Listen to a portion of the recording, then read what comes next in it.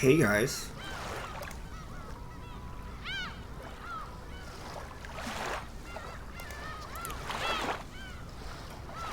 What's up? Man, we got some bad news today. So,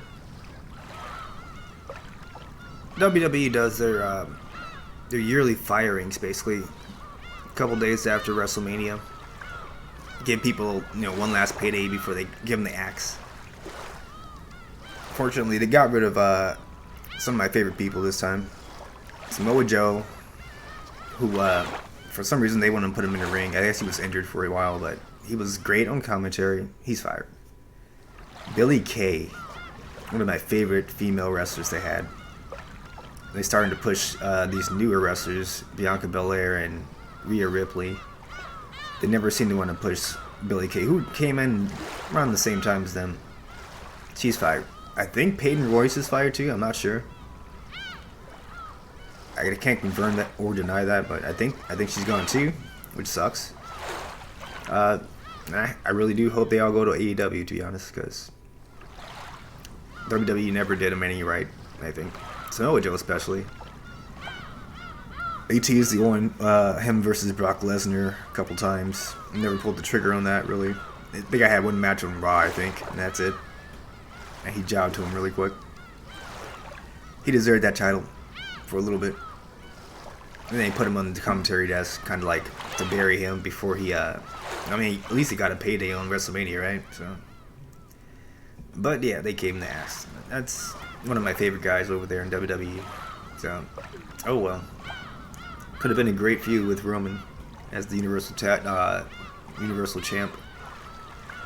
But oh well, that's gone now. It happens every year, so I'm already prepared for it. But why is my VTuber is going crazy here? You guys seeing this? Why is he? I'm not moving, but this is moving every time I talk. What the hell? Hold on. Let me try to adjust my shit. What in the fuck is going on here?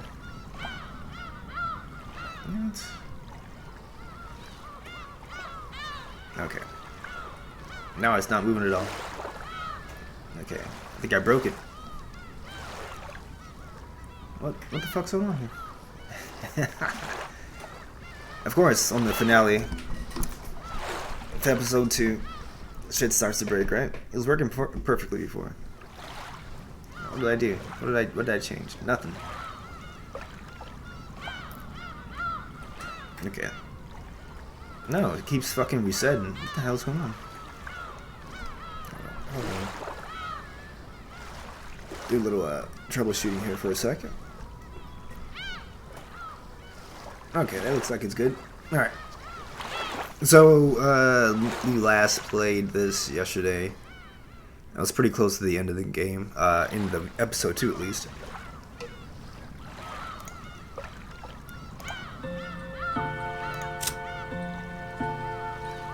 People were starting to die. A lot of people started dying, actually. I think the last 2 people who died, their bodies aren't seen yet, but Kumasawa and Nanjo both died, looks like. And nobody can find the bodies. They disappeared. And then Badler started getting mind raped by by Beatrice. And now he's saying that she's a real witch and shit. When this entire game he was like, oh, I deny witches until I die. So he's been humbled and emasculated. Let's see if that continues, or if he's just playing a long con on her. Hopefully, right? All right. What's the context here? It's all overacting. Okay, he's talking about. This is Badler talking about Beatrice, setting all the advanced warnings and shit. Like if she wanted to massacre us all, she could have done it quietly. Blah blah blah. Okay.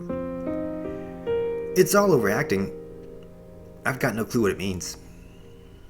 Will I be able to understand anything? Everything. As long as I keep thinking of Beatrice as a greedy human culprit. I mean, again, that's another way to look at this game. Or you can look at it with magic. Magic means you using magic to kill people. looking at her as a human culprit means you gotta suspect one of the people that are left alive as the culprit. Just change my scene here. Here you go. Okay, VTuber's looking like it's working now, so that's cool. If I don't accept her as a witch, will my chessboard thinking be stuck before I even line up the pieces? Possibly.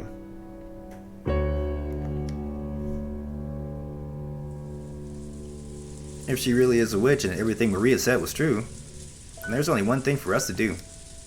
The theory building and discord and searching for the culprit has all been pointless. Zen Zamida. We should have all gathered in the dining hall combining our knowledge to solve the riddle. That's what I have been saying this entire game. Which we should have been doing. By combining the knowledge of that many people, we might have been able to grasp at least a thread of the answer. The greedy humans, each deciding to gain something over their opponents, were getting offered up as sacrifices one by one, without gathering their knowledge together. In the end, did the humans get what they deserved? They thought they were using their brains, but they were actually thinking only of their greedy selves. In the end, chessboard thinking is a thinking technique where you project yourself on your opponent. So greedy people see their greedy selves inside their opponents. I looked lazily at Aunt Rosa. She was probably tired from being under all this tension the whole time. She couldn't sleep.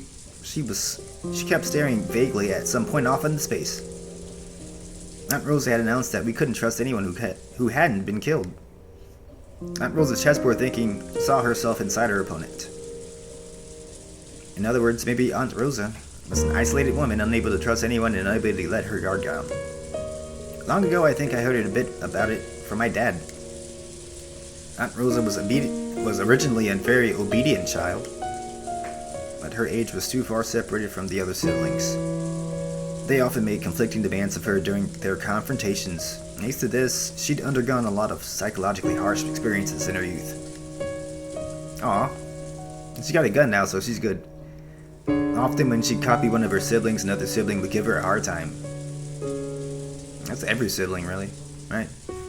Sure, Aunt Rosa said many things today that could be taken as abusive. That means those words were once showered upon her, which is why they were engraved in her vocabulary.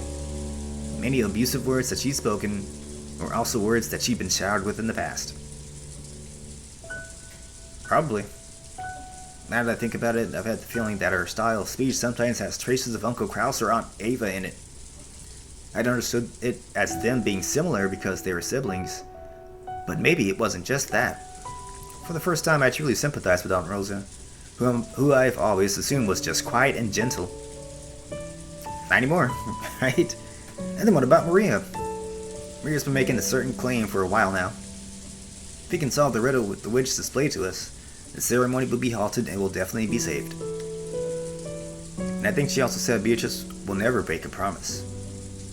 But this is Maria we're talking about. She herself never breaks promises, as she has the most innocent heart. So she believes Beatrice also won't break her promises. That kind of makes sense. So if Maria turned the chessboard around, she's going to think everybody else is going to be, truthful and honest, just like her. But she doesn't know any better because she's a kid. Everybody lies, especially when you're an adult. You make concessions. You do the better of two evils sometimes.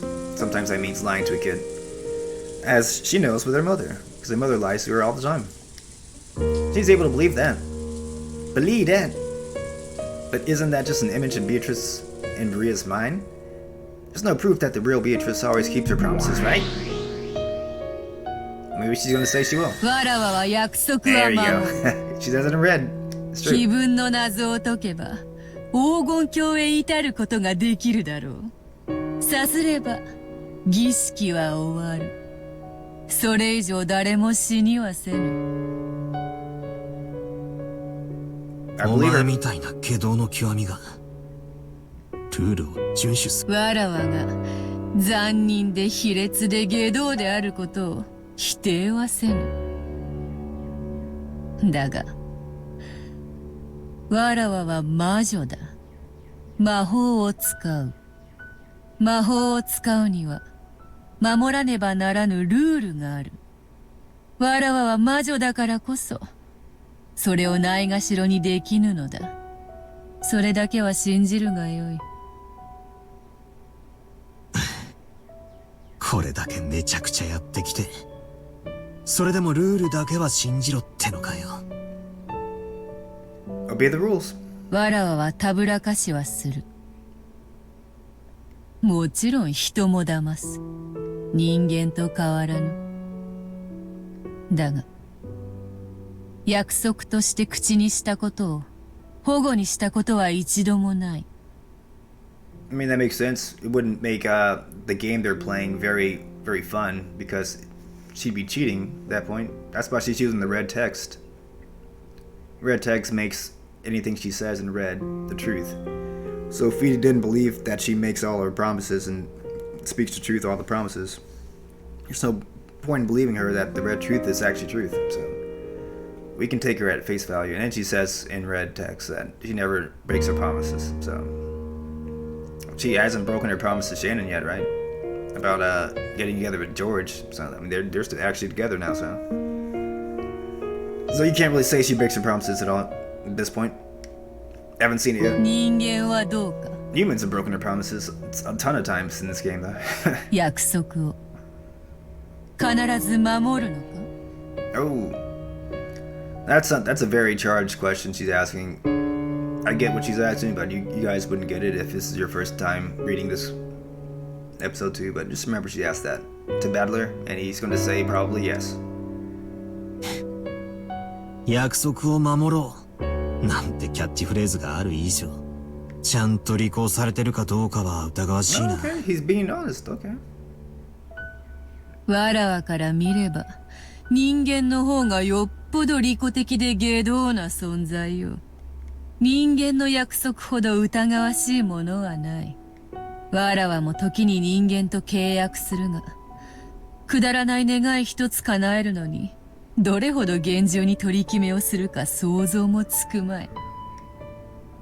少しでも隙があると連中はすぐに叶える願いの数を100に増やせとか、小さな豆粒に変身してみろとか言い出す。親父によく言われたぜ。契約書ほど怖えもんはねえって。よく読まずにハンコを押すやつは骨の髄まで喋られて当然だって言ってたぜ。悪徳で荒稼ぎしてやがったんだな。察しろ。人は生まれながらに詐欺を知りはせぬ。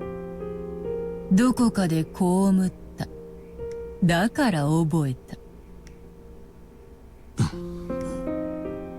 押し付け合わずにはいられぬ人の世の罪か。まあいい。そなたが思っているほどわらわも無慈悲ではないぞ。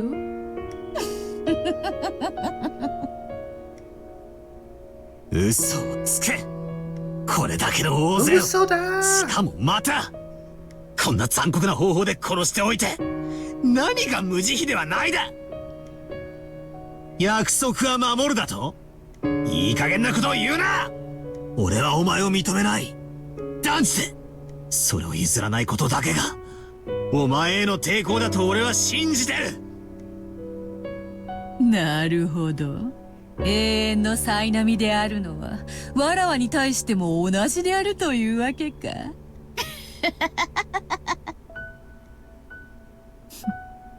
かもしれぬな。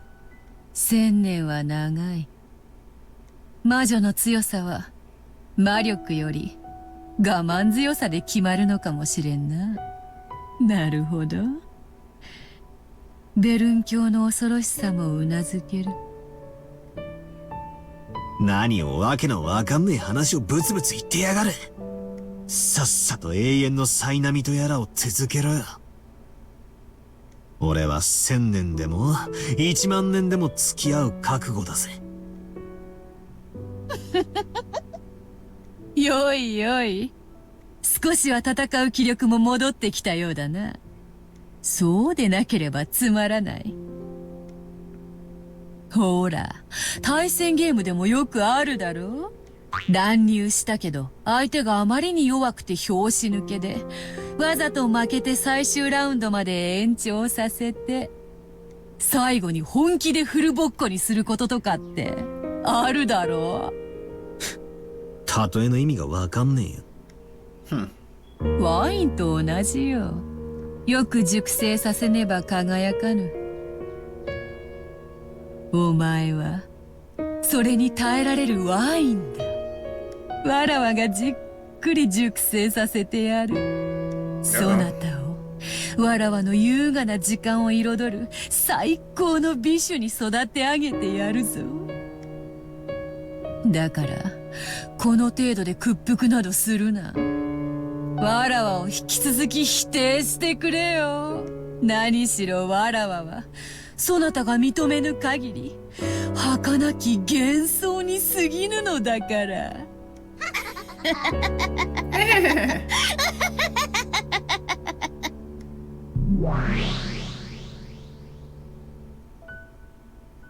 It looks like Battler's back now, right? He was being on the ropes for a while.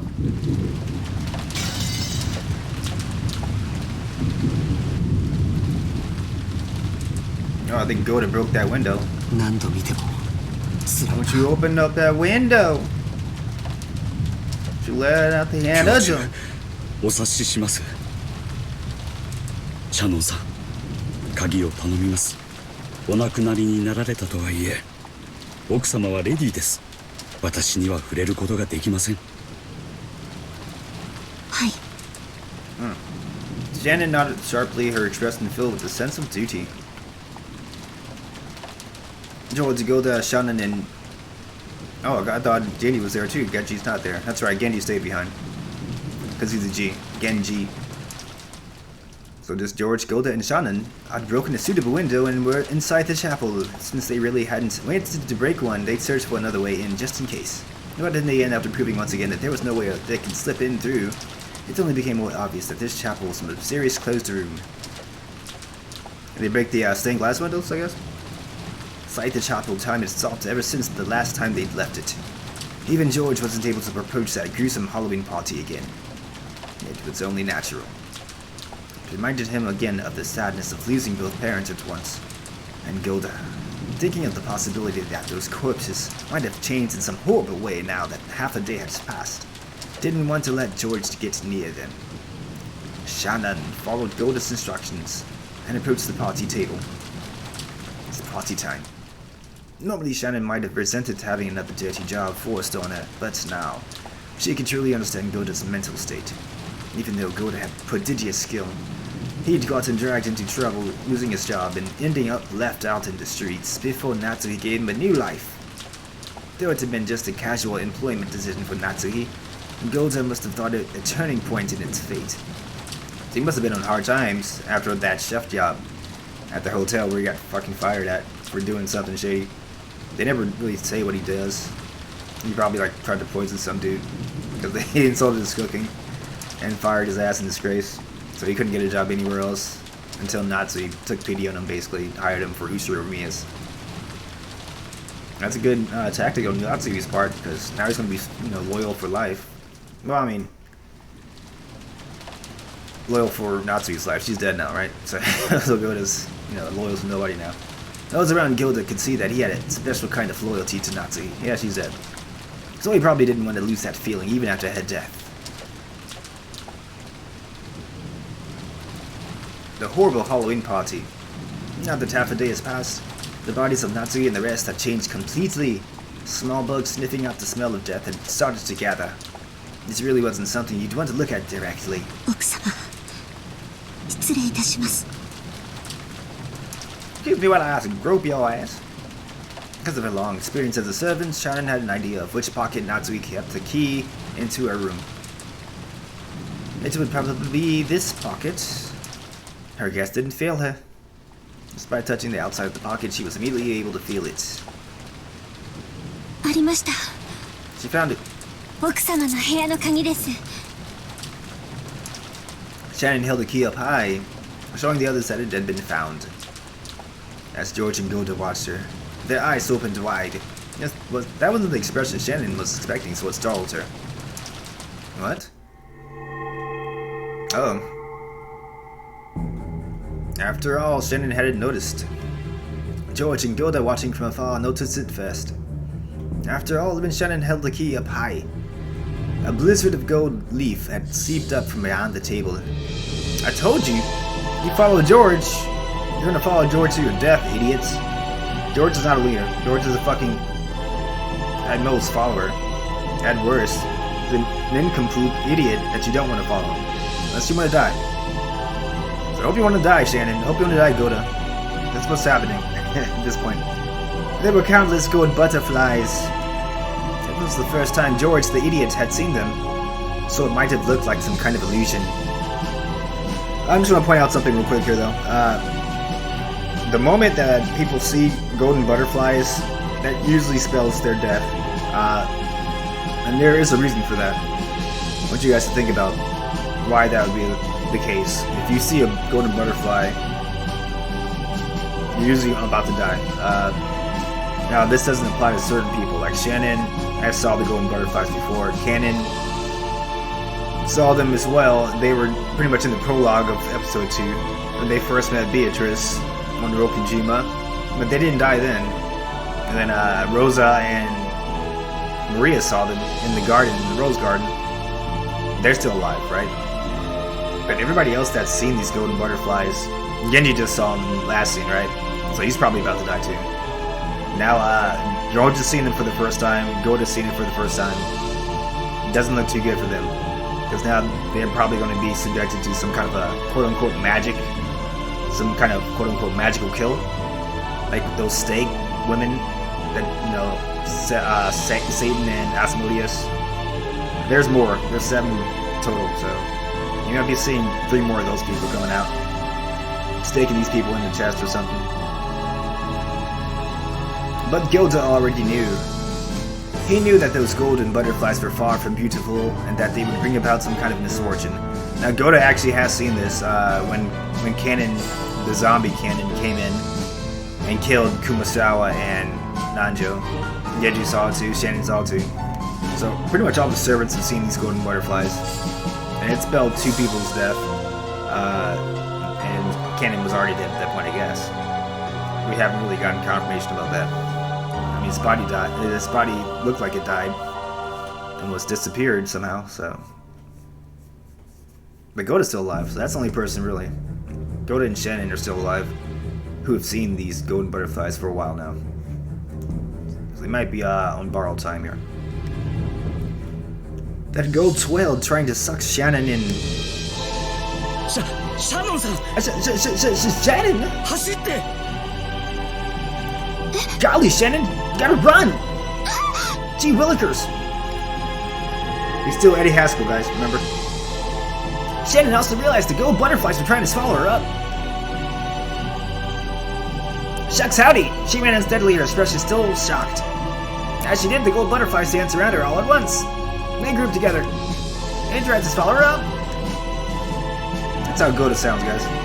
Shannon! Fucking George. なんだこれは? これが君たちの言っていた黄金の蝶なのか? That's right. 早く外へ! Get the fuck outside! What the fuck? Let's go! Surround you bastards! くそ! Damn it, damn it! George and Gohda rushed up to Shannon, driving off the cloud of butterflies. And while the butterflies were scattered, they ran towards the broken window. However, they needed a good footing to get out the window, which was surrounded by shards of broken glass. When they didn't, there had been enough time to prepare for that, but now that there was none, they're gonna cut their fucking legs. 扉から出よう。足場を探してる時間なんかない。開かない。硬い。貸して。くそ。You better go out the window, baby. ジョージ様、お早く。くそ。なめるな。Koro took off his jacket, swinging it around and scattering the group of butterflies. Saying he was outnumbered would be a real understatement. It was doubtful that it even brought him a short amount of time. Shucks howdy! George struggled with the broken handle. He was too weak. Its age showed and it didn't turn well. And George was weak as fuck. I can't leave it to strength. This is George talking now. It needs the right angle. There's some trick to it. George, you idiot! Open the door! God damn it!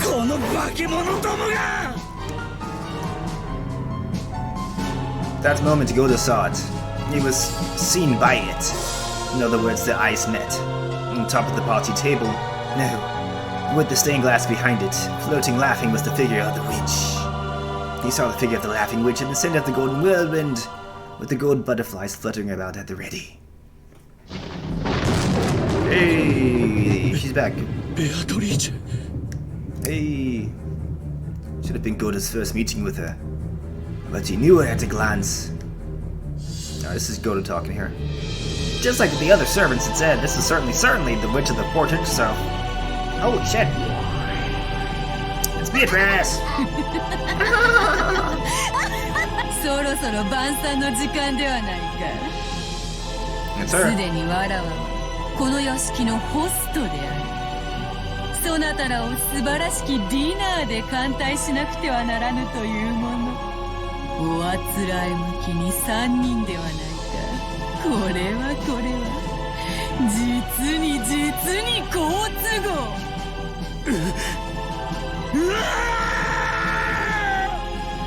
Damn, Gohda. They got Gohda fucked up. 開いた Hey, George finally fucking used some strength in his weak ass arms to open the goddamn door. Holy shit. Never would have got. 早く。ベアトリーチェ様。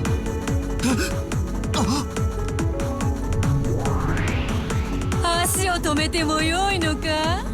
ここがそなたらの墓場にふさわしいというなら、それもよかろうぞ。 Time to fucking か run. つての主の傍らにて死後も仕えたいというその心意気はたたえようぜ。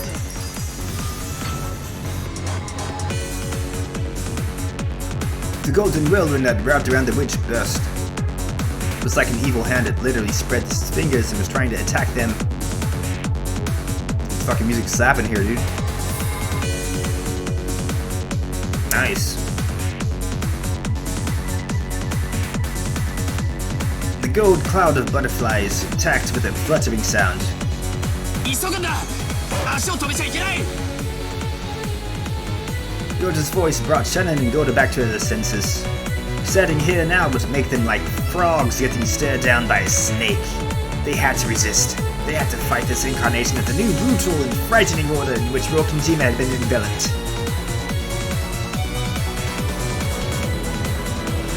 There was no time to take out their umbrellas. Under your umbrella, Ella, the three of them dashed out in the pouring rain. The three of them never realized because they didn't turn around that the gold butterflies apparently couldn't handle the rain too well. This hampered their ability to chase after the humans. Stay out in the rain, idiots! They can't fucking get you in the rain? The three people ran from their golden pursuers and flew into the mansion. Okay, they're fucked now. Yeah, they're fucked. Nowhere to escape now. こうでなくては面白くない。 Run, run! Where are they gonna go? Are they gonna lock themselves into a room with no escape? Make it easy for them to get killed? Well, they're following George, so they probably will do that, right?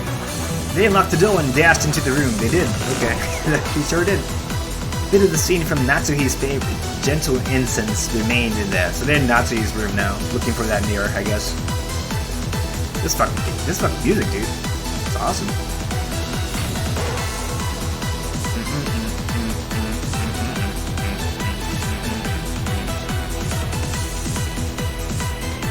However, there was no time to let that calm them down. ど Now. こにあるんだ宝物箱の中って言ったっけ This is the worst plan ever, George. It really is. 話 Let's に聞 take, いた let's だ take け a です second and appreciate how stupid George is in this stupid plan. Oh, let's get a magical mirror that we don't even know it works. Let's just risk our lives and go find this fucking magical mirror. Instead of like grouping up like smart people trying to fight this witch together. No. Let's all split up. Leave Genji alone, the only person that could probably ever fight her. We'll go away from fucking the person with the gun, Rosa, and battle her, the only person who's, stayed alive this entire time. We'll just go ahead and put all our fucking risks in this one basket, this one egg basket. Trying to find this fucking stupid ass mirror that doesn't even work, probably. Let's do that. We'll take Gohda instead of Genji, right? Let's do that. Okay, that's a good idea. What happens when George plans some shit? Dumbass. Shannon's wobbly sensibilities led her to conclude that. But next to the bed, there was only an incense burner, a half-read novel, and glasses. No mirror. I can't even find the fucking shit, dude.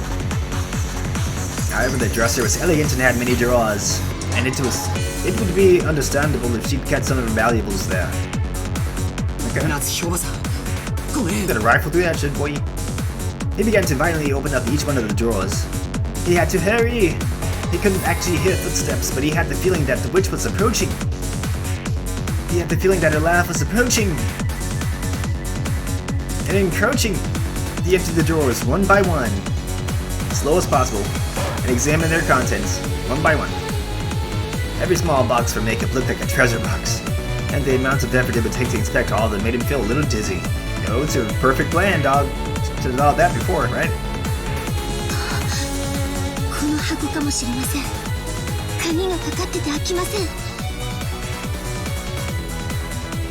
At a glance, it looks slightly larger than a music box. When shaken, it rustled as though very small objects were inside. But it was locked and didn't open. Fucking throw that shit on the ground!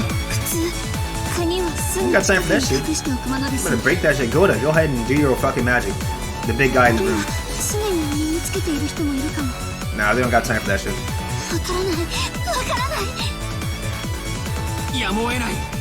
Exactly. You break it too much, so it's gonna break the mirror inside. So you don't want to do that.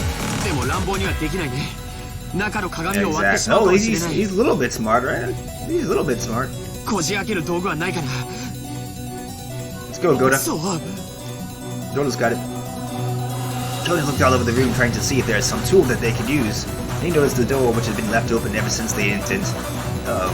So dumbass George set the door open. So now they're gonna get fucking gutted from the back.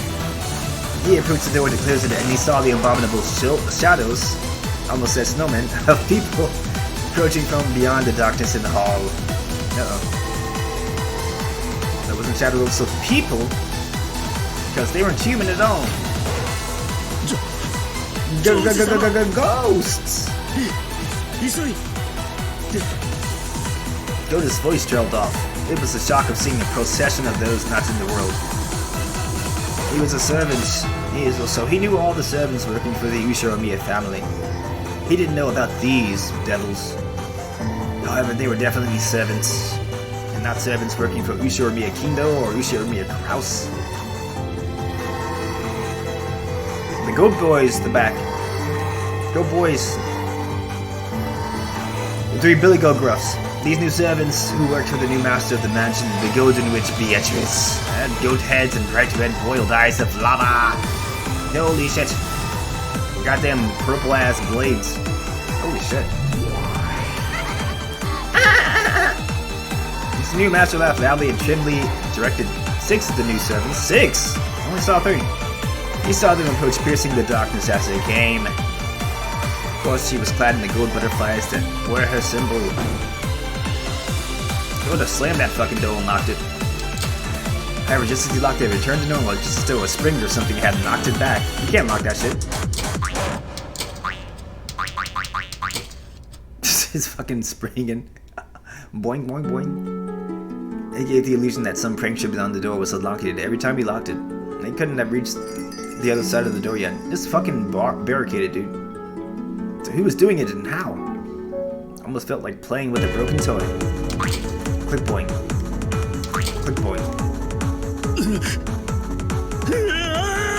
Time to get some furniture and build barricade that door, dude.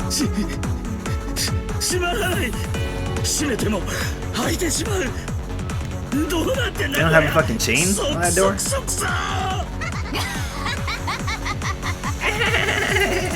鍵がわらわを拒むと思うか。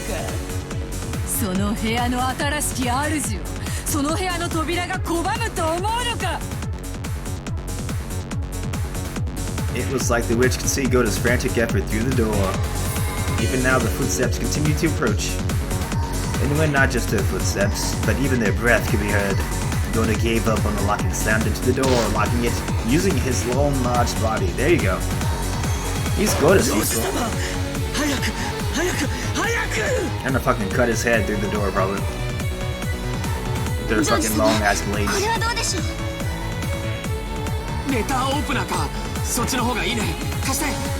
Give it to George, give it to fucking Shannon. Fountain pen? He's using the stupid fountain pen? Come on, dude. George took it and once again dug into the crack under the lid of the treasure box. It looks like it's working.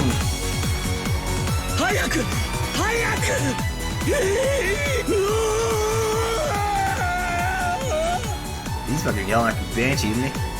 The pressure from across the door grew even stronger. Gohda screamed. It wasn't a war cry during a test of strength. He was terrified. He was simply terrified that nothing but a single wooden door was stopping him from touching something not of this world. He still was lucky. He wasn't touching the things directly, because they were on the other side of the door. So if he were to touch them directly, Gohda's cry would surely turn from something brave into a pathetic, piercing scream, and therefore one that was more real. It's real! Oh, that's not good. She can fade through the door, right? Gohda couldn't believe what was happening right before his eyes. Coming through the door, an arm was slipping straight to the wood like it was a spotter, as though doing this was the most natural thing in the world. And it rubbed the back of Gohda's hand as he frantically tried to hold the door shut. Oh shit. It slid up his arm to his chest and then up to his chin. But now Gohda's scream wasn't even audible anymore. Holy shit. He could hear a sweet whispering voice from across the door. It wasn't coming from the witch, but it sounded like a young woman. However, that didn't change the fact that it came from someone not of this world. It's Beelzebub! Oh no.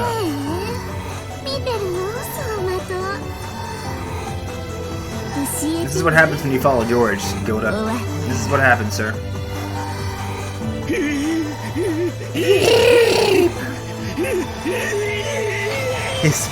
He's got a great voice actor there. Going crazy, I know. Uh-oh. You know what that means. You know what that means, guys, right? Somebody's dead. My name Gohda. Oh, my goodness gracious. My goodness, Gohda. Well, thanks for coming, Gohda. That lewd arm burst. She's lewd. They heard the sound of something jumping around the room at an incredible speed. They didn't know what it was. Incredibly fast, small, like steel or maybe a beetle. A steel beetle, maybe. And when it buried itself right in the center of Gohda's chest and stopped, he realized for the first time that his true form was something like a stake with a strange design on it. Gohda's large body shook, bent backwards, and fell over. As it did, its door opened softly, even though no one was pushing it, welcoming in the new master of this room. It looked almost as though the door itself had accepted her. Here's Beato! She's in, baby. Goat boys are in. No, they're all fucked now. So now, not only are they all going to die, but thanks to George, they're all going to die pretty brutally. The guild attendants came in one after another, 6 of them. Holy shit. Then that witch came in, and all the gold butterflies came in. The room was wrapped in a blizzard of gold leaf, and fell and dried up, turning it more and more into a world of gold. I love gold! Hey, she turned into her dressy outfit. Okay. It's a damn shame. 会合の日に感謝せよ。未練はあるね。ないよな。惚れた男から婚約指輪をもらって、夜も共にしないうちに殺されてしまっても未練なんかないよな。Even still, Beatrice never broke her promise. I mean, she did get the fucking engagement ring. Beatrice promised Shannon that they'd be engaged, their love could flourish, right? She didn't say anything about not getting killed. So George got her killed. Hey, if you didn't want to fuck George, you would have probably survived that, Shannon. I mean, that's your own fault at that point, right? You could have picked any other person in the world. It's somebody outside the family. And then you wouldn't have died. Because you had to follow George. You're dead. Are you happy? Hope so. Didn't you? 女の幸せを教えてもらいたかったんだろう。 She did. ああ、シャーノン、ダメダメ。垂れてるぜ。 He's お dribbling? 前の口元から未練が。 What the hell does that mean? だらだら垂れてんのが見えるぜ。シャーノン。 Jesus Christ. Crack. It's the sound of the lid of the treasure box breaking open. When George turned it over, accessory's charm was very small, because the Natsu he had treasured when she was a girl fell out. Mixed in with that was a pouch that stood out from the rest. He picked it up and was immediately assured. This was it. Make no mistake, Uba, this is it. いいって及ばなかったの。 Let's see what this fucking stuff does. Or if George is just wasting his fucking time. 死ね。 While it's once ago, butterflies attacked George, who was hurriedly trying to remove the contents of the pouch.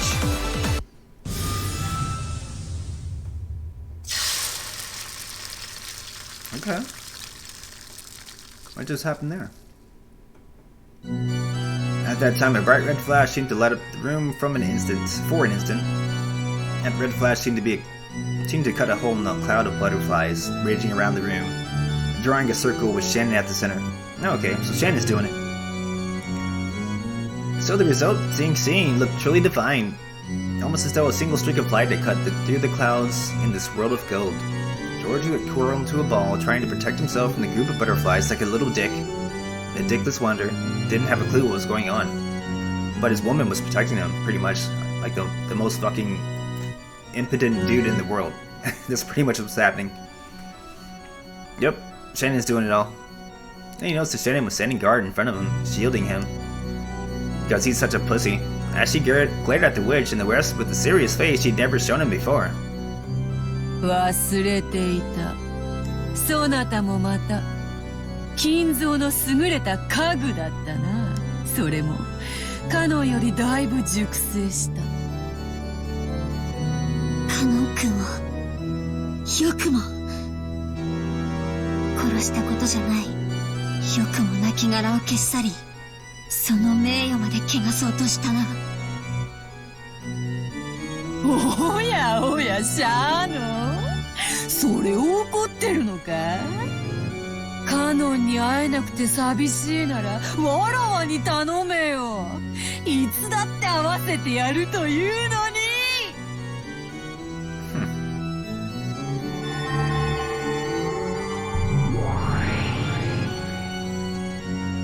Aww. So again, he has red eyes, so you know that's not real canon. Canon has blue eyes. When the witch snapped her fingers, one of the 6 goat attendants glittered gold and changed into Cannon. It was definitely a sight to make one doubt their eyes. It was definitely Cannon's face. However, in those eyes, the glint of Cannon's integrity was nowhere to be seen. They were the hazy eyes of furniture that only obeyed the orders of the witch.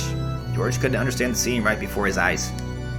And he finally understood why Gohda and the rest had been unable to talk about what they'd seen in the servant's room. George finally understood something. It's the first time this whole game, right? Finally understanding something, right, George? Took you a while. ああ、楽しいぞ。死が引き裂いた2人を再会させるのはいつだって楽しい。死で引き裂いて1度、合わせて2度、もう一度引き裂いて3度楽しめるのだからな。さあ、カノン、姉と遊んでやりなさい。もし痛めつけられたら、思いっきり苦悶の表情を浮かべてやるといい。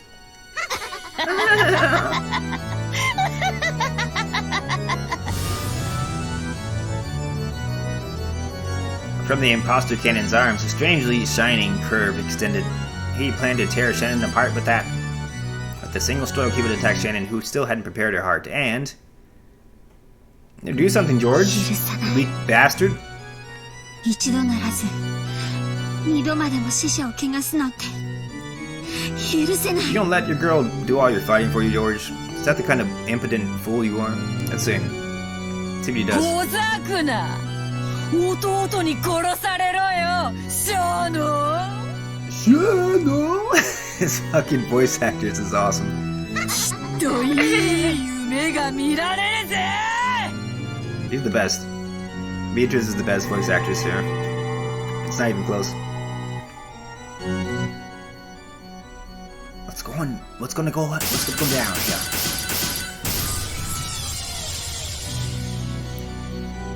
Shannon blocked all that shit. Pastor Cannon certainly seemed to lunge at Shannon, drawing several purple curves. But when he flew at her, it was though some kind of invisible wall had been placed in front of her. Can't touch this, boy. The wall repelled the imposter, leaving a bright red ripple on his surface. No, it didn't repel him, it smashed him. It knocked him back, turning him into gold dust, into little bits, scattering him. Be gone, you fucking fake. Thanks for the help, George, you fucking dickless bitch.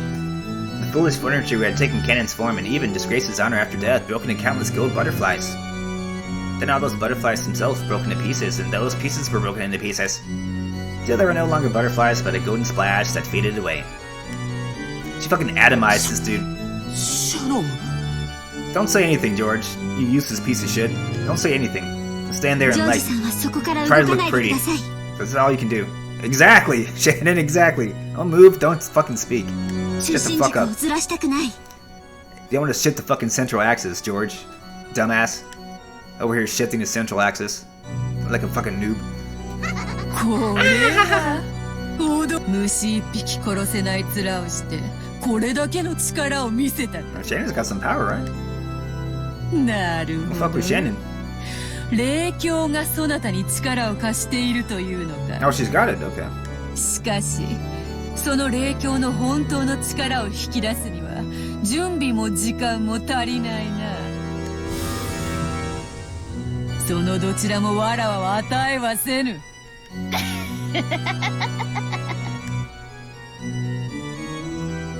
Spirit Mirror George gripped had let out a divine glow, displaying a strength powerful enough not to submit to the working forces.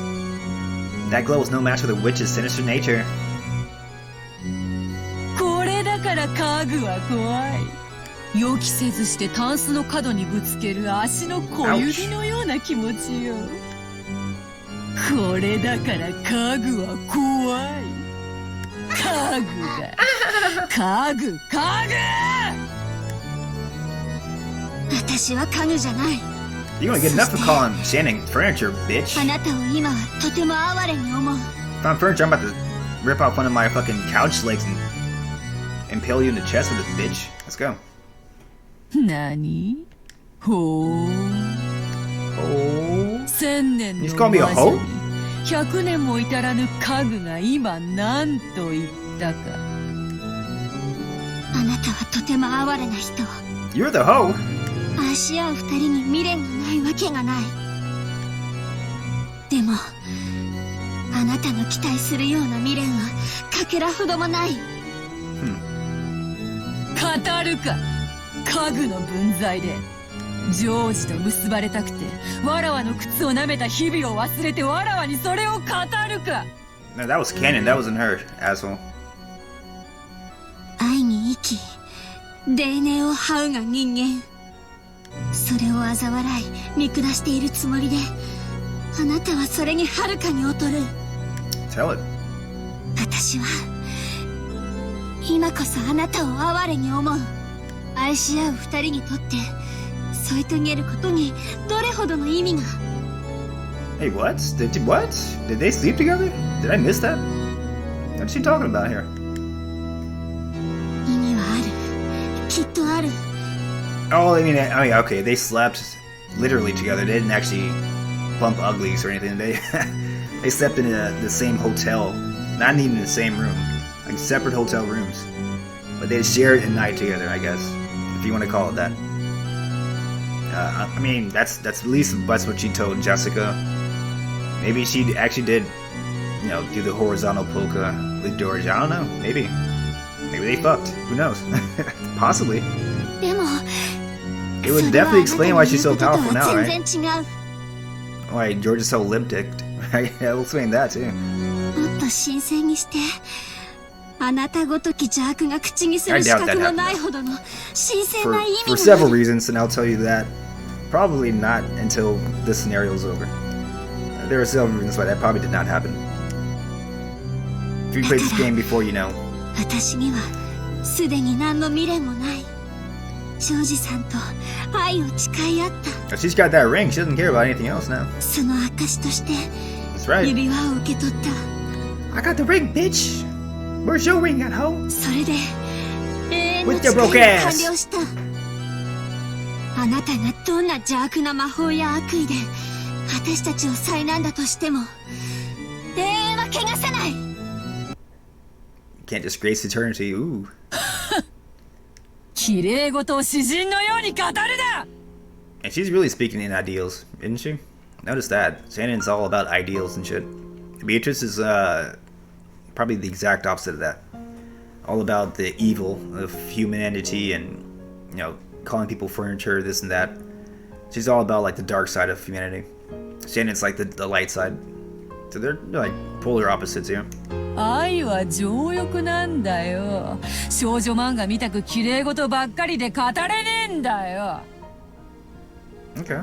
男どもはお前の匂いに惹かれて群がるウジバエどもなんだよそんなこともその年でまだ理解できねえのかよ What's your お前は age? 失望するぜその後ろのメガネ男のどす黒い欲 Of that glasses 一 asshole. 度でも覗いちまった Hey, I'm on Beatrice's side here on that one. がっかり愕然唖然呆然全然ダメだぜショー She just stole Battler's theme. She just did. She stole his fucking gimmick.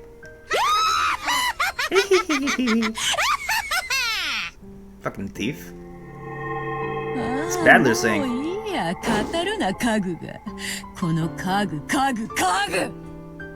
何様のつもりだよ語りやがって愛なんて結局はど汚ねえ汚物をどう綺麗に見せようかって欺瞞なんだよそいつに気づいて人は大人になるんだろう死ねよクズ Wow. 家具スクラップお前を汚らわしいウジ虫に変えてやるよそれでもそのメガネがお前を愛するかそいつの愛のどぎたねえ現実ってやつを教えてやるよ死ねよガラクタがてめえが愛を語るんじゃねえ She's really triggered about this, right? Like, goddamn. Okay. Seems like Shannon struck a nerve. Visible column of light, but Shannon at the center started to have bright red ripples drawn all over it at once. All this best to withstand the unseeable malice that tried to corrode in on them from all directions. なんだよそれは抵抗してるつもりかよ安っぽいんだよ薄っぺらいんだよお前の綺麗事と同じなんだよ見せかけだけの薄っぺら I still kind of agree 見 with たく Beatrice な on いも this. のをベールで覆って隠してるだけなんだよまだわかんないのかよだから家具なんだよ家具ほら削られてるぜカリカリコリコリガリガリゴリゴリなんて薄くて Crunch, 情 crunch, けな snap. いんだよ How thin, how shameful Parmigiano Reggiano would be harder to cut. If you couldn't see what that means at the bottom, it's kind of hard to see. The fuck is Parmigiano Reggiano? Is Parmesan cheese or something? Parmesan something. Some kind of Italian dish. If you didn't know that she's Italian by now you know. She's definitely speaking Italian stuff. The golden windstorm that covered the room gradually began to shave the walls off the column that protected Shannon dipshit. Oh, I'm sorry, George. The bright red ripples frantically drew a resisting pattern, but that just turned into a red wall of despair that began to wrap the two of them up. So her little force field slowly shrinking and getting smaller and smaller. And George's doing shit all dick because he can't do shit because he's a dick. Shannon's doing all the work, and of course she can't do anything by herself. Because he has a useless fucking husband, so they both want to die probably because she followed George again. Nobody wants to follow George if they want to live, basically. That's the lesson she needs to learn here. Oh, well, you apologizing. You need to have George apologize to you. Fuck that. You're the one doing the work. No shit. What the fuck? Thank you. What?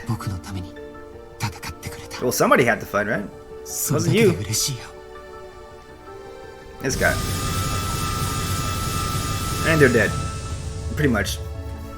All that had once protected them was assaulted and covered with a curve of bright red ripples as it seemed to scream, and it began to suck the two of them up instead. Oh, so they're getting imploded now. They're getting even more viciously killed. Thanks to George's ass. Thanks, George. Got your wife who killed. Got your man Gohda killed. I don't even care about him getting killed, but he's dead too.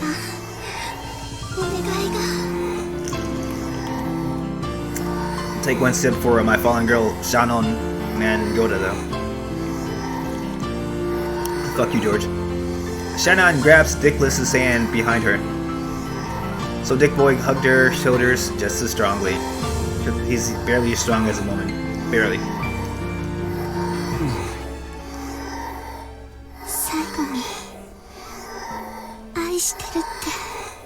Now she's to the end. She's idealistic, isn't she? To the end. So I'm kind of on Beatrice's side here. She's way too idealistic about love. But at the same time, Beatrice is way too negative about it. It's not that all guys are all about lust and shit. I mean, George obviously is, but not all guys are like that. Can't judge all guys by George, right? George is a fucking douchebag. Most people are a lot better than that, I would say.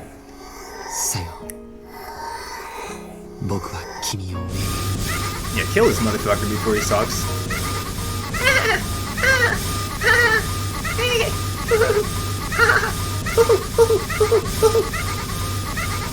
It's like Daffy Duck.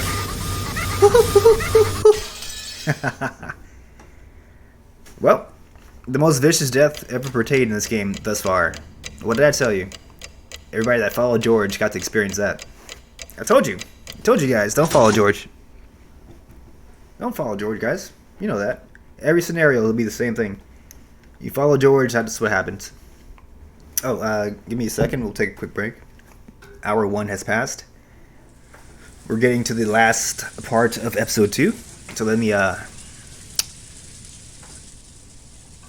put up a B-Archetype screen. Give me a second here. BRB.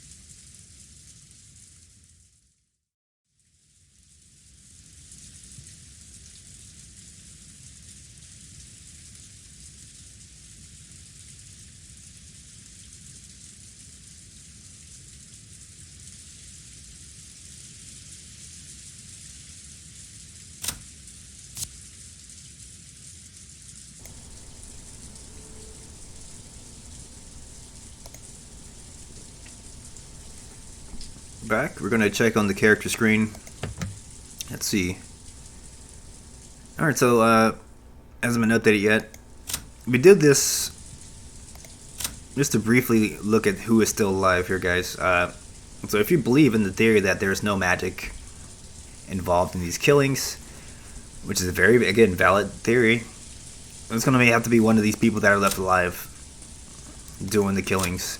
So I mean, you can say Beatrice is part of that, but if you don't believe in magic, then she doesn't exist. So it's got to be somebody else dressed up as her, basically. So that would make all the women pretty much the main culprits, the main suspects, I would say. So Rosa is a big culprit. Shannon, I guess until just now, is a definite suspect. I would say Maria is too, because she knows all about witchcraft and shit, but you know, she's kind of small compared to what Beatrice looks like, so it wouldn't be her portraying Beatrice, right? And this guy can cosplay as a woman, right? So you don't think it was him. It might be able, I mean, George, you put a wig on George and then have him talk for a couple seconds, I would think he's Beatrice, right? You think he's a chick? Never know. And the people who are in the red, who are dead, most of them have been confirmed. But they've been confirmed by Nanjo, so if Nanjo was in cahoots with the actual culprit, with the actual person playing as Beatrice, you can't see any of these deaths as people really dead, because he'd been if he's a culprit with her, then he's lying about these people being dead, and he's probably lying about himself being dead, faked his own death and Kurosawa's death, right? So at that point, we can actually add Ava as maybe I mean, if she's still alive, we can add her as a suspect to being Beatrice. We can add Kyrie, the only person that actually saw her in episode 2 of the people that were dead initially. Only person that saw Beatrice, so maybe she's suspect. Maybe Jessica's suspect, right? Maybe she faked her death, like Rosa was saying. She faked her death and killed everybody else because she's really Beatrice. You never know. So I'm just pointing out some possibilities here, but ostensibly, your only suspects are the people that are still alive here. People who didn't just die, I would say. So definitely not Shannon, definitely not Gohda, definitely not George, who appear to be dead. Also appears to be dead Kurosawa and Nanjo, unless they're all, you know, pretending to be dead and in cahoots with Beatrice. We don't know. And I'm not going to tell you. I actually do know, but I'm not going to tell you what's right or what's not. You got to think about that yourself, guys. Let's go back to the story, though. After Genji finished his late meal, he went out to do the nighttime rounds inside the mansion. Still working even though he doesn't have a master right now. He'd eaten some reheated soup, some Campbell's that Gohda had made, along with some random leftovers from the refrigerator. These are all things Gohda had made himself and were, of course, delicious. Because I'm a master chef. That's what Genji is. He had half-heartedly gone to ask Rosa and the others what they would do for dinner, but he'd been yelled at by a voice telling him that the canned food they had would be enough and the door wasn't even open for him. Damn, Rosa. So ironically, the servant Genji was able to eat a more delicious meal. Yeah, that's alright. At least he tried, right? Genji wasn't afraid. But why was it that Genji wasn't afraid to do the rounds all by himself, even though all these crimes had been committed, and many people had already met a brutal end? Because he's a G. You know that. Judging by his appearance as he carried out his usual tasks without a trace of fear, as though everything was normal, you might think of all the horrible events that they had been no more than a dream or an illusion. Was he taking a philosophic view, or had he just accepted his fate? Genji must have considered it a virtue that, when the fate awaited him was unavoidable, he'd carry out his duty systematically until the last moment. The depths of his heart would probably remain hidden for all eternity, unless he spoke of them himself. You want to say something, boy? He had returned this master key to Rosa, so the places he could reach were extremely limited. All he could do was walk around the hallways, checking to make sure all the windows were locked, or closed, or locked, either way. That probably made its rounds go a lot faster than usual. Probably. Oh, he's going outside too? Real Noah. Huh? What was that noise? At the sound of a reserve knock, Aunt Rosa, who had been falling into a doze, jumped and woke up, pointing the barrel of the gun at the door. She yelled. Who the F is it? Snapping on the sofa. Okay, that's Battler probably. That voice also brought me back to reality. Rosa 様、源氏でございます。何か用なの？扉は開けなくて結構よ。そのままで話して。はい。She doesn't trust this guy. それではこのままで失礼させていただきます。南條先生と熊沢の遺体を見つけました。なんだって。そう、わかったわ。確認に行きましょう。No, why don't you just stay into the room? Yeah, don't leave the room. Why would you leave the 死体を room? 見ない限り、私は誰も信じない。That's not a good idea. 大丈夫だよバトラー。マリアといれば絶対に大丈夫。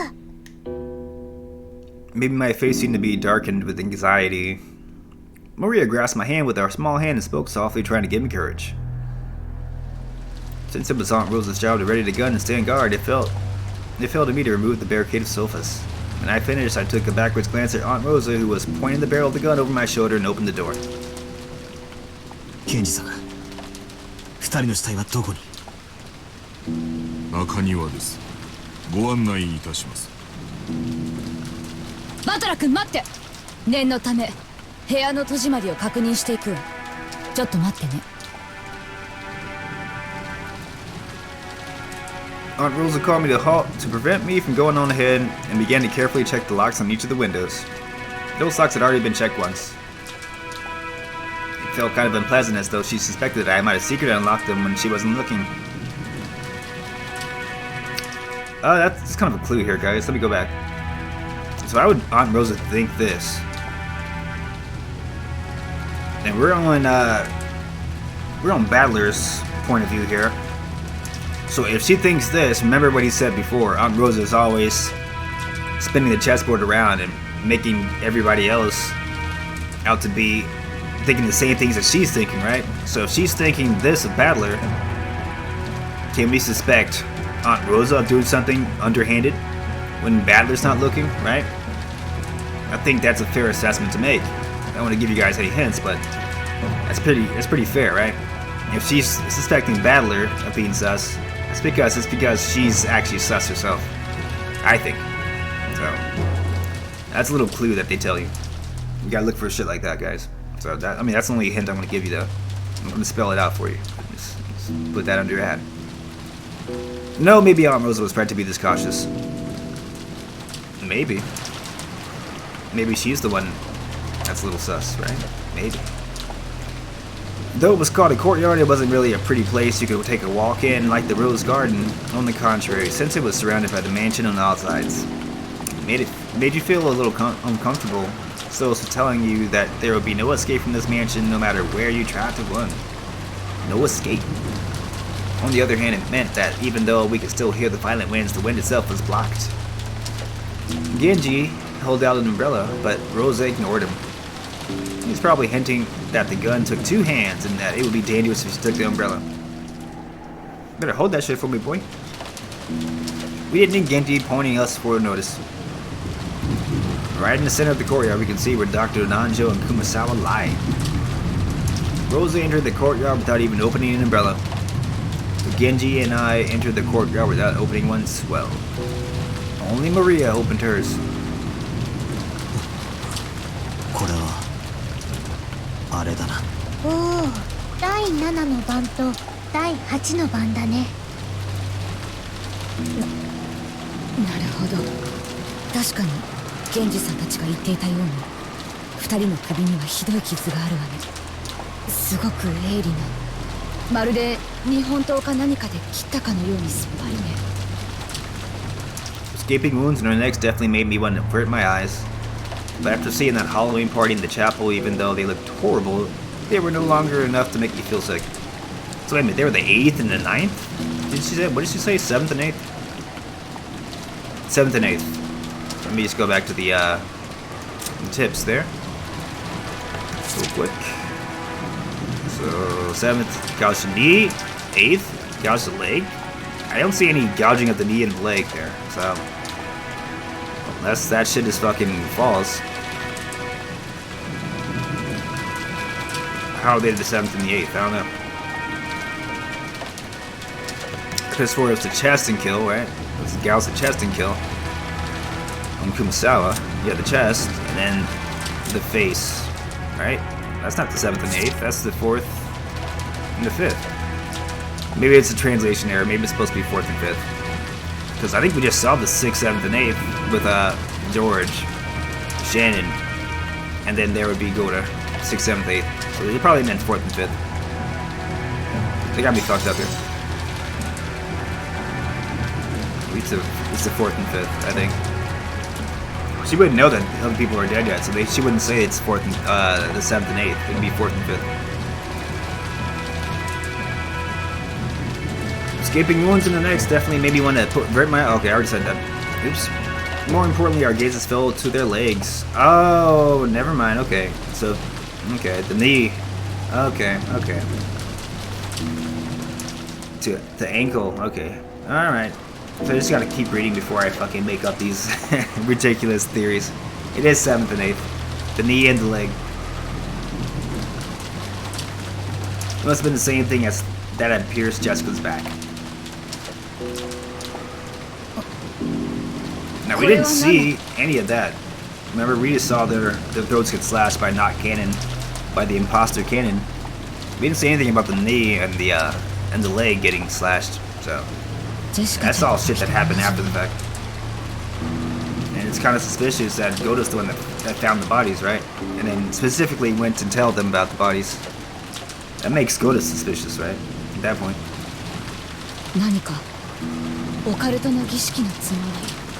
He's, luckily found him when he was on patrol for no reason. Like, who even told him to go on patrol, right? So, Gohda's a little suspicious now. Or not Gohda, Genji is a little suspicious now. わかります。彼らの遺体を最後に見たときには、このようなものはありませんでした。使用人室から運び出された後にやられたのでしょう。 One stuck in Dr. Nanjo's knee was still standing erect. The one that had been thrust in Kumasawa's ankle might have been a little shallower. It had come out and fallen over. So by looking at the one that had fallen over for the first time, I realized that it wasn't a knife. Something like a stake. Its full length was probably about 30 centimeters. So about half a ruler, right? It was probably made out of bronze, iron, or something of the sort. Even without touching it, I could tell it had some weight to it. It was composed of a grip and a cone-shaped part, and it was obviously made to be a piercing weapon. Maybe it was a miniature version of those lances Western knights used on horseback. Spiral-shaped ditches in it made it look like a small drill. Drill claw, drill claw, drill claw, berserker barrage! However, the grip had an occult design modeled off of a demon or something. Beelzebub, maybe. So instead of a weapon used in war, it felt as if something it would be used in a ceremony to offer up living sacrifices. That's exactly what it is. How'd you know? Hey, he's learning.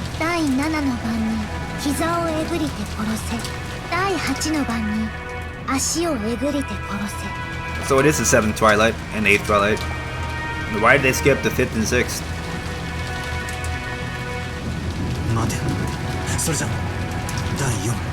Exactly. What the hell's going on here? I think we're going to say Cannon was the 4th, and then the 5th and the 6th were, Oh, wait a minute. Whoa. I thought we were on the 5th and 6th. Who's the 4th? Alright, okay, I guess they didn't count Cannon for the 4th. Alright, never mind. That'll be Gohda, Shannon, and George. I guess I'm not counting Cannon, because his body is quote-unquote gone now. Okay. Of course. Why is Genji-san alone? Something like this has happened. Why aren't George, Gohda, and Shannon here? Why was Genji alone? Why? どういうこと？ジョージ君たち3人はどこへ行ったの？夏日奥様のお部屋を探し物に行きたいと言われまして、まだお戻りになりません。なんだって、その出かけたってのはいつ頃の話なんだよ。About 2-3 hours. そんな。Okay. No, Genji's really suspicious now. You just let them fucking go by themselves, alone for 2 or 3 hours, and this is now telling them. なんでそんな大事なことをやっちゃなくて、なんで不審に思わなかったんだよ。Yeah. Oh, Battler does something too. Extrapolate on why he didn't ask this 常 question. に一人、使用人は待機していなくて That's a weak ass answer, right? 彼らが戻るまで待機しているのが私のお務めでした。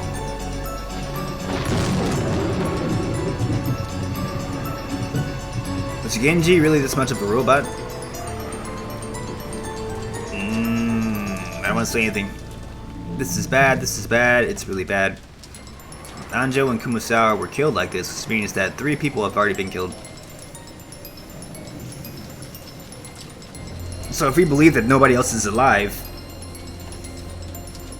there's only a few options left of who it could have been, who had moved these 2 bodies, done the stakes to the leg and to the knee.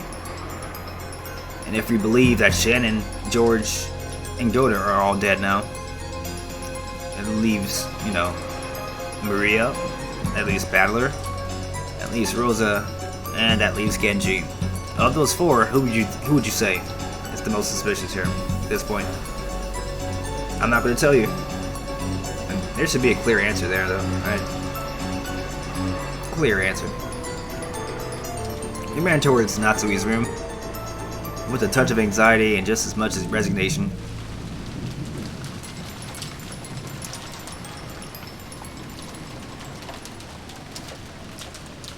Before we even saw the inside of Natsui's room, we were forced to resign ourselves to a certain fact.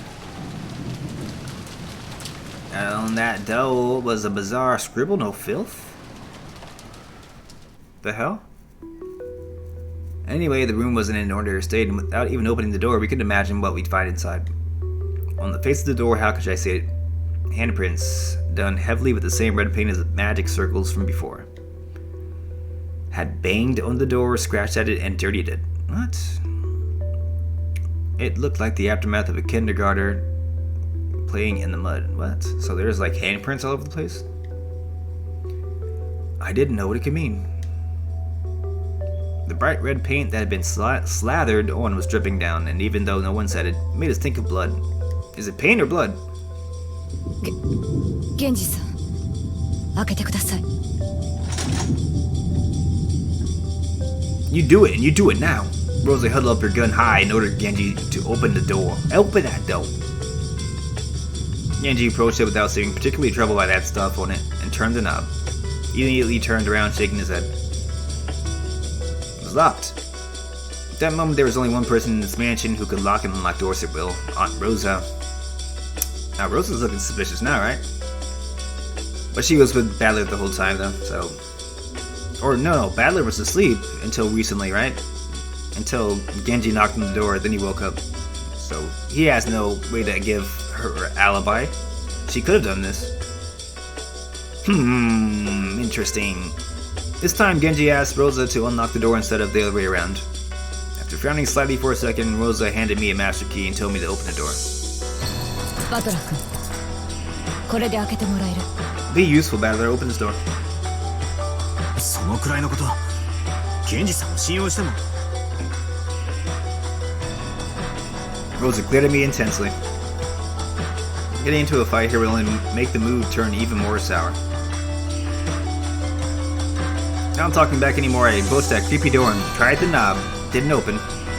Definitely the resistance of the lock. Definitely. I stuck the master key into the keyhole. Clink. There was a slight resistance. Aunt Rosa told me to be on my guard and open the door without really guarding myself in any way. Why is the keyhole upside down? Did you see that? It's upside down, guys. And there was a scene laid out before us that didn't betray my expectations at all. La la la la la la. What are we seeing here? What happens? やっぱり第4、5、6のパンの再 Okay. 現だったな。 This is why they skipped over the 4th, 5th, 6th.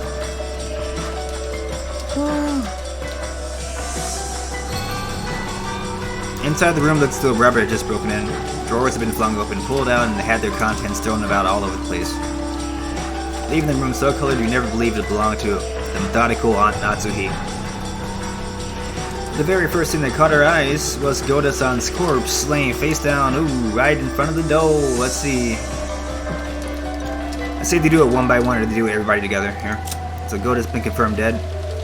Yep. So they're doing it all together here. So they're all dead. George is dead. Confirmed. Confirmed Shannon dead. Confirmed. Servant Gohda died in Natsui's room with his chest pierced by a weapon shaped like a stake. At the 5th Twilight Galaxy test and kill. Sounds like Maria's talking again, right? So we'll give him a little shout out.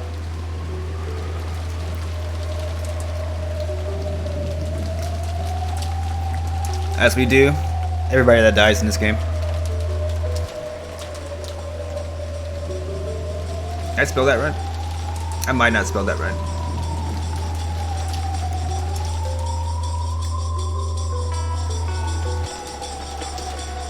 There's a H in Watcha.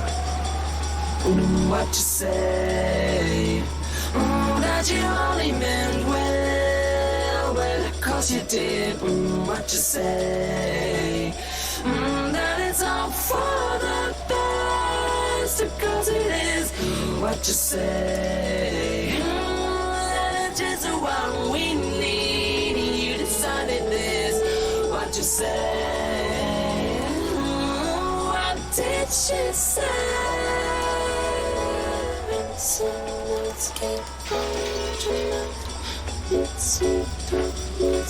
Right in the center of his chest, almost as though it had been stuck there to finish off a vampire. It was one of those demon stakes from before. Exactly how far could it have reached after being stuck that deeply into his chest? Sounds like a vicious death. Just imagining it would make anyone's chest hurt. 腕をえぐれば第5のパンだったが。 Maria grabbed my hand. Her expression looked just like normal, but maybe she really was afraid of the aura in this room where 3 corpses lay. And along the wall, farthest to the room, George Aniki lie dead. Oh, George. Not George. This time one of those stakes had been rammed right into the center of his stupid stomach. Alright. Couldn't have happened to a better guy, right? Let's see what he has to say here. Died in Natsu's room with his stomach pierced by a weapon shaped like a stake. Oh, they got his bowels, didn't they? They got him right above the groin area, didn't they? Gouts the stomach and kill. Oh, ouch. Just like his parents died, right? 6th Twilight Gouts stomach kill. It was possible that they would have ended up as the 2nd Twilight. But no, they got it 4th and the 5th. And the 6th. What you say? That you only meant well, well, 'cause you did. What you say? That it's all for the best. It's all for the best in this case.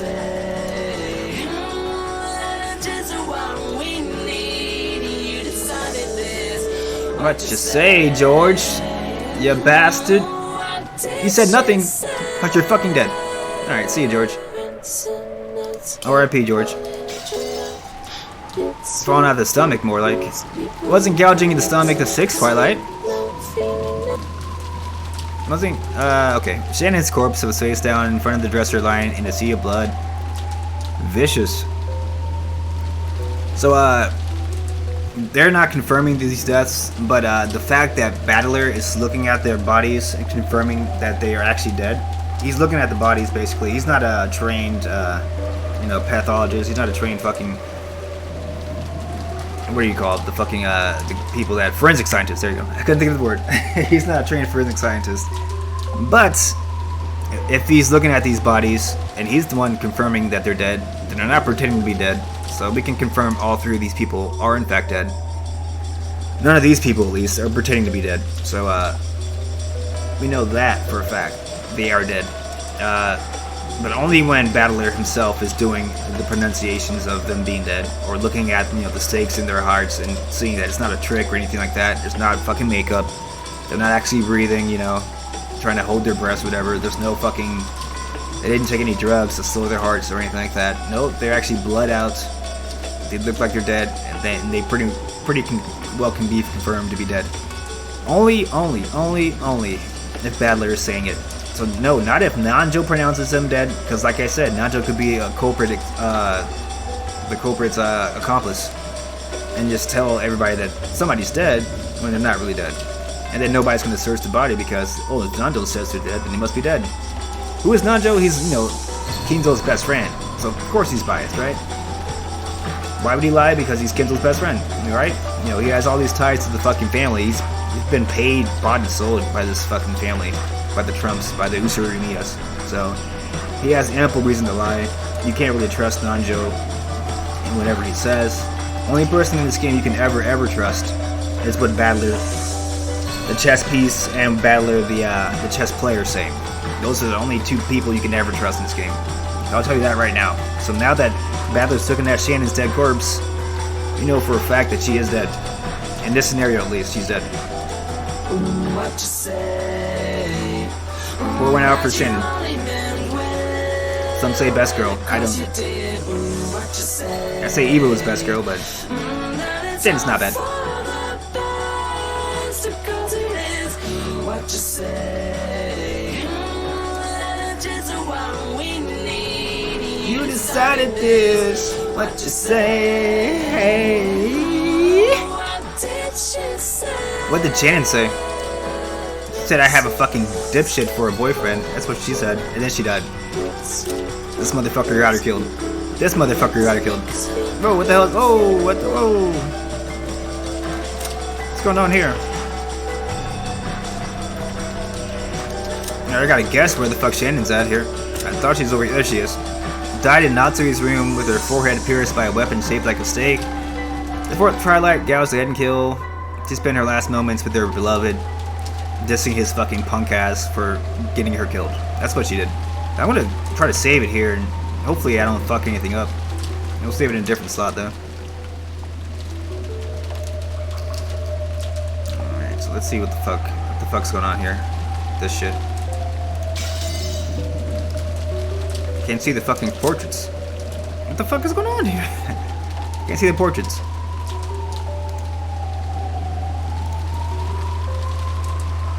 That's in Japanese, right? And I can see the original. Okay, this is what the original graphics look like. Shannon's head is pierced there. The only people that are left alive, 1, Battler. That's how Battler looks originally. 2, Maria. 3, Rosa. 4. Genji. You can say 5, Beatrice. If you don't believe Beatrice is one of these people that are left alive, you can also say 6.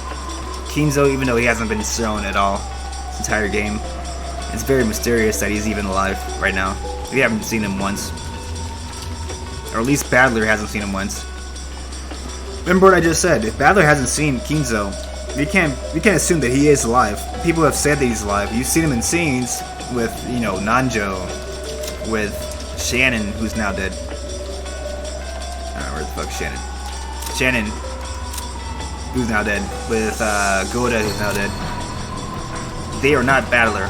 Anybody but Battler that's seen Kinzo, you can't trust. You can't trust anybody else's account. People lie. So that's what Beatrice was talking about before. People lie, you can't trust them. She's very true about that. So we'll look at the original graphics for a second, I guess. It's all good. Shannon's corpse is face down in the front of the dresser, lying in a sea of blood.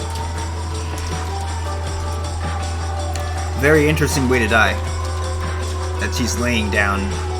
Why wasn't she with George? Remember how she died in the scene that we just saw? She and George were cradling each other, right? They were hugging each other inside that fucking force field. Why is she now over the fucking dresser, hunched over a dresser, face down on that? Very interesting way to die. I'm just gonna point that out real quick. And why is it George with her, you know? Why is she by herself? As she's seen her own face at the end in that horribly broken mirror stained with blood. So she dies in front of a mirror. Interesting, right? As she was lying that way, I couldn't see her face, but I could guess even without seeing it. Nearby to sea of blood she lay in, a demon's stake had fallen. Only the fourth twilight was left. Oh, okay, so I guess Shannon is the fourth twilight. That was the head and kill. Maybe my heart was totally worn out and dead. Even though I knew it was wrong, I lifted her head and checked. And I confirmed that my guess had been right on the mark. Oh, it is Shannon, okay. Shannon is the house head and kill. There was a gaping hole in Shannon's head, and the insides were dripping out. So you definitely know she's dead. Alright, there's no way that Shannon can fake that. Right? Shannon is definitely dead here. So she's done. She's not part of the suspect list anymore. Maybe she was before, but she's not now, right? So if she was Beatrice is now dead, basically. So we'll test that out. Let's see if we see Beatrice again for the rest of the game. If we do, we can kind of eliminate Shannon as being Beatrice. If we don't see her again, I don't know, right? Not only that, but you can even see inside her. Yeah, he's really getting into the description here. After seeing that, I finally realized I was doing something wrong. I immediately averted my eyes, but by now it's probably pointless. That's seared into your brain now, buddy. Kora, Butler-kun! 警察が来るまでそっとしておかないとダメよ。 You're gonna put that bitch down. 勝手に触ってどういうつもり？せっかくの現場証拠がおかしくなっちゃったらどうするのよ。 Rosa got finally mad at me and even tugged at the back of my collar while she pointed the fucking gun at me. You need to calm down, Auntie. Put that shit down. I tottered limply and fell on my butt, gazing dimly at the ceiling. Maria. これで第8の番まで終わっちまったな。 Yep, they got 4 through 8. So now the set is 9th, which is the praise my name and I'll... Wait, what is it? I forget. Praise my name and something. Lewis shall revive and then... Okay, there you go. Now, where's the praise my name one at? Those who were named shall praise my... Okay, that's the third. Alright, I guess it's already happened. I don't know. And then... Now we have pretty much all the deaths that we need for the 9th Twilight. None shall be left alive, though. So, I mean, she's gonna revive and everybody else is gonna die, basically. That's what it's saying, at least. Oh, let's keep going now. 第9の番って第9の晩に魔女は蘇り、誰も生き残れはしない。そっか。 Sleep. これで黄金の魔女ベアトリーチェはそしてなんだ最後の第10の晩。第10の晩に旅は終わる。黄金の里に至るだ。黄金鏡の扉はもうすぐ開かれるんだよ。もう It's all happening now, right? It's all happening. Very soon, Maria says. Very 蘇 soon. り誰も俺たちはこれから死ぬのか。 That's what it says. それともこれで生贄の儀式は終了で俺たちの何が俺たちの旅だ。俺たちは今日一日犯人を見つけよう事態を打開しようと散々頭をひねって何も至れなかった。バカの考え休むに似たりってやつだ。 You should have told that to George, right? そうさ。 Before you got everybody killed. 俺たちは今日一日ずっと憎悪と疑心暗鬼で自分を焼き焦がした。死んだ人間しか信用できないって言ってわざわざ3人の死に顔をここまで確認に来たんだぜ。こんな俺たちがどうして黄金鏡とやらにたどり着けるっていうね。That's right, if he couldn't resolve any of our problems anyway, it would have been so much better if we locked ourselves up the whole time without thinking at all. Grandfather is the wisest one of us all. He's been shut up in his room ever since yesterday without any contact with anyone. Again, Battler's never seen him this entire trip. Is he really shut up in his room, or is he just not there? That was the right decision. Grandfather was the most correct of us all. 大丈夫だよバトラー。マリアといれば大丈夫。魔女はとても気まぐれで、時に面白半分に人間を殺すかもしれない恐ろしい存在だ。でもマリアと一緒にいれば絶対に大丈夫だから怯えないで。ありがとな、気休めでも嬉しいぞ。 After Rosa finished investigating their corpses, she announced that she sealed this room again. Chased the rest of us out, stole back the master key she lent me, and locked the door again. Apparently George had been holding the key to Aunt Natsu's room. She also collected that. Wait a sec. She got all the master keys on her person. Oh, that's right. Natsu's own key was locked up inside this room. Doesn't that make it another closed room? So what? Is this the fourth closed room?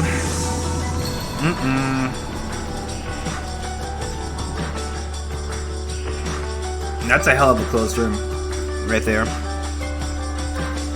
I know the solution to this last closed room, but it's a hell of a way to kind of confuse the player. So you got to think about it. The only key that door could be unlocked by was the key that George had in his pocket. Otherwise, you'd have to use one of the master keys, all 5 of which, that are only 5 in existence, set in red by Beatrice. They were on Rosa's person. Rosa has always been in the room, locked up. Right? Genji had to go physically get her to bring her to Aunt Natsu's room. So there's no way she could have used any of those keys. No way. But, yet how did the door get locked, right? After all 3 of them were killed. Unless it was just magic. Right? There's no other key that could possibly lock that door.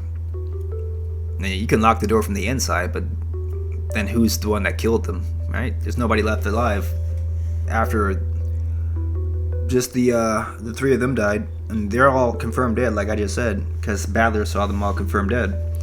So literally the only people left alive in this entire house, Kingzo. Did Kingzo do it? Does he have a master key that nobody knows about? Probably not. It wouldn't have been set in red if he has another key, so I don't think he has a key. But it still could have been him somehow. You don't know. It could only be Maria, it could only be Rosa, it could only be Gohda, Genji, or it could only be Battler. And none of them have keys but Rosa. So Rosa is the only one possible that could have locked that door. Like I said, she wasn't the one that was asleep, it was Battler who was asleep, right? So he didn't see shit until he woke up when Genji was knocking on the door. So she could have definitely locked the door. Came back, acted like nothing happened, waited for Genji to come running up after he found the other 2 bodies outside. So now Rosa's looking really suspicious. Genji and Rosa looking hella suspicious here. If I'm Battler, at least. Like I said, if you're thinking there's no witch, you gotta start suspecting everybody that's left alive. So those are the 2 main culprits, I think, at this point. If I'm Battler, if I'm thinking logically here. You should be too. Don't have a clue what's going on anymore. Only the dead are innocent and everyone alive is a wolf. That leaves only me. Okay, he's gonna actually go through it. Okay, he's gonna go through it. Me, Aunt Rosa, Maria, and Genji-san, and besides us, it's only Grandfather and that 19th person. The gas we've seen no trace of, Beatrice. 13 people have died and 6 are left. How would a wolves and sheep puzzle with only 6 people end? Even though a puzzle that started with 19 people has been reduced to 6, I can't think of an answer. He's not going through it at all. Okay. So I just went through it for him. Rosa and Genji are the most suspicious right now. And you can say Maria too, because she probably would be in cahoots with Rosa if Rosa is evil. But you wouldn't trust a kid like Maria to not say some shit to Battler. Kind of betray what the fuck they're doing, so it's hard to say that Maria's in on it too. I would say Genji, very suspicious. I would say Rosa very suspicious. Because we know it's not Battler. We can assume it's not Battler. We returned to the parlor. I was a bit worried that while we were gone, a creepy magic circle or something might have been drawn on the parlor door, but thankfully we didn't find anything like that. And who else is there left to kill, right? ありがとう、源氏さん。 Get anybody else's alone. ここまでで結構よ。 Alright, Benji, you can go ahead and get your ass on now. あなたも今日は休んでください。かしこまりました。これで休ませていただきます。おい、ローザおばさん、この状況下で源氏さんをたった一人で過ごさせるっていうのかよ。 Hell yeah, she will. そうね。とても危険なことだと思うわ。でも、ならなぜ彼は無事なの？彼は3人が夏日姉さんの部屋へ向かった後、ずっと一人でいた。なのに無事だった。狼と羊のパズルよ。最も弱い立場となる孤立した羊が無事な理由は何？狼がたまたまいなかったんだろ。 Or he's a wolf himself. Like I said, he's most suspicious, by far. 違うわ。それが羊じゃなかったからよ。源氏さんが。彼は一人で厨房にいたそうだけど、それは証明不能よ。南條先生たちの死体を運んだり、ジョージ君たちを殺したりできたのは彼かベアトリーチェだけなのよ。待てよ。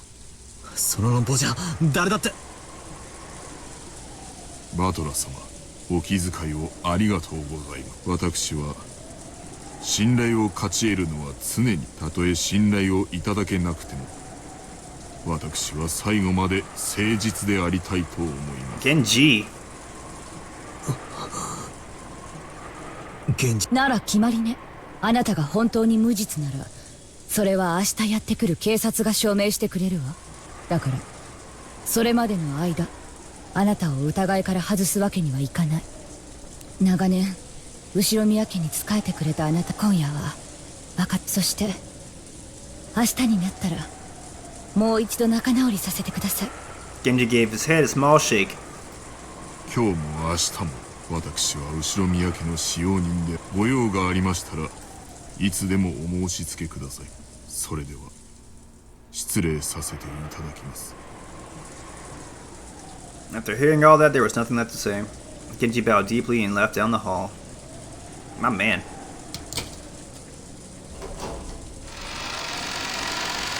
He's suspicious, but he's still the nicest guy about being suspected. Then we entered the room.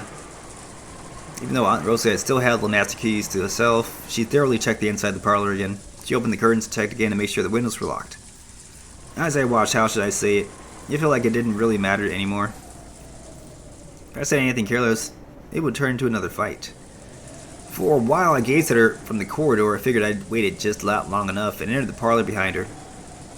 And if she doesn't trust anyone but the dead, why doesn't she just go around killing everyone with the gun she's got in her hand? And then in the end, she'll realize that she herself is the wolf. And then she can just splash through the head of the final wolf and close the curtain in this insane murder drama. Little, little fatalistic there, sir. As I thought that bitterly, I returned to the sofa where I had been camped before, rudely resting both my feet on the table.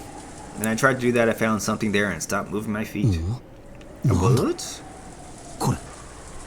Right there, almost as though it had been addressed to me, was a Western envelope. How the fuck did that get there, right? Was that envelope from before with the seal of the one-winged eagle, and it was unopened. Wait. What is this? Who put it into place like this and when? Until I went with everyone to check the corpses, I was sitting here the whole time. And there wasn't anything there then. And then when I turned, it was here. 大丈夫。戸締まりに問題はないわ。この部屋は安全よ。 I heard Rosa muttering that. Wait.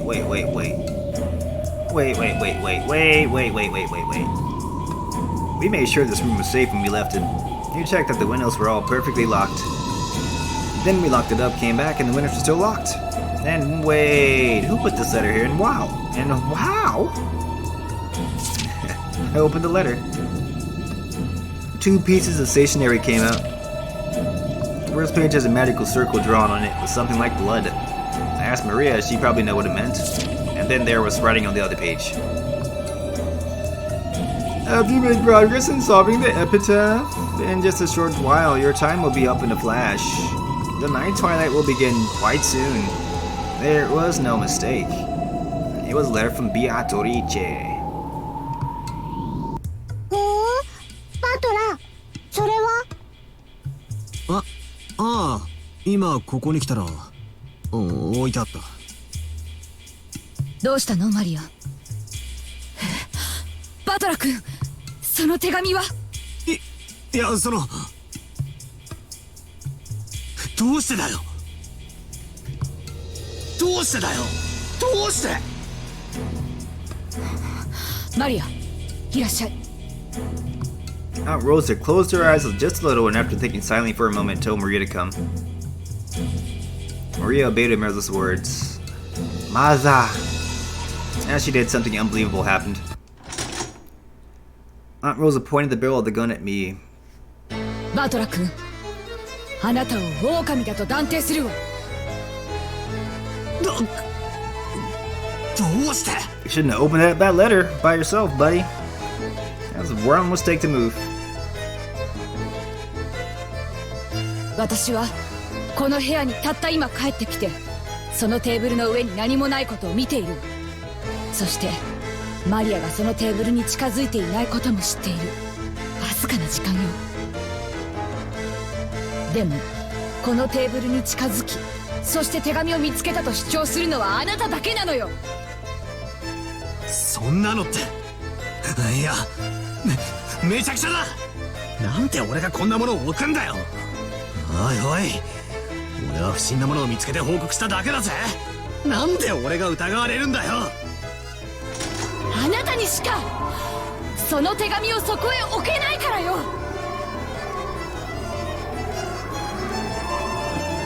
そう、これは自作自演。あなたが懐から封筒を取り出し、たった今見つけたかのように振る舞った。密室の中に魔女が入って手紙を置いていった幻想を作り出すためにね。バカ野郎。またそういう考えなのかよ。そんなことで俺まで疑うのかよ。いい加減にしろ。俺は親父たちを殺されてるんだぞ。そんな俺がどうして犯人の片棒を担がなければならないんだよ。そうね、たとえ莫大なお金がもらえるとしたとしても、そんなことで肉親の命を切り売りできるような悪魔がいるなんて信じたくないわ。でもね、いるかもしれない。言い方が悪いわね。例えばバトラ君にとってルドルフ兄さんたちが親でなかったとしたら。はあ？何を言い出すかと思えば、親父は親父だろうが。確かにキリエさんと血縁はねえが、俺の姉貴も同然のお人だ。そこだけは聞き捨てならねえぞ、この野郎。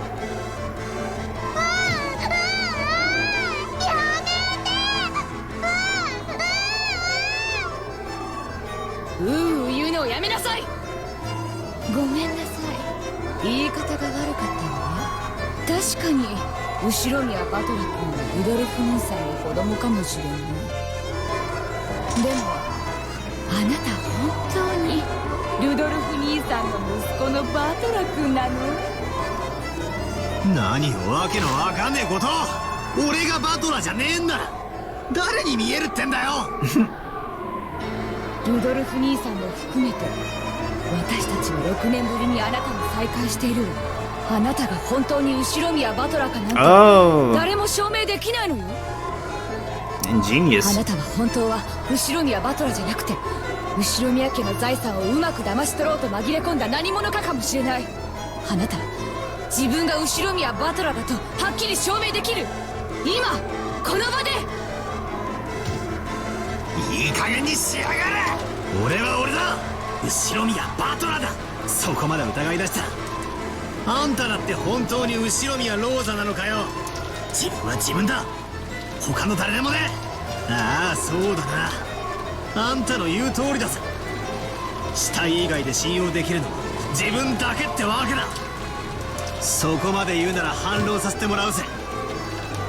ジョージの兄貴たちが死んでいた夏日おばさんの部屋にも、部屋の鍵はジョージの兄貴が持っていたんだろう。そしてマスターキーを持ってるのは今やローザおばさんだけだぜ。 That's what I was saying before. あの部屋に施錠できたのはあんただけじゃねえかよ。俺の推理じゃこうだ。あんたは真犯人と通じ合っていて、俺たちの目を盗み5つのマスターキーのうちの1つをこっそり貸し出したんだ。そんなことしないわよ。ほらここに5つあるわよ。そんなのは当てになるもん。あらかじめ取り決めた場所に置かせて回収したかもしれねえじゃねえかよ。それにマスターキーが5個かどうかは疑わしいと言ってたのはあんただぜ。じゃああなたはその封筒をあなた以外の誰がどうやってそこに置いたというのよ。それが証明できない限りあなたが狼なのよ。うるせえ。ならあんたこそ証明しろよ。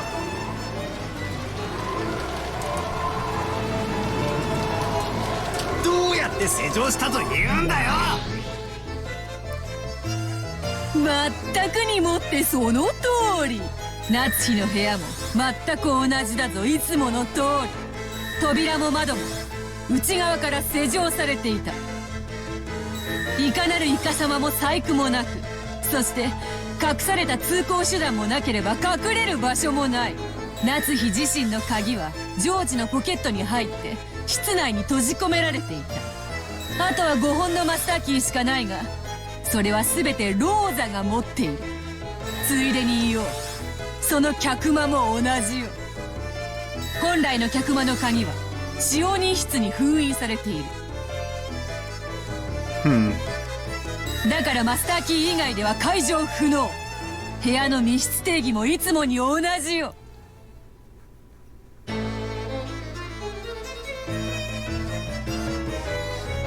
Okay, so I get it.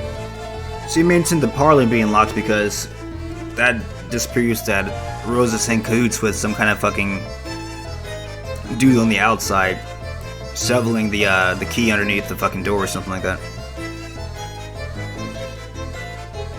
おいおい、容疑者はもう一人しかいねえぜ。それでもまだかまととぶんのかよ。後ろ宮バトル。うるせえ。てめえも黙ってろ。黙るのはあなたの方でしょう。あなた以外にどうやってその手紙を置けたというの。それが証明できない限りあなたは狼なのよ。俺が疑えるってんならあんただって疑えるぜ。あんたこそ証明してみろ。 Oh, he said it. So I was gonna wait until he said it. But yeah, we can definitely suspect. I don't think it's Battler at all who put that letter there. I think it was Rosa. Because like I said, she's suspicious. The most suspicious one will start making accusations first, right? So she could have easily put that letter there, pretended to search around the room while Battler wasn't looking, slipped that letter on the table, and then pretended to say, oh, wait a minute, what the hell are you doing with that letter, Battler? You're the one who put it there. It makes the most sense, right? If Rosa is the one that's suspicious, it makes the most sense that she's going to pretend to turn that around on Battler, knowing that he's the one that's innocent. Or it could have been Maria.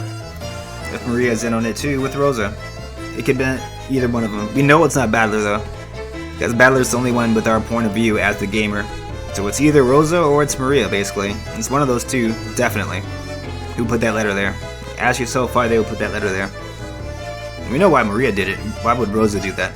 And now pretend to be angry at fucking Battler for putting it there himself. Does she have a motive for doing that? I think so. But you guys tell me. 最初に部屋に入って戸締まりの確認だのを始めたのはローザおばさんじゃねえかよ。 Yup, she sure was. She has motive, means, and opportunity to put that letter there. そして俺の座っていた場所に再び俺が戻るだろうことを見越し、これはあんたの罠だって疑うこともできるんだぜ。 That's right. どうして私がそんな罠を。私が狼ならこの銃で問答無用で撃ってるわよ。そんなのじゃ理由にならねえな。マリアの目の前で殺人ができねえから、うまく罠にかけようって回りくどいことしてるかもしれねえじゃねえか。マスターキーは全てあんたの手にある。ならここもさっきも全部あんたの仕業じゃねえかよ。言い逃れできるってんなら言い訳を聞かせてみろよ。そうさ、ローザおばさんは最初から怪しいんだよ。 She has. なんで親族会議の大人たちが6人殺されたのにローザおばさんだけが例外なんだ。なんでローザおばさんだけがあの礼拝堂にいなかったんだ。一つしか理由がねえよ。ローザおばさんが親父たちをあそこに招いて殺したんだ。 I wouldn't go that far, but I think she's definitely an accomplice. I'll go ahead and say it, guys. I think she's an accomplice. Rosa. くそそれで全部説明がつくじゃねえかよ。 I'm not pushing any buttons. He's just talking really fast. I'm not pushing anything here. わけのわかんねえことを言うんじゃねえ。 So he pretty much hit the nail on the head. Rosa is an accomplice. This game is not going to come right out and say it, but if Battler makes the right predictions, I will confirm that is the right prediction. And yes, Rosa is an accomplice. She was an accomplice the entire time. If you guys want to go back in episode 2, the first couple days that I played this game, and kind of confirm that as you go along again, you can kind of tell that it's always been Rosa who's kind of been backing up whoever Beatrice is. She's not the person who's playing Beatrice. But ask yourself, who was the first person to see Beatrice outside of Shannon and canon? Rosa and Maria. And that was the clue that let you know that she's become Beatrice's accomplice. We can also say the same thing for Shannon and canon, actually. The people that have seen Beatrice prior to the game starting, prior to the chessboard turning, that does not include Kyrie, by the way. People who have seen butterflies, basically, which were Shannon, which were canon, which were, I believe Genji saw them too. Definitely Rosa saw them. Maria definitely saw them they both saw them in the Rose Garden. They have been influenced by Beatrice, and they are kind of like helping out the culprit, kill these people, and make it look like magical kills. So, Kyria didn't see those butterflies. She did see a person who looked like Beatrice, though. That's all she saw. So obviously one of these people that are kind of the accomplice here, dressed up as Beatrice, that could have been Rosa at that point. It's the same kind of hairstyle, right? She could have wore a wig or something, or tied her hair up, whatever, wore a dress, and then pretended to be Beatrice for Kyrie, and got everybody talking about the family conference. Oh, this is a real witch that's come here and shit, and they kind of led everybody to their deaths. So Battler is pretty much right, 100% right at this point, and Rosa's the accomplice here. But he arrived at the truth a little too late. Everybody's dead now, except for Maria and him.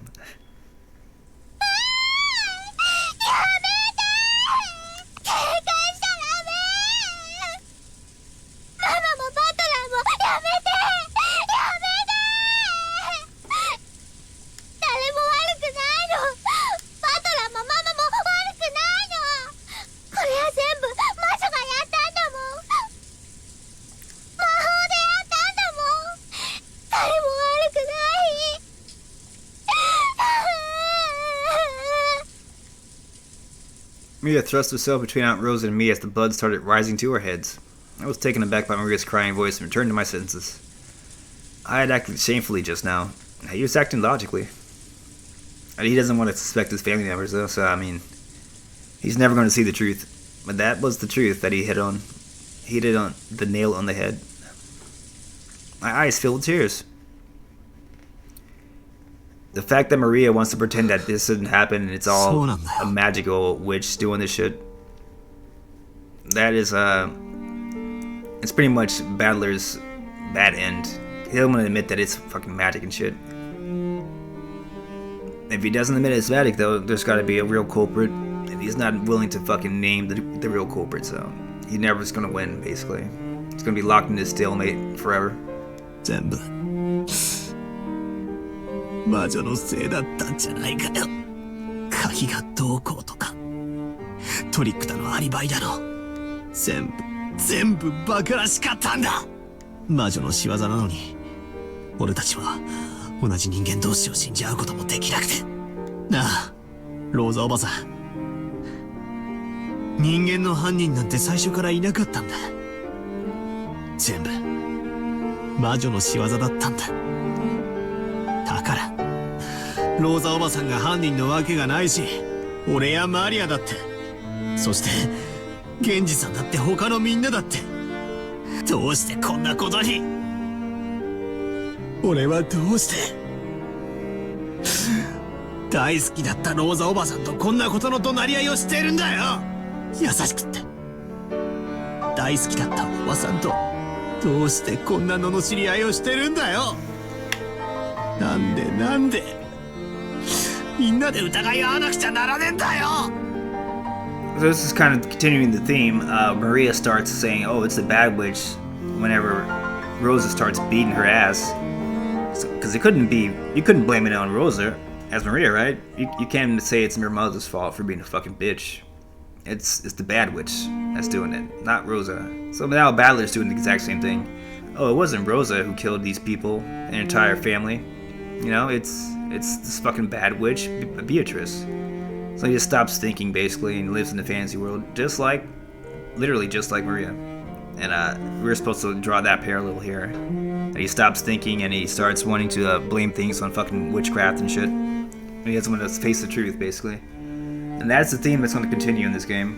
You'll see that a lot in the later chapters that are coming out. Especially episode 4. That's when they really get heavy into that. Episode 5 and 6 as well. But this is your first taste of that. How Battler's going to want to blame a witch instead of fucking blame reality. おばさんを疑ってなんかいないんだ。誰も疑ってなんかないんだ。全部魔女の仕業だったんだ。ベアトリーチェの仕業だったんだ。全部ベアトリーチェが魔法で行った事件だったんだ。ベアトリーチェ Doing some good voice acting over here. ベアトリーチェ現れてくれよ。ベアトリーチェそしてベアトリーチェ自分が全てやったと俺たちに告白してくれよ。もうごめんだ。こんな疑り合いはごめんなんだ。Remember what I said earlier, though. If you don't see the golden butterflies, you're not going to see Beatrice at all. The people that see Beatrice are usually going to be the accomplices of Beatrice, who are lying about what the reality is. They're setting up scenes, doing shit that Battler can't really trust. They're talking about shit that, like, oh, Cannon's fucking a zombie now, blah blah blah. You can't really believe that shit. Like, he didn't see that, right? There's a reason why Battler didn't see it. He hasn't seen anything supernatural yet. He's just seen the aftermath of the shit. So the people tell them that supernatural shit's happening. They are probably most 100% likely accomplices of Beatrice. Who is the main culprit? We can't really say that's Rosa at this point. Really can't. We don't even know if Rosa had anything to do with that last kill with Shannon, Cannon, and Shannon, George, and Gohda. She seems to have an alibi with Maria and Battler, so we don't know if that's her. We can't say she's the main culprit, or she's the one, aka the one that's pretending to be Beatrice, dressing up as her. But there is certainly somebody dressing up as Beatrice, pretending to be a witch. Is that one of the 17 people on the island? Or is it an 18th person or whatever, 19th person, I guess it is. Who knows? I can't tell you that yet. I can't tell you that she is an accomplice, Rosa. Either an accomplice or a culprit. One of the two. だから俺たちを許してくれ。解放してくれ。互いの死を見届け合うまで疑り合わなきゃならない地獄から解放してくれ。俺に優しい親戚たちを、いとこたちを返してくれよ。もう嫌だ、全部嫌だ。お前は確かに実在する。お前の勝ちだ。姿を見せてベアトリー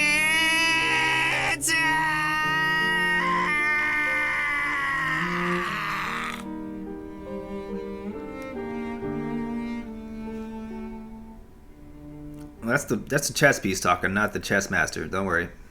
He didn't give up. I'm pretty sure Beatrice is telling the story this way. This is her turn to tell the story. She's just wanting Battler to say this in the meta world. Hey, we get to see Kinzo.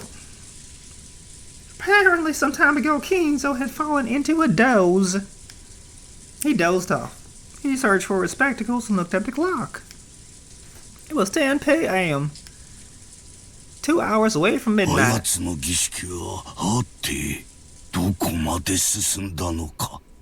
時間的にはもうだいぶ進んでいなくてはならぬ頃だ。 Kinzo lifted his heavy body from the chair and approached the portrait of the witch that he had gazed at every day. Like a creep. ベアトリーチェ、もうじきお前の微笑みに再会できる。死んでもいい。お前の微笑みがもう一度見られるならこの命は惜しくない。だから交渉だ。お前もう一度会わせてくれ。そして愛を誓わせておくれ。私の罪を謝らせておくれ。だが逃がさん。お前は私のものだ。髪の毛の一本からつま先まで爪の赤すらも私のものだ。Yeah, he's a little bit worse than George. George is down there, but Kinzo's fucking flat, fucking bottom pond scum. Saying shit like this, right? He's gonna get worse in this game, don't worry. This is scratching the surface of how stupid he is. お前の肉一片までも全て私のもので、その亡骸の Even the broth of your corpse? Whoa. What the fuck? 逃がさん。今度こそこの手からこぼさ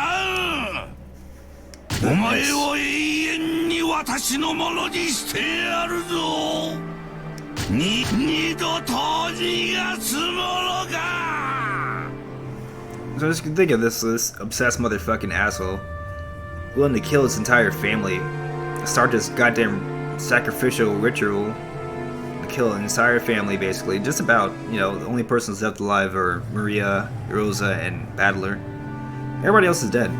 So his entire family, his entire staff, dead. Because he wants to fucking bone this witch one more time. That's basically it. Like, how low do you have to be? So, what we already know about Kinzo at this point, he's a fucking dip shit bitch. You already know that. Now he's fucking showing how possessive he is. He's wanting to fucking, you know, own her, possess her and shit. From the, what does he say? The fucking broth of her corpse. Oh my god. I've never heard shit like that in my life. Holy shit. From the broth of your corpse, Beato. Hold on, let me,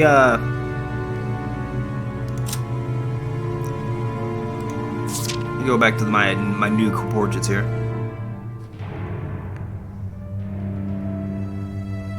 Oh, that's okay. I didn't read that yet. Okay, that's new.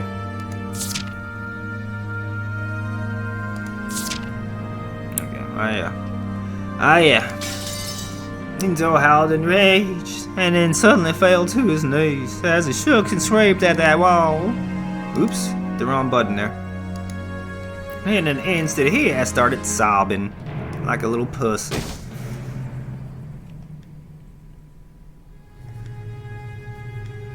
Okay, I had to hit the button 4 times there for some reason.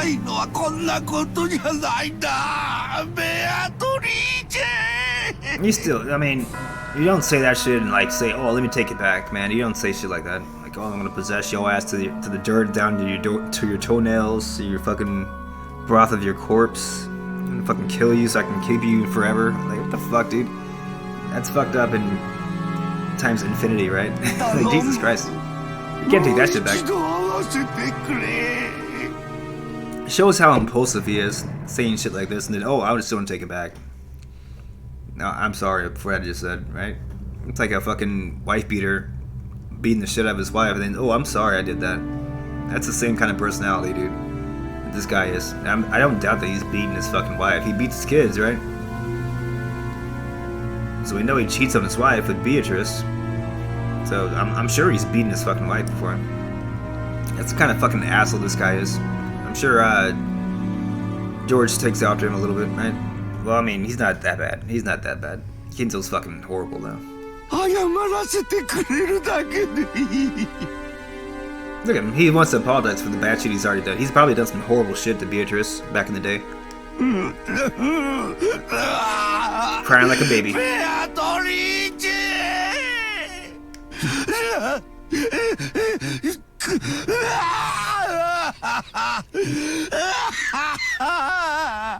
Willing to kill his kids over this shit. I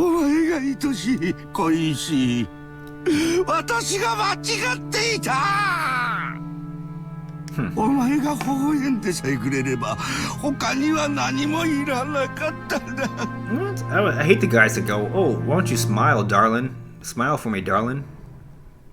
That's what he's doing right now. Even though he did something horrible to her in the past. Oh, why don't you smile for me, darling? I'm not gonna smile for your ass, bitch. You call the cops on your ass, maybe. Then I'll smile, right? When you're in fucking handcuffs. That's when I'll smile.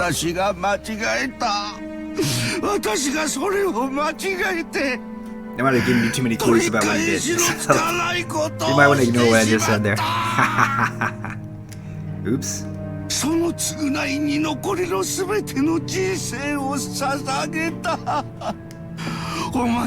He's offering everything in his life and his kid's life, too. It's not gonna fly, dude.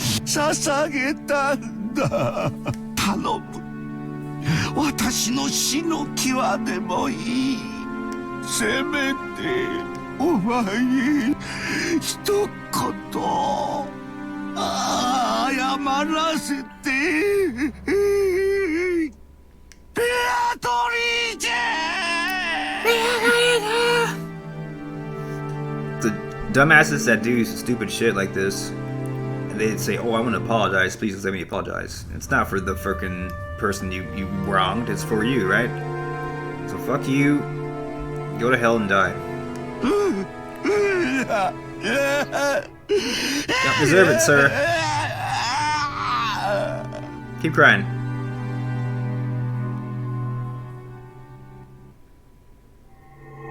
As Kinzo shook and cried, a butterfly. I thought I was going to say a golden butterfly, but a regular butterfly appeared out of nowhere behind his small back like a flake of gold leaf and slowly descended.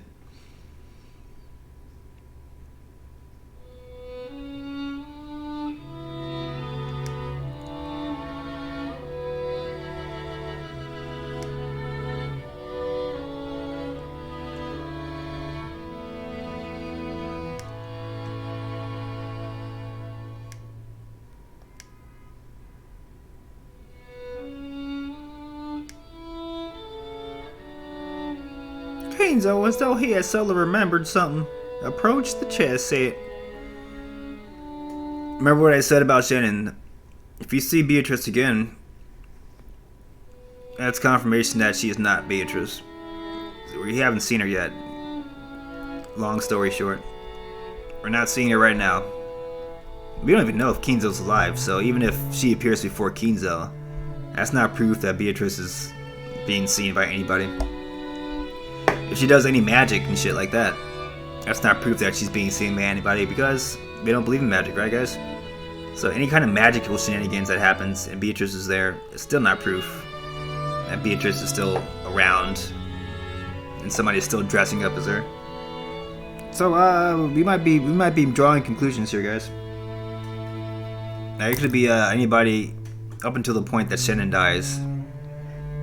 Could still be Rosa, right? Never know. Could still be Maria. Hell, it could be a guy like George or Cannon dressed up. You'll never know. After knocking all the pieces off the chessboard, he began to line them up again one by one.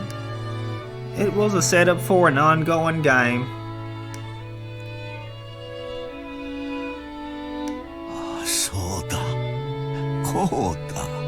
私はクイーンを勧めた。とても良い妙手だった。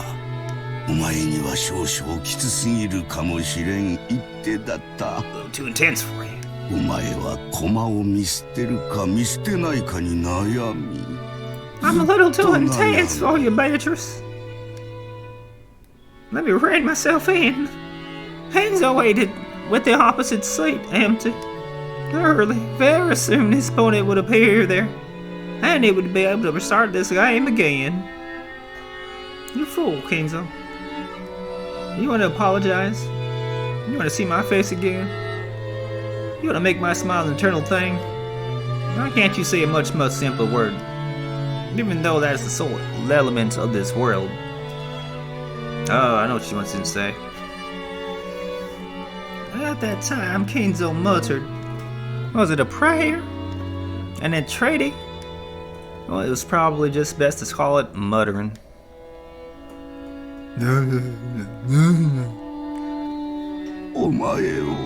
No, he said it.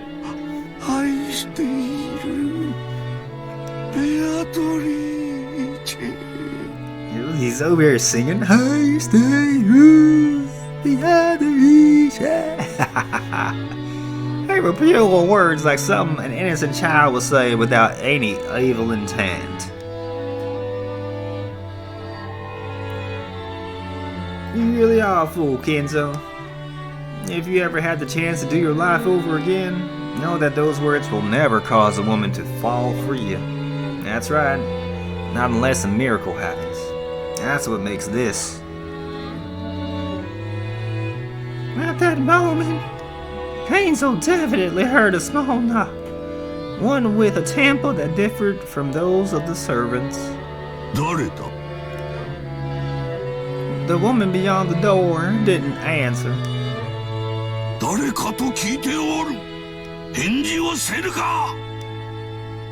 The woman beyond the door didn't answer. まさか。まさか。ベアトリーチェなのか。ベアトリーチェ。ベアトリーチェ。 He said that name like, 50,000 times now in this playthrough. He screamed it like 20,000 times. The woman beyond the door answered. On the night twilight the witch shall revive, and none shall be left alive. Still haven't seen Beatrice yet, guys. Not in the flesh, at least. And it is twilight time. Oh, we're not there yet. We're not at midnight yet.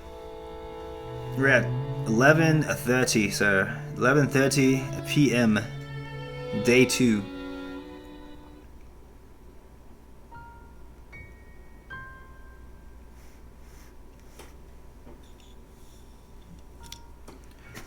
I'm debating where I should. Okay, I might as well go ahead and say it. So 30 minutes before somebody's death,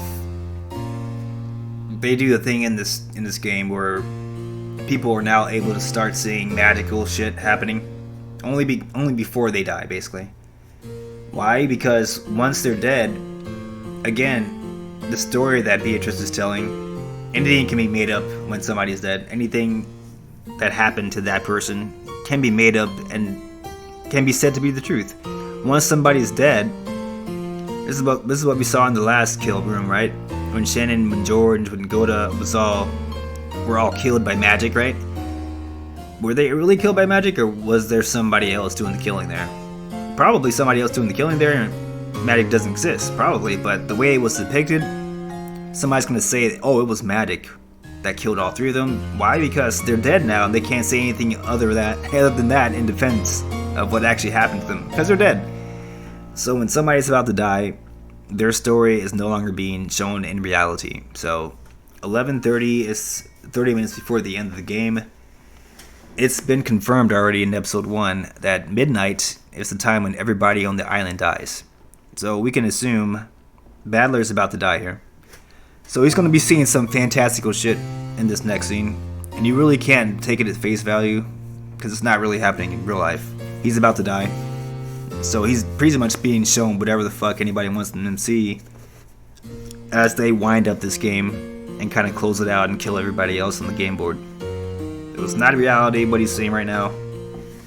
It's just basically the only thing you know for a fact that's happening in this scene is that Battler is about to die. That's the pretty much only thing you could actually say for a certainty. Battler is about to die, Maria's about to die, Rosa's about to die, Gohda's about to die, Gohda, I keep calling him Gohda. Genji is about to die. Everybody else that's still alive is about to die. Kenzo's about to die, if he hasn't died already. And you might be seeing people who were previously dead reappear for some reason. Like Beatrice, if she was somehow killed in this game, you'll see her again. And now that doesn't mean that Shannon wasn't Beatrice or anything like that. You still can't determine that yet, because like I said, anything goes in these last 30 minutes. So you'll be seeing a lot of shit that you can't really trust. I just want to say that before we go ahead with the story. Last stretch here. Battler's figure was in the dining hall. He didn't feel like going back to the guest house in the middle of all this rain, and wandered half-heartedly around the mansion in search for any place he could sit before setting up camp in the dining hall. He didn't even lock the door. He thought the shapeless murderer or maybe the golden witch might come to kill him now that he was isolated. But he no longer had any desire to resist. Didn't even feel like using a locked door to hold off the culprit. He wanted that person to come in openly from the front. If it was the killer, he wanted to ask them about some of those wonderful closed room tricks as a parting gift. If it was the witch, he'd hoped she'd at least take his life with some spectacular magic. However, ironically, neither of these two came to meet him. Battler opened the liquor cabinet on his own and enjoyed the liquor to his heart's content. Hell yeah, he did. No longer was there anything to scold him for drinking alcohol. He boldly rested his legs on the extravagant tablecloth and savored the high-quality liquor, which probably had a mind-boggling price, drinking it down straight from the bottle. I would too. Then someone knocked. Battler realized that someone had finally come to greet him. Who was it?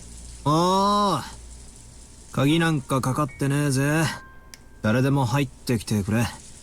そして自己紹介を頼むぜ。人間なら名前を名乗ってくれ。ベアトリーチェだってんなら3サイズを教えてくれ。俺はこう見えてもちょいと知られたおっぱいソムリエなんだぜ。He's a little drunk now. ございます。バトラ様。Oh, it's Genji. 源氏さんか。悪いがあんたのバストのサイズに興味はねえな。入ってくれよ。空いてるぜ。失礼いたします。Genji opened the door and bowed. So it's Genji, the criminal after all, or maybe an accomplice.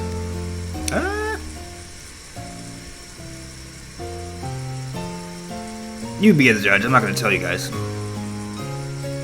But that theory would probably explain most of the tricks, if it was. So, you be the judge. I'm not going to tell you the answer though. Think for yourself. そのようなことはございます。Yes, he's an accomplice. Yes, he's an accomplice. Oh, okay, I'm sorry. I had to tell you.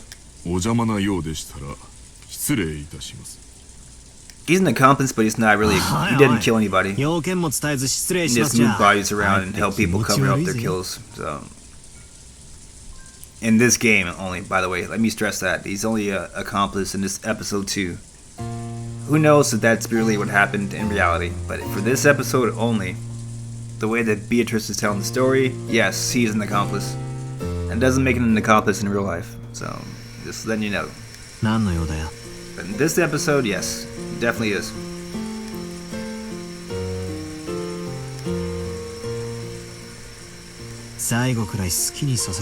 Again, he's not a killer though, so I'm talking to Battler.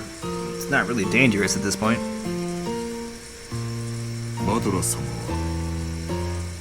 死せる最後のわずかな時間をそのように怠惰に過ごされることをお望みです。 Those words pierce me. So Genji knows that he has 30 minutes left, right? That wasn't true. 今さら何ができるってんだ。俺はいつだって死ぬ準備はできてるぜ。親方様と同じですな。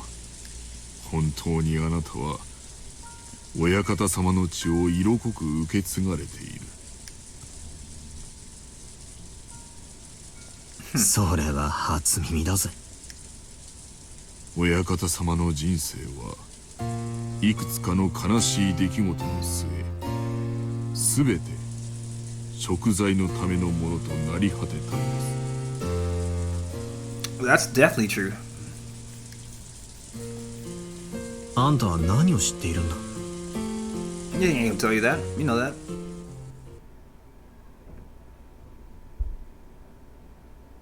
ベアトリーチェ様の儀式も第8の晩までを全て終えました。もう全てをお話ししてもよいかと。 Oh, is he going? Okay. So he might be telling us some shit. なんだって？ My drunkenness was completely blown away. I lowered my feet to the table, listening carefully to what Genji would say next.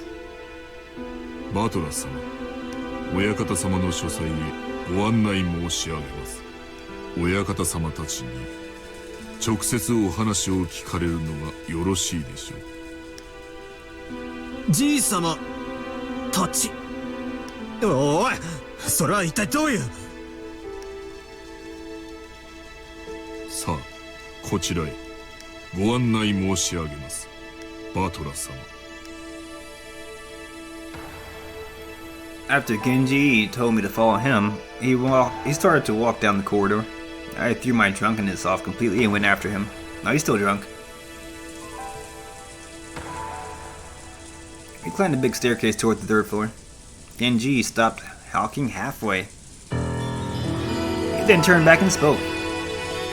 バトラ様、これを理解できぬものを見るでしょう。脅すなよ。理解できねえもんなら今日嫌になるほど見てるぜ。見えるものを見えるがままに、聞こえるものを聞こえるがままに受け入れてください。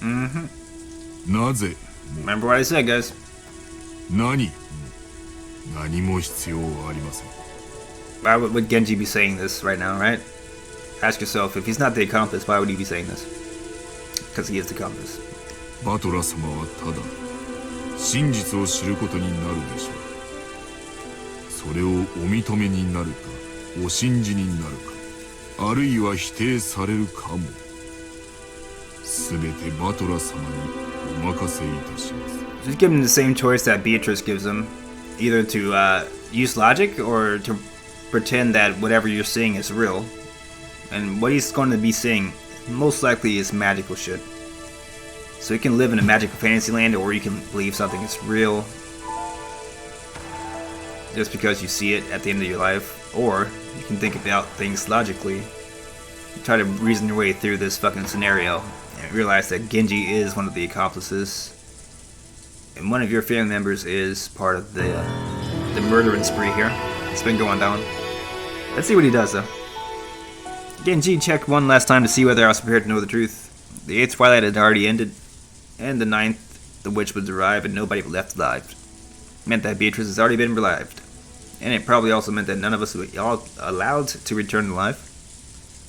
If I was going to lose my life anyway, I wanted to know the truth in the end. It didn't matter how hard it might be to accept.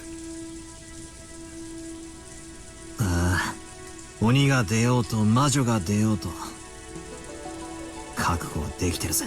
本当にあなたは親方様の若き頃にそっくりだ。バトラ様、どうかご勉学にお励みを。あなたは将来必ずや大きな志を持たれるでしょう。そしてその時、足りぬ学力に一生後悔されることがありませんよ。勉学に勤しめる機会がもらえるならぜひな。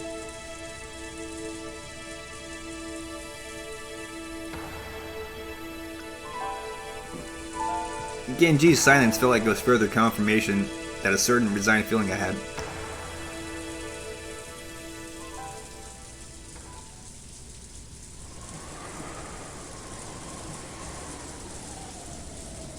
And then the door to grandfather's study, surrounded by a sweet smell, came into sight. A sweet, nasty-ass smell. Genji took a gold key with an elegant design out of his pocket. Out of my pockets! Master key had been confiscated by Aunt Rosa, but he kept the key to his study alone on this person. Okay. So you still have a key to the study. A little suspicious there, right? You didn't tell anybody about that. That's fine. That's okay. Put it in the keyhole, that's what she said.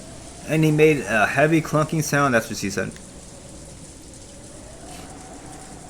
親方様、源氏です。バトラ様をお連れいたしました。There was no reply, but it seemed that permission to go inside had been given. さあ、バトラ様、どうぞお入りください。ああ、入るぜ。I readied myself and threw the door open.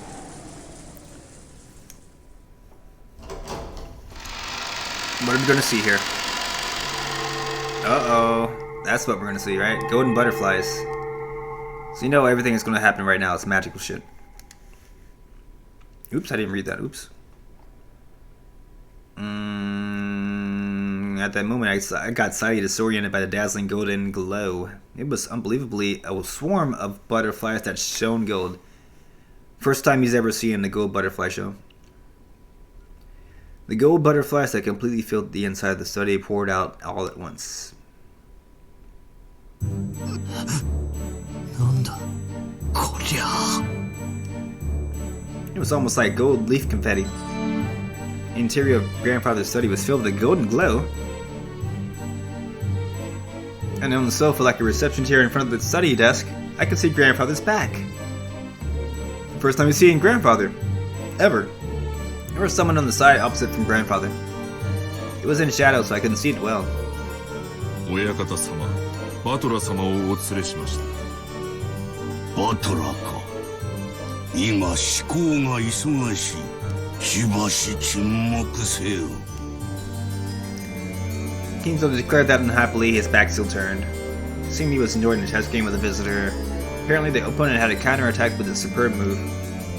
Kingsley seemed to be enjoying himself as he thought deeply, while occasionally laughing and groaning. 30年考えた。この一手をどう切り返すか楽しめ。30年を寝かせた我が一手を楽しめ。まことにこの一手は味わい深き熟成された一手よ。楽しい楽しい。Oh my god, dude. Oh my god. かなわぬかなわぬ。これは何だってんだ。来たかバト。しばらく待て。金蔵のために沈黙。まだリザインは早いぞ金蔵。わらわならもう数手は切り返せる。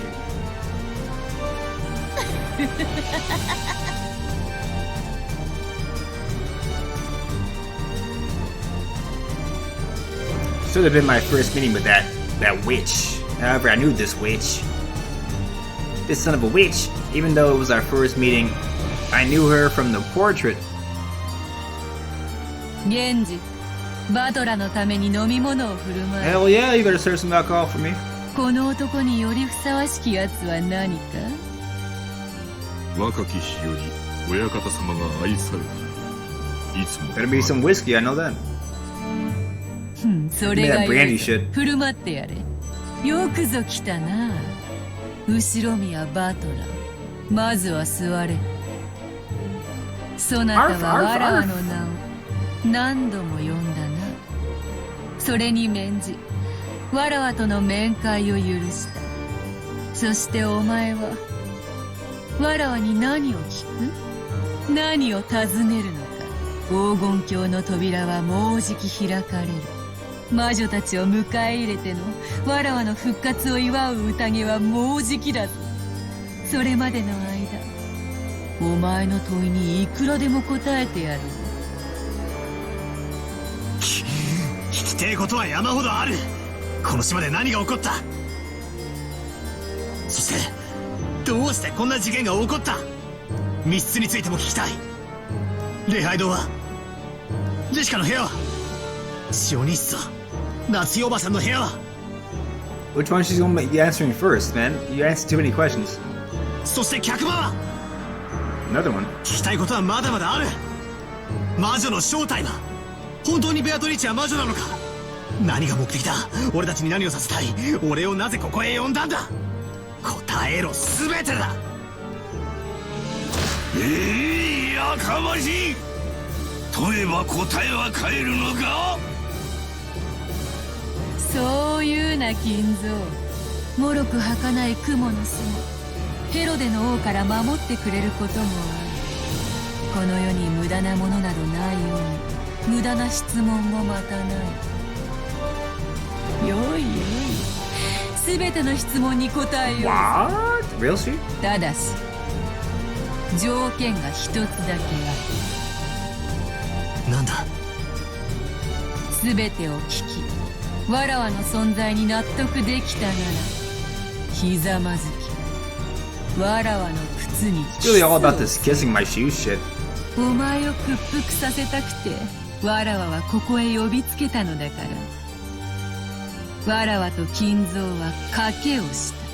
金蔵が次の手をひらめくのとわらわがそなたを屈服させるのと負ける気はせぬぞ。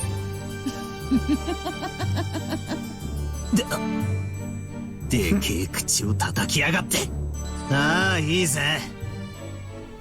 お前が間違いなく魔女様で不思議で素敵な大魔法を使えるってことを納得させてみろよ。屈服したならキスでも何でもくれてやる。 Oh.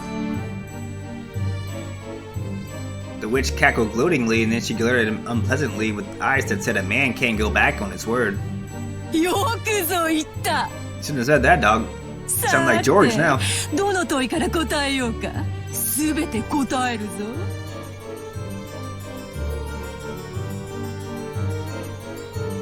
Of course, I'm not going to hear the answer here, right? Of course not. That'd be too easy.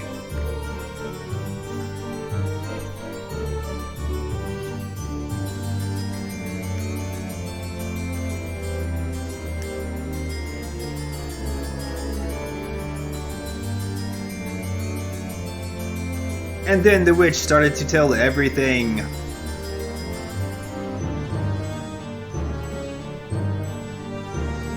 She began answering all of Battler's questions. Everything made sense. He was convinced by all of it.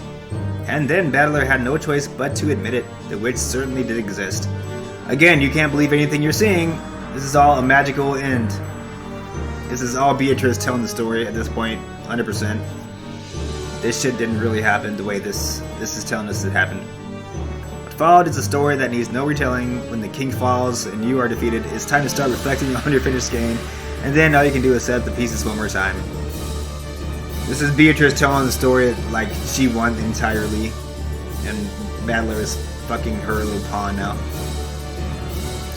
Second game, Turn of the Golden Witch results. He didn't actually figure out the truth, so I mean, he did kind of lose at that point. He didn't even come close to the truth. Kraus died on the first night. Natsuki died on the first light. Ava died in the first twilight. Hideyoshi died in the first twilight. Rudolph died in the first twilight. Kyrie died in the first twilight.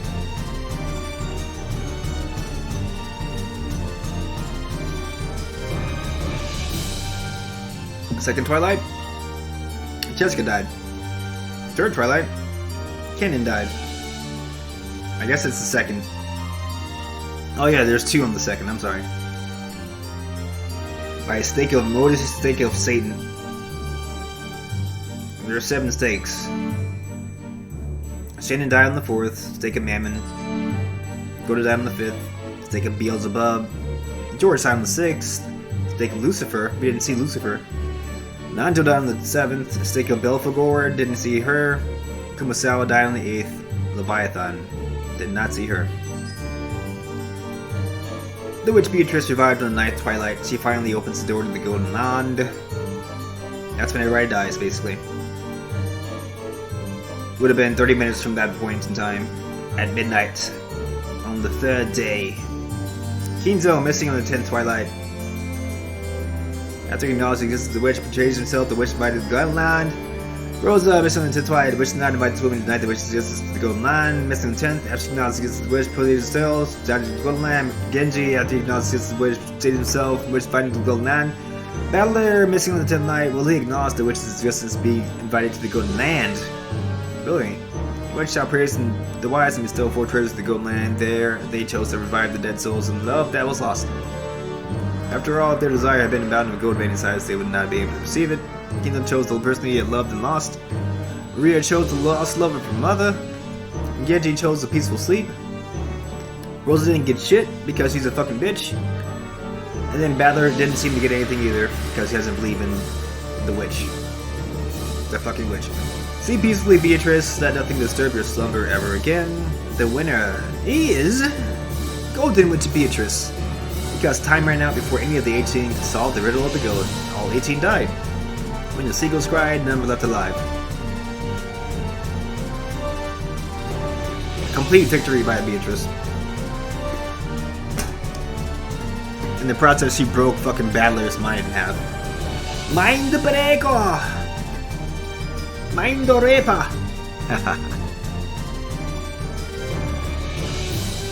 That's actually a term that's going to be used in this game later on, episode 5.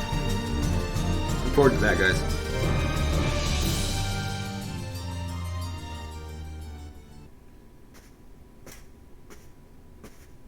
At the end? Question mark?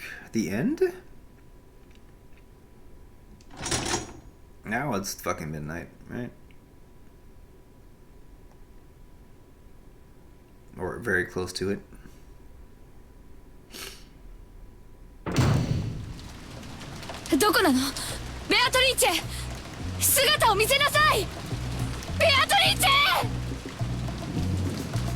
Rosa finally arrived at the chapel.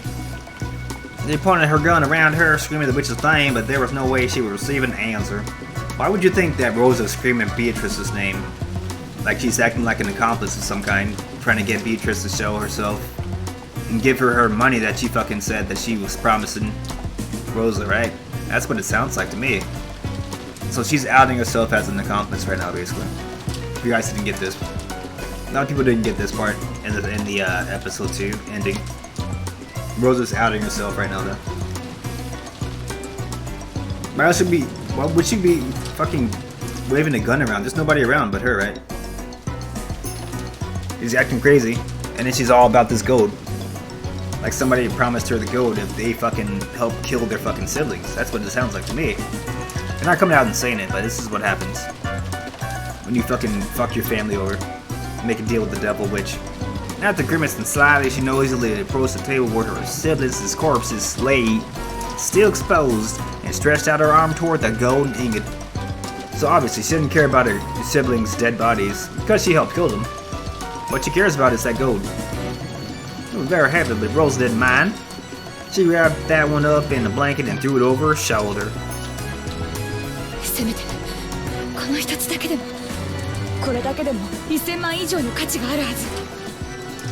You can even see the motive she has to kill her siblings here at this point. She needs the gold.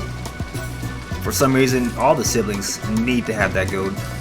That's probably why they all ended up in the chapel and got themselves killed like dumbasses. But Rosa especially needed that gold enough to kill her siblings over. So now she only has the one fucking $10 million gold ingot. And she probably was promised a lot more, but she's a dumbass, so oh well. Without letting go of her gun, Rosa picked up the gold as well. Her shoulders were screaming, but Rosa didn't mind. Hey, there's Maria, hey! もうすぐだね。もうすぐ黄金鏡の扉が開く。その気持ち悪い声で笑うのをやめなさい。ベアトリチェはどこにいるの？ええ、分かってるわ。どこかにいるんでしょ？あなたは知ってるんでしょ？どこ？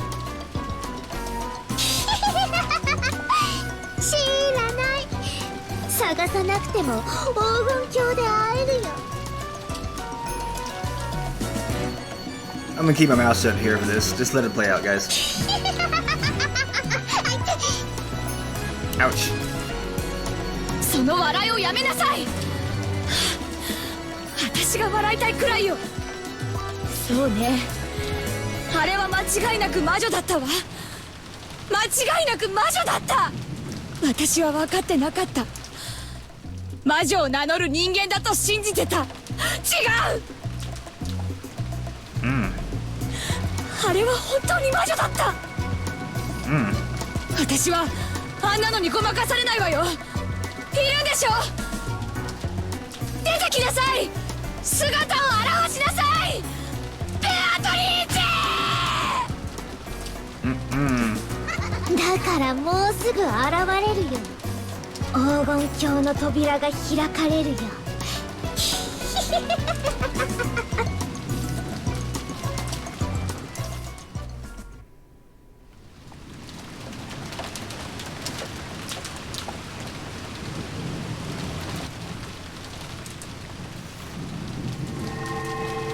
そうだ、それでよかったのだ。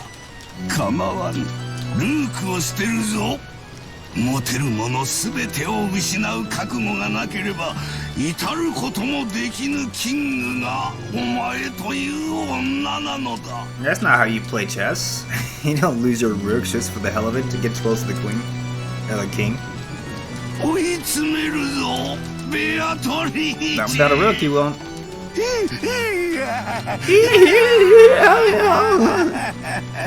My God. せめてクイーンと言え。 Exactly. ほう、なかなかに妙手。諦めの悪さがそなたの。いや、後ろ宮の地下。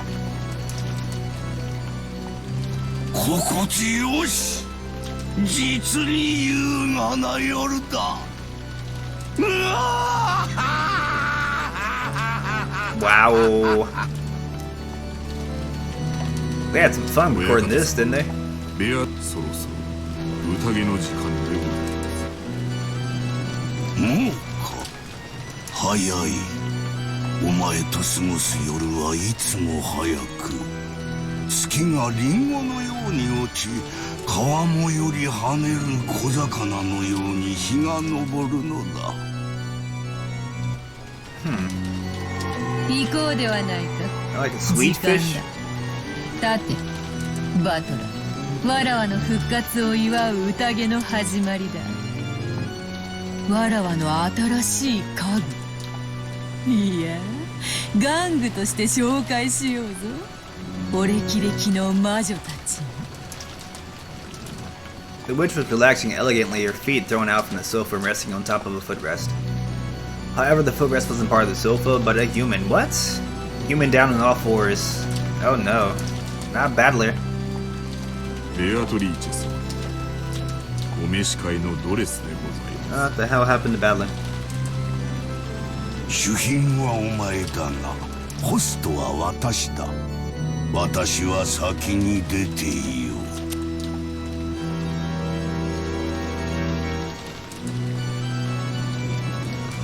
使いたい時にいつもおらん。つくづく使えんやつよ。しかしお前はよく残ってくれた。嬉しいぞ、我が友よ。ありがたいものです。よい。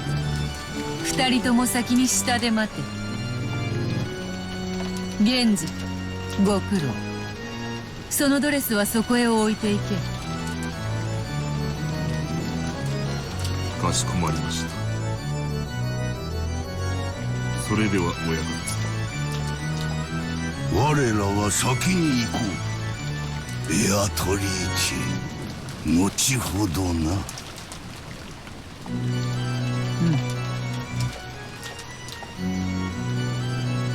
Kinzo and Genji left the study. After that, the witch and the dress and the furniture remained. The lion, the witch, and the wardrobe remained as well. Hope you guys got that one. なぜわらわ That が was good. そなた That's に pretty good. 肌を見せることを恥じぬかわかるか？そなたは家具だからだ。家具。わかるか？家具だよ、家具。家具に体をさらして恥じる者がどこにいよう。だからお前にわらわは恥じる必要がない。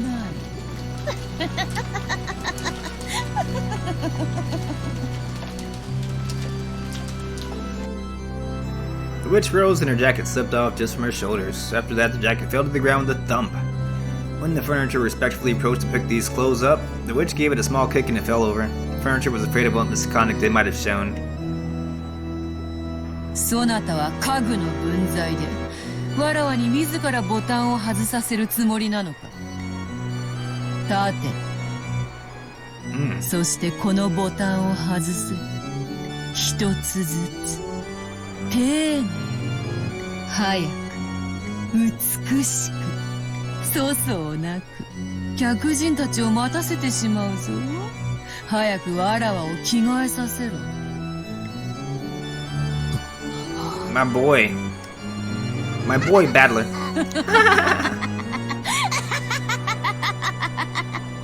丁寧に外すのだぞ。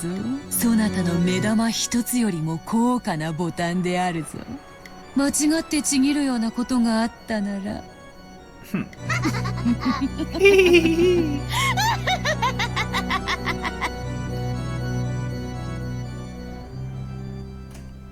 That's the bad ending, right?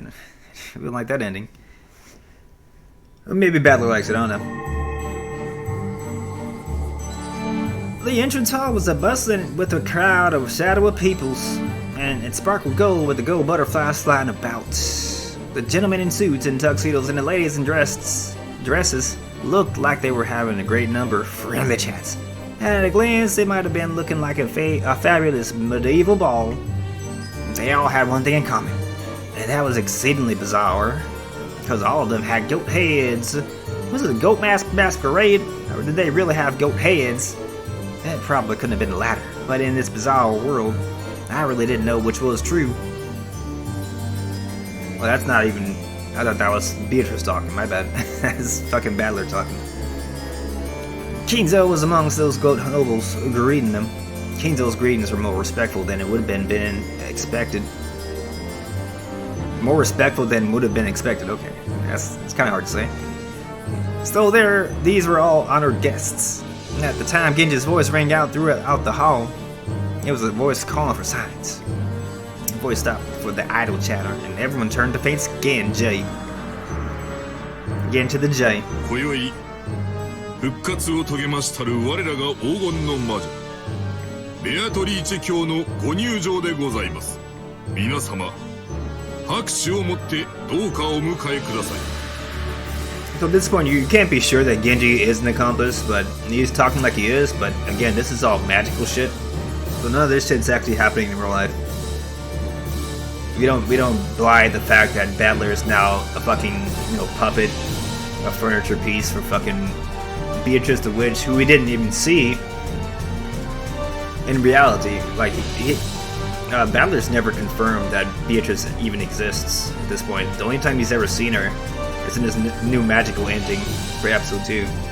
He's never saw her once, so he's only taking people else's other hand accounts of her appearances. So there's no confirmation that she's even fucking existing in real life. Only time he ever seen her in the meta world. And the meta world is not the reality world. Meta world is the meta world. Reality is the chessboard. So we don't know which world is the actual objective truth yet. Keep playing the game and you'll find out, but there's no Beatrice 100% confirmed yet in any kind of existence yet. Began to begin to applaud, it quickly spread to the guests and became a roaring ovation. A roaring! Then the Golden Witch appeared at the top of the large staircase, and she gracefully waved her hand, followed by a piece of furniture she was fond of. She slowly descended the staircase. No, she has a suitcase in her hand, named Battler, right? That's what the suitcase is. The goat nobles offer unanimous words of celebration in some long-forgotten language, and those who were deeply intimate embraced, filled with joy at their reunion. As the witch offered greetings of reunion, the witch's furniture followed behind her the whole time. There was a chain around his neck. The other end was gripping in the witch's hand, like it was a trained doggy. It wasn't there to restrain him. Those chains were a restraining device whose only purpose was to wound the furniture's dignity. He wasn't permitted to wear anything else on his body. One of the young woman's goats mixed in with the goat nobles. Quietly removed her goat mask as the furniture passed in front of her, and she spoke with eyes that had no light in them. "Hey, it's Bern." That face seemed to belong to a long-haired young girl. Bernkastel. おお、ベルンカステル卿。これはようこそ。Have we met her before? We haven't met her before in an actual episode. She was in the tea party of episode 1, but she has not been in the actual story until just now. Again, this is all magical shit, so is she really in existence? We don't know. She is a part of the meta world, but we don't know. You don't know what we're seeing right now, basically. バラワの家具を気に入られたか? Umineko and Higurashi are linked with Birkenstell appearing. She's obviously looking like Furure Rika from Higurashi, right?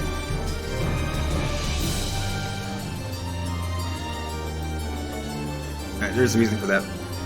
They're saying only that the witch called Birkenstell once again put on her goat mask and was swallowed up by the shadows of the other tall goats.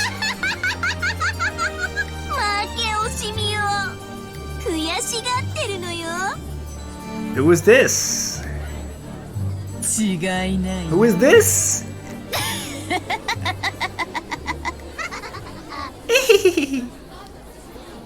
Young woman goats giggled and the witch once again let out a high-pitched laugh. 今宵はわらわのためによく集まってくれた。久々に古今東西の旧友たちが集う魔女の宴を存分に楽しもうではないか。East and West, West and East. さあ、今宵を食い明かし、飲み明かし、 Come and drink all す night. すり明かし、 Come and slurp all night. 食いちぎり明かして、とことん楽しもうではないか。 Shoot a bit all night. That's a nice fucking party, right? 時計を見よ。終わりの時間と始まりの時間が溶け合う時を指すぞ。さあ、 Okay. 魔女の宴を始めよう。 That's a hell of a Halloween party right there.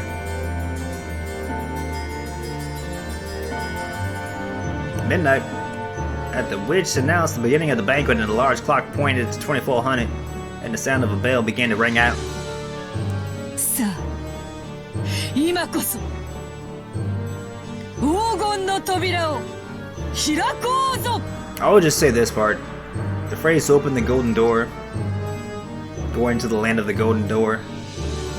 The golden, whatever it's called. Golden, land. That's a metaphor for something. Now, I wonder what that metaphor could be. Right? I wonder.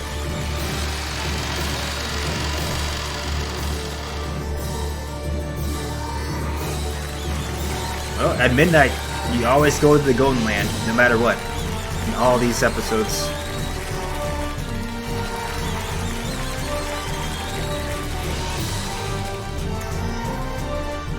October 6th, was it? I think it's 6th, right? At midnight. Everybody goes to the Golden Land at midnight.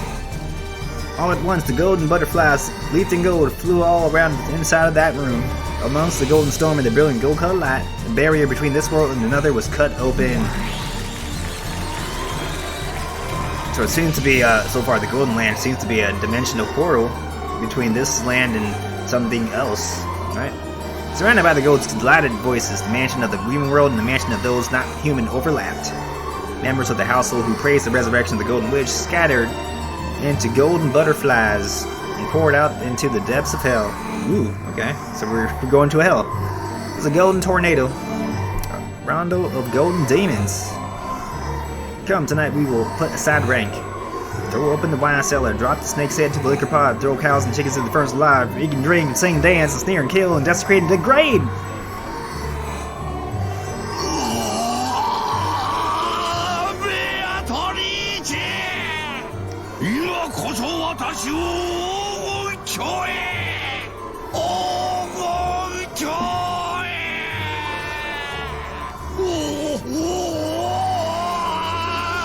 Shut up.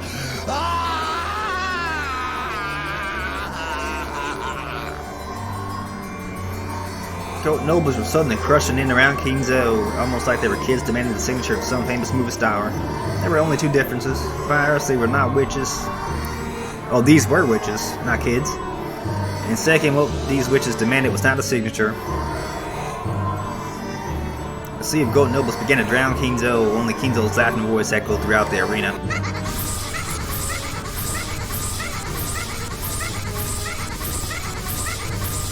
Holy shit! What the fuck? It was a grand mixture of laughter and death throes, and King Zo became wine and meat and bread. An aroma if slurped, a rich taste if knobbed, pleasant to tear to bits. Well, he's in the Golden Land now, isn't he? Welcome to the Golden Land. Merry Christmas, motherfucker. The sound of his death throes lingered on sweetly and adorned with melted chocolate and golden argent, I think. It will make wonderful dessert. It's like a fucking mint, right? If you took the bones home, you could also use them in a soup, and the remains could even become toys for the children to play with. And they would also become splendid tools for fortune telling that always brought misfortune. Demon fortune. Alright. The entire scene was watched by the furniture. It was all fantastical. It was all demonic. It was the quaking of its supposedly paralyzed heart proof that it could still feel fresh fear. Or was Battler a formless, shapeless fucking blob? Who knows? At that time, its knees buckled and the furniture's body fell down in the middle of the carpet. After all, the witch kicked those knees from behind. ひざまずき敬意を示す。額を絨毯にこすりつけて、己神の癒しさを示す。Jesus Christ. 両手を後ろで組み、血肉のすべてをわらわに捧げることを誓え。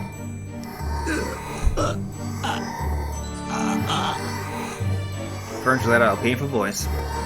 Fear is the most basic emotion humans have. That emotion reviving his sense of self, which had already been slain. まだまだわらわの家具にはふさわしくないか。よい。じっくりそなたを。わらわ好みの。そしてわらわにのみふさわしい家具に仕上げてやる。今のそなたにできるのはせいぜい客人の方々を楽しませることくらいか。The goat nobles were surrounded the crouching furniture. Seeing their blazing blood-red eyes couldn't hide their ecstasy at this new young food they'd been given. And from the ogre teeth that stuck out from countless mouths, saliva or maybe the traces of meat or wine that they had just eaten traveled down.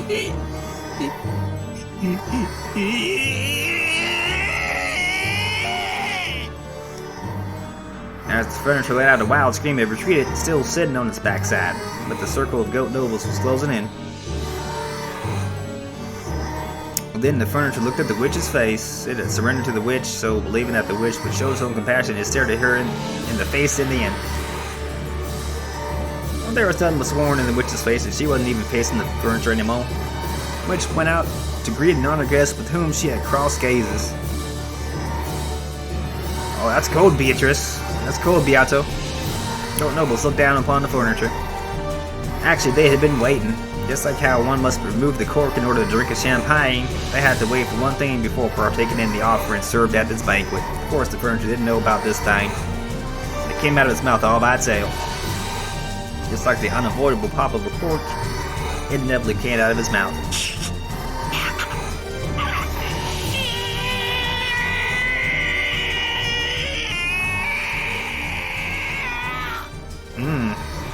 It was a scream.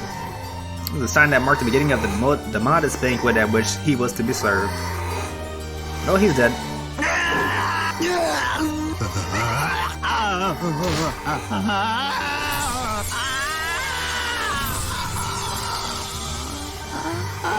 Achievement unlocked.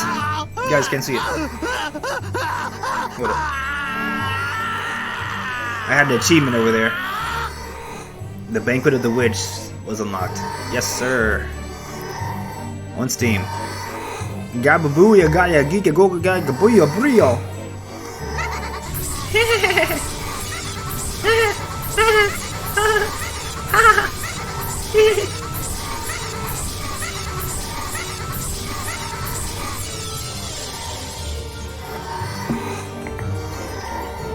Yeah, the first time you see this scene, it's gonna give you a couple nightmares. I'm not gonna lie. I'm like, what the fuck is going on here? First time I played this shit. Not bad though, not bad.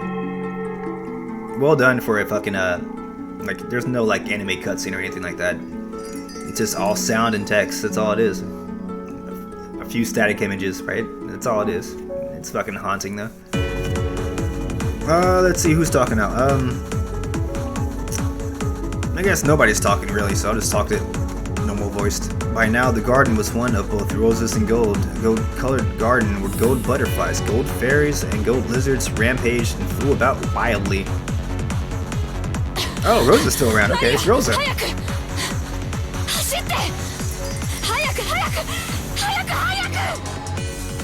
Rosa grasped her gun and the blanket wrapped around the angle and ran at a speed Maria couldn't match, sometimes pausing to call out at Maria to run faster. Oh, she saw it every time. She saw the golden pursuers chasing them from the mansion. The massive gold butterflies was chasing after them like a massive crawling hand, and the strange-looking shadows with goat heads were chasing after them. There was no need for her to strain her eyes, because those blazing pupils told her that what would happen if she were captured. Gonna get your ass eaten. Maybe not literally, right? Oh. Maria fell down. Her ass is too slow. I'm gonna have to just go ahead and dip. Oh, she did think it. Oh, whoa. She did think about that. For just an instant, Rosa was ashamed by thoughts of abandoning her daughter and running away, and at that instant her feet touched the ground, she ran back. Go ahead that sprinted over to get the first bite and grabbed hold of the back of Maria's own child hair and pulled.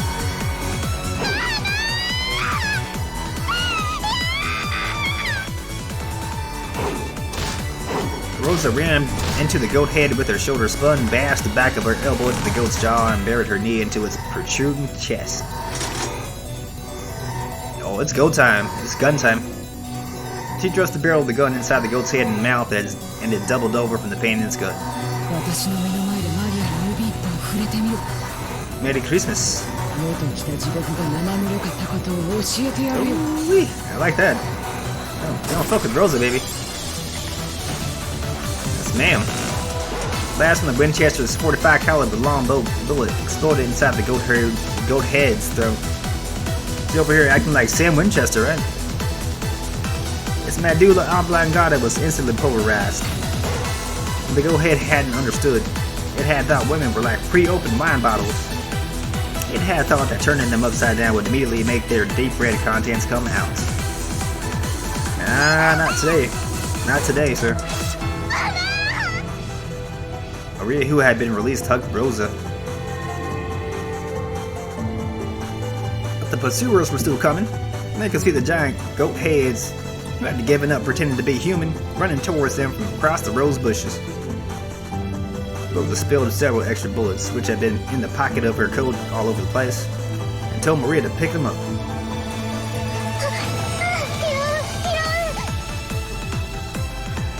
Mama がもし倒れたら、あなたは走りなさい。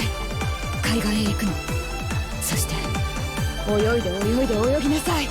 この島のどこにも生き延びることのできる場所はない。やだ。ママと一緒。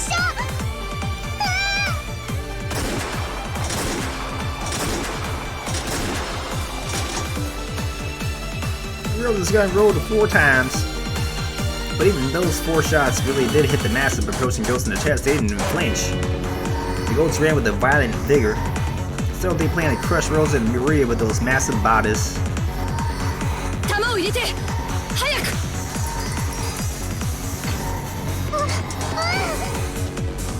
Rosa grabs the blanket and the ingot in both hands, and then she herself sprinted, pulling it along. Without even an ounce of fear of those strange-looking giants. If it's to protect my daughter, I'll even overcome hell. 見せてやるよ黄金の夢ってやつを Nice. Rosa roared. The goat heads roared. A terrible heavy ingot after picking up a fearsome centrifugal force and speed slammed to the head of the goat head. She fucking used it as ghetto nunchucks? Holy shit. Oh my god. Let's go, Rosa, let's go. Rosa pulled a fountain pen from her pocket, but she held it crooked. She placed it in her palm. Oh shit! And the gap between her middle finger and her ring finger so it stuck out when it made a fist. Almost like Stinger was growing out of it. Using the fucking side blade. Oh shit! That Stinger slashed into the left eye of the goat head as it fell over. He's over here fucking soloing these fucking demons. Right? First she ended out a clip from a Winchester, then she used the fucking gold bar as a goddamn ghetto nunchuck. Now she's using the fucking fountain pen, the goddamn stinger stabbing fucking tool. Holy crap. You don't fuck with Rosa. But Rosa's roar was different. She pulled back her fist and slammed it into the fountain pen that was sticking into the goat head's eye. Oh shit! The pointed tip was gouged into the depths of his head. Holy shit, dude. You don't wanna fuck with this. You don't wanna fuck with this. Rosa is the fucking bitch. The mother of the West. Yeah, you're a Western accent, so she's the mother of the West. And she's using a Winchester, so. Rosa grabbed the gun Maria had thrown. The giant finally tumbled to the ground with a thunderous crash. Damn, she's getting her kid to fucking load the gun up while she's fucking soloing these guys melee style. That's what I'm talking about, dude. Now the gun's loaded up again. She's got another fucking weapon in her hands. However, at the same time, I saw the goat head's pursuers on the other side of those rose bushes increase in number. I've gained enough distance for now. I held onto the blanket wrapped around the ingot and the gun, and once again ran with Maria. Why am I running with the gun in my right hand and the gold in my left? Why don't I let go of the one hand and grasp Maria's hand? I can't let go of the gun that protects my body. I can't let go of the gun that protects my future. Even so, I've let go of the hand of my daughter, the one who is my future. Run. Run, run, run. She got out of the rose garden and began to run down the staircase through a grove of trees. Rosa knew. This path through the grove turned and twisted many times and only seemed to be long. She tore straight through it. She had played here often since her childhood years, so she knew. To the beach, to the beach, to the sea, to the sea, to the sea. And after reaching the sea, nothing to do but swim, swim, swim. And if Maria can't swim, I'll carry her as I swim. That's like physically impossible, especially with a goddamn golden weight and a goddamn gun, right? You can't even paddle at that point, right? You need a boat. There's not much death on this island. Oh, she tripped? Uh-oh. She raced down the stairs. She took a bad step. A violent pain sprang up at her left ankle and her mind went completely blank. Oh fuck. Rosa fell down several stairs, shocked by an ankle which was bent at an odd angle. Oh! Ouch, ouch, ouch, ouch, ouch. And the blanket with the ingot wasn't there. She had let go of it the instant she fell and it had disappeared somewhere into the darkness. Only the gun was left. Oh crap. She had a good run, didn't she? She had a hell of a run. Hell of a run. Good game, good game. That's it for you though, man. That's pretty much it. Tremors in the earth were getting closer. It was only a matter of time before the goat heads flooded in. She didn't want to imagine how many there would be or how strange they would look. The lightly dancing gold pursuers arrived. The gold butterflies surrounded Rosa and Maria, waving and clamoring as though saying, "The prize is here, the prize is here." Rosa couldn't even try to get up. The violent pain from her broken ankle was so great that she couldn't ignore it even in her last moments. Ah, what am I doing? I had the gold which would have been worth several hundred million. Or just several million yen, okay. I might have been able to start over with that. And yet, I feel I lost it, and now my own life is in danger, and Maria's too. What's my life been? I was born into an incomprehensible Trump family. With irritating older siblings since the day I was born. What did I do? No matter what I did or didn't do, I was always in trouble and bullied and made fun of. What has my life been? Oh, Rosa. Oh, Maria. Oh, Maria. Oh, Rosa. The roar inside Rosa's heart shriveled away and disappeared. It disappeared when she heard Maria's crying voice and she sobbed and clung to Rosa.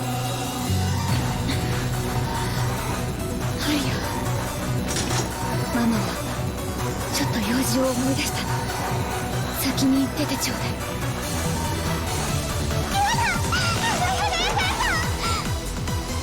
ママと一緒がいい。ママが死んじゃ嫌だ。アリアはこんな悪いママでもママと一緒がいいと言ってくれるの。Hell yeah, she does. ママと一緒がいい。ママと一緒がいい。あなたのことを一番にしているように見せて、いつもあなたのことを後回しにしてきた。運動会に行った。Hey, at least she's honest for 授業参観に行った。 this magical でもいつもママは magical coda 世間体のことば episode 2, か right? りで Yeah, she's あな honest. たが人にいなかった。 That's never going to happen in reality. It's going to happen in the magical times, though, right? Hey. こんなママとでもあなたは一緒にいたいというの。こんな悪いママなのに。ねえママ、知ってる？世界にママは一人しかいないんだよ。いいママも悪いママもいない。ただママが一人いるだけなの。だからマリアは世界でたった一人ママがいてくれればいい。そしてママにとってたった一人のマリアになりたいの。機嫌が良くて甘やかしたいマリアと邪魔だからいてほしくないマリアは別人じゃないの。マリアもたった一人のマリアなの。だから怖いママも優しいママも一緒。マリアにはたった一人のママなの。私はなんてバカだった。黄金なんかいらなかった。 Nope. ただあなただけの手を引いていればよかった。私はなんてバカなママだったの。 Yeah, kind of. Killed your sibling friends for no reason. Your sibling and friends, I should say. Shadows of the goats covered the sky even more thoroughly than the trees in the forest. Their roars blotted out the world with fear. Rosa still hung at Maria, ready her gun in one hand.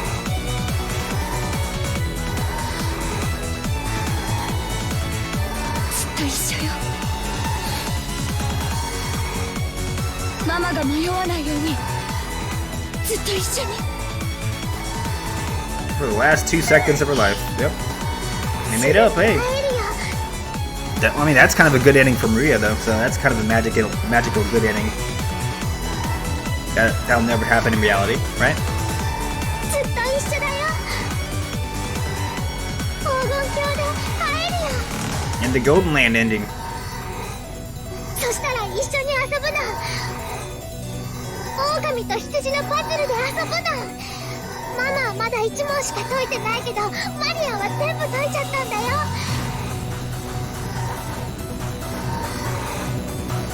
She had bought it as a birthday present and then hadn't played it with Maria after that first night. 遊ぼうね。一緒に約束する。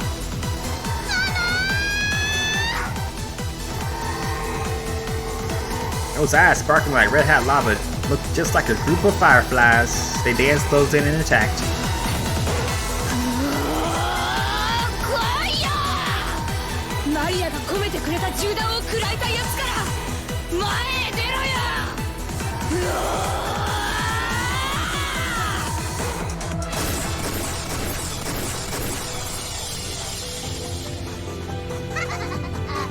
Nice.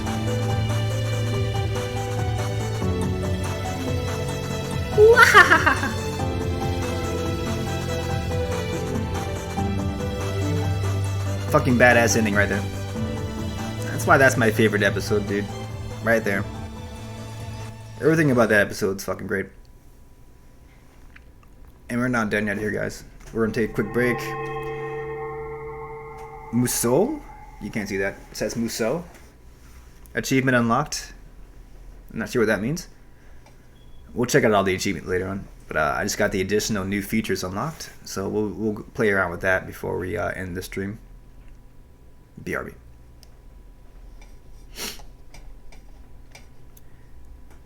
And RIP everybody that just died. You know what we're going to do here? What you say? RIP.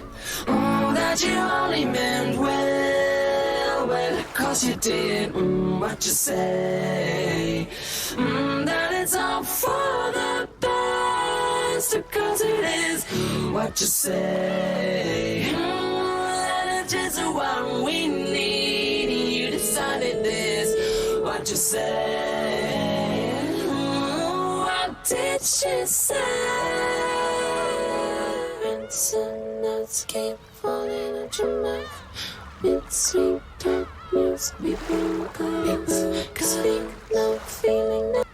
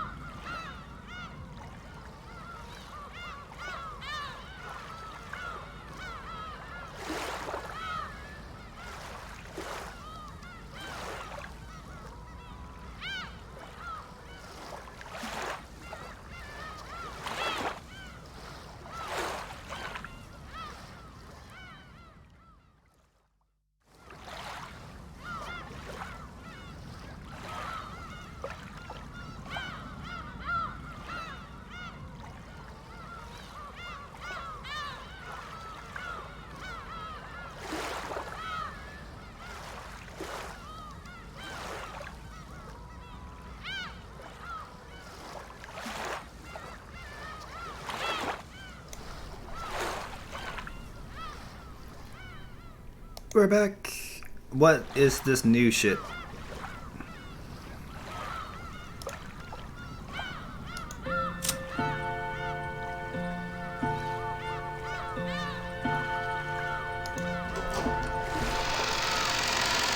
Question mark? I thought it was another tea party. Okay.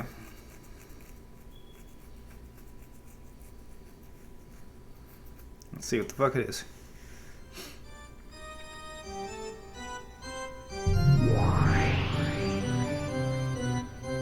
Next, 次は何の紅茶を入れようか。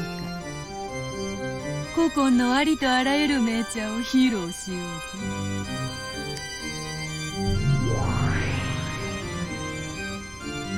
と。梅干し紅茶。梅干しは1パック200円のやつよ。Sounds really cheap. 1000年紅茶をたしなんだが、そのようなものは知らない。つくづくこの世は生き飽きぬものよ。ベアト、そんなにも敵意をむき出しにしなくてもいいの。私は単なる旅の魔女。あなたの領地のルールを犯しに来たつもりはないわ。敵意などみじんも。伝説の魔女ベルンカステル教に粗相がないか気が気でならぬだけよ。誤解があるわね。私は無力よ。あなたのように一人を100殺す恐ろしい力を持った魔女の前には全くの無力。その無力な魔女どもは何人たりとも寄せ付けぬ力をお持ちなのだから恐れ入る。かの大魔女ラムダデルタ教を短期にて退けられたのだから。コンクラベに勝っただけよ。あの子が飽きただけのこと。ラムダデルタ教はそうは言ってなかったのね。過ぎた謙遜はかえって醜くもあるぞ、ベルンカステル教。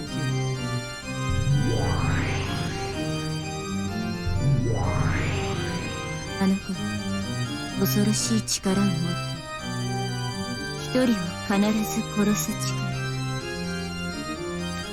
So anybody who's just watched Higurashi Go and heard Satuko say this line at the end of that series, now you know where that came from. You're welcome. That's why I kept packing Satoko and Lambda Delta in all these days. I didn't tag her in day 6. If you've been following me though, you know what I'm implying here with this line.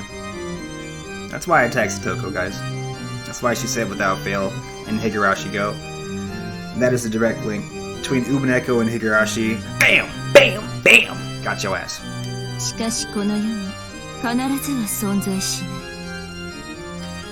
い。 Does it exist in Higurashi though?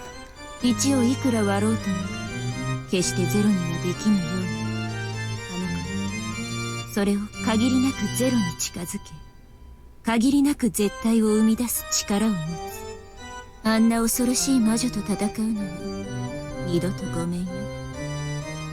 Now there are some theories out there that what Higurashi is doing right now is going to be the origin of Birkensteel and Lambda Delta, and I kind of agree with that. And this tea party is probably perfectly placed to show you why I think that. So that's kind of why I wanted to play episode 2.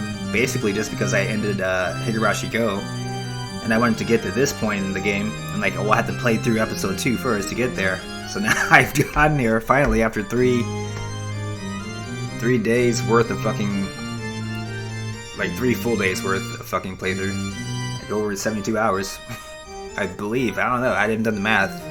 It feels like 72 hours, but yeah, we're here now though. So this is the part I really want to point out in this playthrough. It's like, enjoy, guys, if you're coming from Higurashi and watching this shit.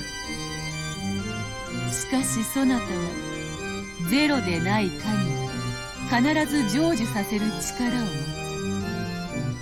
つ。この世に必ずは存在しないとのたまう今日ご自身が必ずの力をお持ちでおられる。 So that basically just tells you their powers there. Satoko in Higurashi has the power to win with certainty eventually. The way she has her looping powers now set up, she will eventually win, basically. And the way that Rika has her powers, her looping power set up, well, you just see her Beatrice explain it right here. She has the power to cause success without fail, as long as the odds aren't 0. So those two powers kind of clash with each other, and that's why they, whenever they battle each other, Satoko, Rika, or Birkensteel and Lambda Delta, they are each other's perfect match and perfect rival at the same time. Those powers cancel each other out, basically.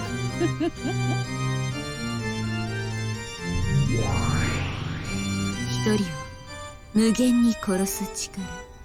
私はあなたの方が恐ろしいけれども。 That's Beatrice's power, the Endless Witch. Why? Because she has this cat box, and it's called a cat box because of the Schrodinger cat thing. You put a cat in a box, and either the cat's dead or it's alive. But while it's in that box, you can't see what the hell the cat's doing. You don't know what the state of the cat was when the scientists put the cat in the box. It could be both alive and dead at the same time, until you open up the box and see which one it is. Sometimes it's dead, sometimes it's alive. But that is the thing that's happening in this Rokenjima 3-day period. Nobody knows what the hell happened these 3 days. So now people have been making all these goddamn stories up. And a lot of the stories involve magic. A lot of the magic is being attributed to Beatrice. So Beatrice is getting all this power from all these fucking repetitions of all these stories. All these chessboards being played out. And she's endlessly killing all these Rokenjima, individuals like Battler, people like Kinzo, everybody else on the island. For these perpetually playing out the 3 days. That's why she's called the Endless Witch, because the shit never ends. And she keeps killing people endlessly. And nobody can stop her, really. That's why she says she's going to torture Battler for eternity. She really can. Who's going to stop her, right? The only thing that can stop her is the 100% truth. Which is, the implication that Beatrice is that Burkasteel is going to try to mess up her fun. Because she has kind of the power to do that. She could actually win and kind of say the truth of what the hell is actually going on and kind of kill off the cat box that Beatrice has set up. That's the danger of other witches. そなたから見ればこんなのはさまつな力。褒めても何も出ぬとはまさにこのこと。世辞は滞在日替わり。私はかけらを渡り退屈から逃れ続ける逃亡の旅人。あなたが面白そうなことを始めたと聞いたからやってきただけのこと。あなたが面白くなくなったら勝手に出ていくからご心配なく。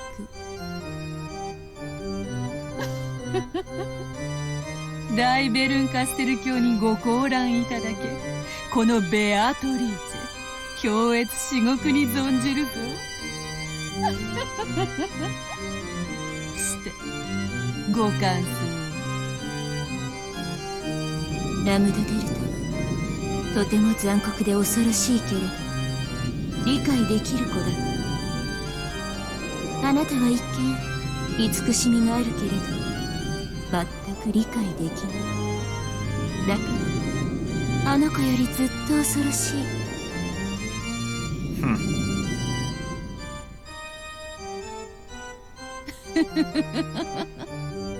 気まぐれなのは我が性。許すがいい。それに気まぐれなる才の目に運命を託すはベルンカステル教も好まれることだったのでは。私は才を振るときはっきりと出したい目がある。あなたとは違う。でもあなたにとっては全ての目がそしてどの目であってもあなたの期待を裏切らない。 That's a great way to put it.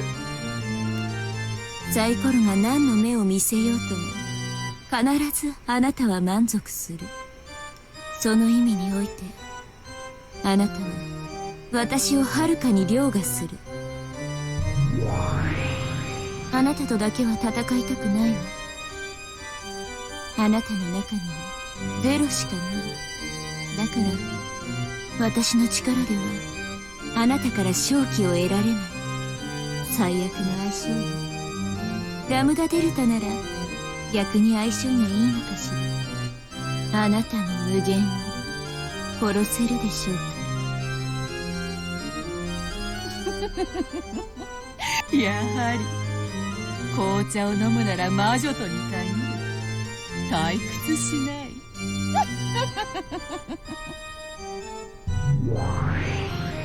ならよかったわ。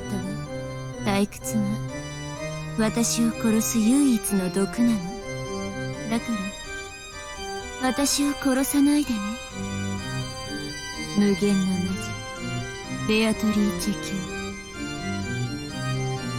それがお望みならこのベアトリーチェさらに楽しませてお見せしましょう。ならすぐにでも次のチェス盤をお持ちした方がよろしい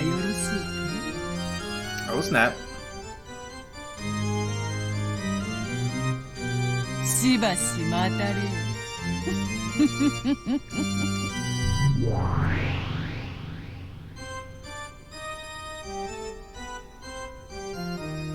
あなたも厄介なのに好かれたようね。力を貸してあげたいのは山々だけれど、聞いての通り、あの子の力と私の力では相性が悪いの。おあいにくね。でもさすがに気の毒だから少しだけ力を貸してあげる。 Thanks, Burn. まずあの子のこと、ベアトリーチェという名の存在を持っているけれど、だからといってそれは一個体の女性とは限らない。 That's a hell of a clue. 意味がわかる？ I do. つまりあれは人間の誰かじゃない。 AKA she is not human. Which, very valid. この世界のルールが擬人化した存在だということ。あの子を倒すにはこの世界のルールを暴き、それを解きほぐさなければならない。それは例えるなら、ルールを知らないチェスを観戦しながら学んでいくようなもの。まずはチェス盤を見渡しなさい。そして駒の動きと役割に気づきなさい。そしてあの子のゲームの勝利条件を探りなさい。それらが暴けた時、そこにあの子の心臓がさらけ出される。あとは引き裂くも握りつぶすも思いのまま。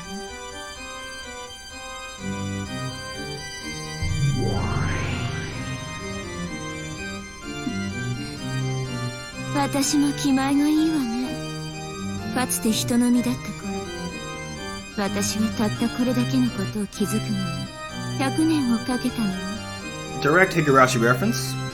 これはベアトに囚われた哀れなあなたへのささやかな選別、さながら一本のスプーン。スプーンはスープを飲むのに使うだけじゃない。あなたを閉じ込める赤狼を掘り抜き、魔女の目玉をえぐる武器にもなる。もちろん永遠の赤狼の中で水のようなスープを延々とすすり続けるのにも使えるだろうけど。 This is a direct reference to what Beatrice said at the beginning of episode 2. Ask yourself why Burn Castile will be quoting Beatrice here. And who Beatrice was talking to when she talked about the soup spoon and the magical shit. That gives you a big clue as well. 勘違いしないでほしいのよ。私はあなたの味方のつもりはないということ。 Oh, Burn, say it ain't so. あなたに感情移入はするけれど、あなたの手助けはしない。あなたがテレビの前でその向こうの人物にいくらエールを送っても That's kind of what I'm doing too, though. Don't worry. だから私が魔女だってわかるでしょ。 Yeah, yeah. Still cute. 私はベアトがこれから紡ぐ無限の物語を飽きるまで楽しむつもり。でもきっとそれじゃ飽きちゃうから。だからあなたに力を貸すの。私が飽きないために。 Okay. 私は世界で一番残酷な魔女なの。どんな相手でも絶対に屈服させる。無限の魔女ベアトリーチェであってもね。お前は私の駒よ。せいぜい頑張りなさい。あの子の目を盗んで時折助言を与えるわ。私を退屈させないでね。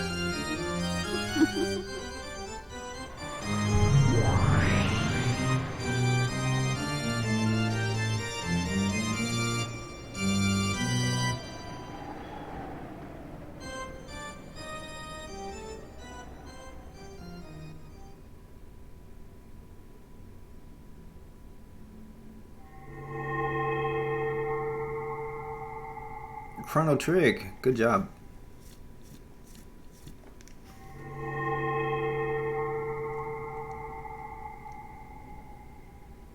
We got new features. Let's see what they got. Let's see what they got real quick.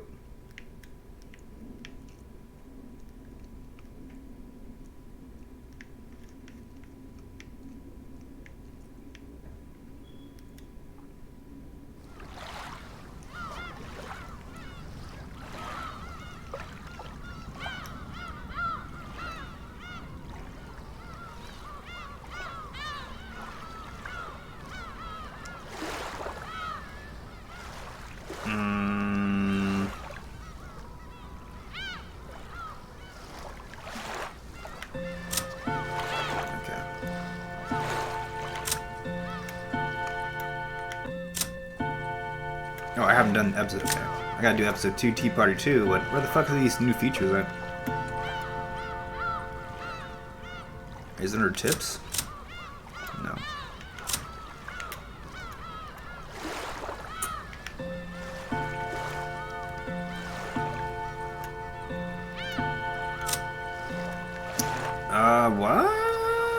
What the fuck? Alright, this time go to Tea Party 2. Fucking bitch. I probably have to do the Tea Party 2 before I get to the new features. I don't know. I don't see any of them. So we're at the second Tea Party now. For the people that are human, at least. So we'll see Battler here.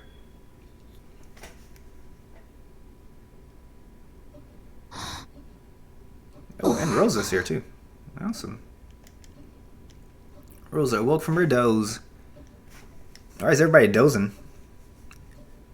Must have been a very deep sleep. Her mind was hazy and she wasn't thinking clearly. Where is this? Felt like some mansion, but it didn't seem to be the Ushiromiya Trump family mansion. She could see a room that looked like a parlor.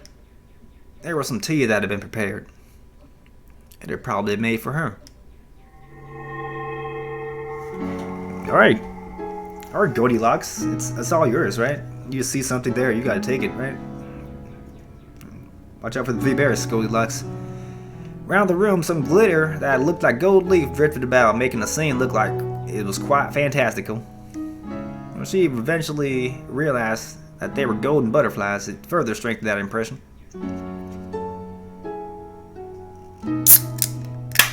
There was someone across from her. A woman. A lady. It was the portrait's witch. This is another clue that the shit that just happened in the quote-unquote Golden Land sequence at the end of episode 2 was all a fake fucking magical, fantasy. Otherwise, you would think Rosa would have remembered who the fuck this is, right? So now Rosa doesn't remember who this is. Why? Because that shit never happened, and she has no recollection of who the fuck this is, other than it being the witch in the picture.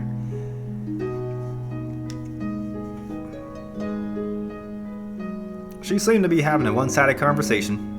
He was probably talking to Rosa. Rosa, whose mind was clouded up by a deep fog, didn't have a clue what was being said. 何でもよい。そなたが望むものがあるならば、その強運への褒美と思うもよかろうし、わらわの求めに対する正当な対価と考えてもよい。そなたにとっては全く大したことではないかもしれない。しかしわらわにとってはそれだけ意味がある取引だということだ。What is she talking about? So, Rosa doesn't remember the entire episode 2, seems like. Because what she's talking about is the deal that Rosa made with the person calling herself Beatrice, dressing up as Beatrice, who wanted her help as an accomplice to help her kill all of her siblings, and kind of like promised her all the gold of the Ushiromiya family fortune in exchange for her accomplice status, basically. So that's what happened in episode 2. We all know that Rosa was the main accomplice, basically. Was the front lady, basically. She was the one that was on the inside that facilitated getting all the fucking siblings all in one room together to get killed. She's the one that orchestrated all the servants being on one side of things so they can work together and fucking kill the rest of the people that were straggling around and while at the same time keeping Battler distracted and all that shit, and making things look like it was fucking magic, and having fucking the right thing to say at the right time to keep the fucking mystery going until the end. So that's what she was talking about. But apparently Rosa doesn't remember any of that. People won't remember things from episode to episode, and like I said, the episodes are the real life, and this is the meta world, so this is like the shit that happens that they won't even remember, basically, happens in the meta world. Because once they go back into the game world, their memories get reset to the real world. And that October, 4th, 1986 mindset. And then the cat box begins anew, and they're not gonna remember anything that happens in the meta world because basically their existences aren't on that plane to remember that shit. So they won't be remember any of that shit. They're just fucking chess pieces, basically. I don't know. ただせっかくわらわは魔女なのだから魔女にしか叶えられない願いを求めるのが利口ではないか。せっかくの機会ではないか。 You might as well ask him. この黄金のベアトリーチェから恩恵を得られるなど。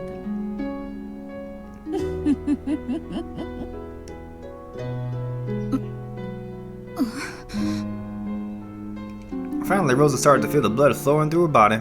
Her movements were still sluggish, and she still couldn't even voice the words she was thinking. わらわの通り名は黄金の魔女。金蔵に与えたように山なす黄金を与えることは造作もない。何しろ人の世の快楽はすべて金で換算できる。 Hell yeah, you can. すなわち黄金こそが人の世の快楽そのものなのだ。そなたは想像ができるか。生涯をかけても使い切れぬ黄金の山が。 Please? As the witch blew on her pipe, multicolored smoke enshrouded her surroundings.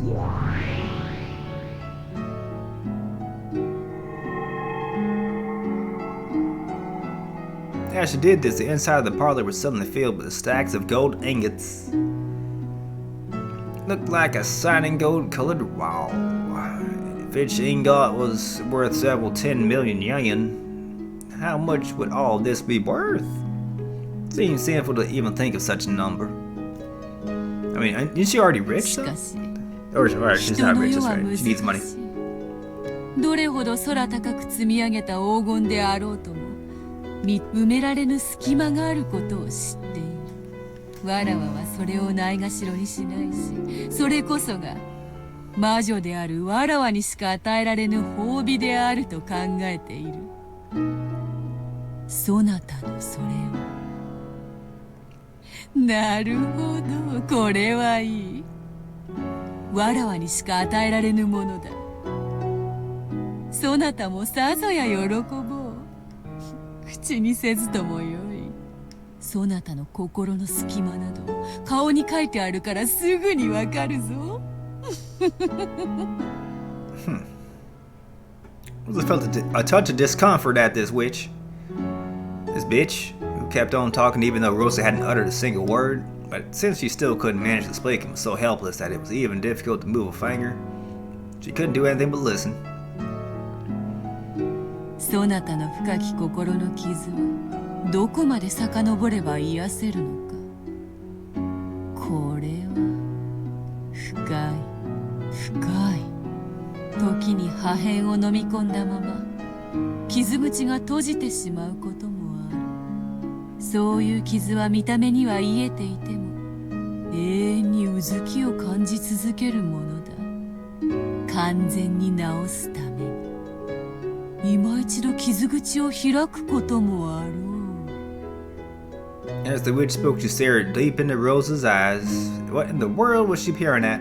Rosa felt uncomfortable, but she couldn't look away.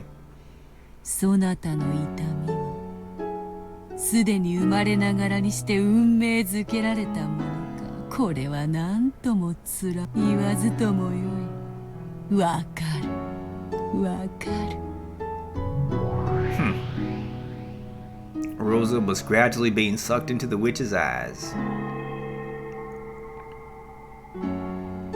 Then the world grew dark, spinning round and round as she was sucked in.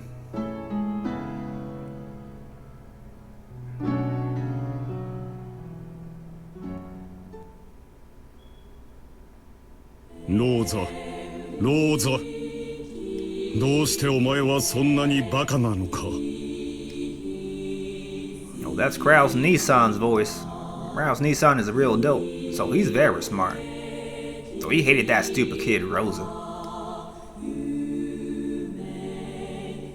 He was a very scary person. I was often hidden. My toes were taken from me and broken. I was apparently being punished for something my dad had done. But I never really understood what it was or why I was being punished. Nice Latin.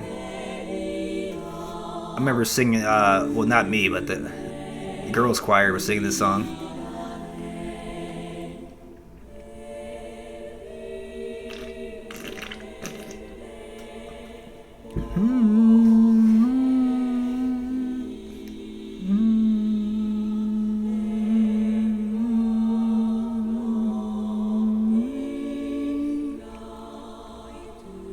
Good shit.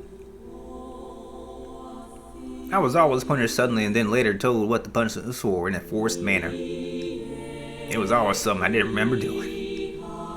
So I really hated Kraus Nissan. That little bastard. Oh, is she gonna go back in time and make Kraus a better fucking brother?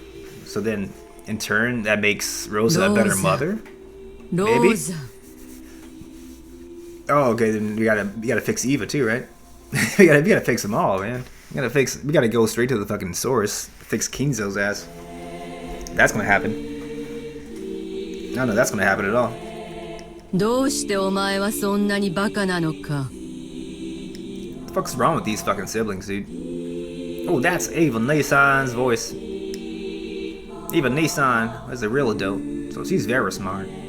How come they're all real adults but you? What the hell? So she hated the stupid kid, Rosa. So if you guys didn't know that Rosa's one of the accomplices, by now you would definitely know that she's the girl that fucking, you know, had these fucking idiots killed. Because they always bullied the fuck out of her as a kid. That's why they're all in white, and she's the fucking only one being talked to Beatrice at the tea party. Because she was on Beatrice's side the entire game. This is your clue. It's actually kind of hard to piece it together the first time you play this though, because I didn't quite get it, but I kind of suspected it, and this confirmed it for me the first time I played. I'm like, okay, she was all in on Beatrice in that second game. Apparently I was stupid, and she said it was only natural for stupid people to be swindled by those smarter than them. So I wanted to become a wise person like Eva Nissan and listen to what she said, but when I obeyed her, for some reason someone always got mad at me. So I really hated Eva Nissan. She's a fucking bitch. She's a cool character though. That's my favorite character, guys. Well, nobody talked nothing about Eva. Rosa. Not even Rosa. Rosa, どうしてお前はそんなにバカなのか? Rudolph the red-nosed bitch over here talking shit about his little sister. Well, that's Rudolph Nissan's voice. Rudolph Nissan really knows how to get things done. So he hated the stupid kid, Rosa. Come on, dude. I'm gonna bully your little kid, sister. You're the fucking middle child yourself, asshole. When Kraus Nissan was around, he would be friendly with Kraus Nissan. Wait, what?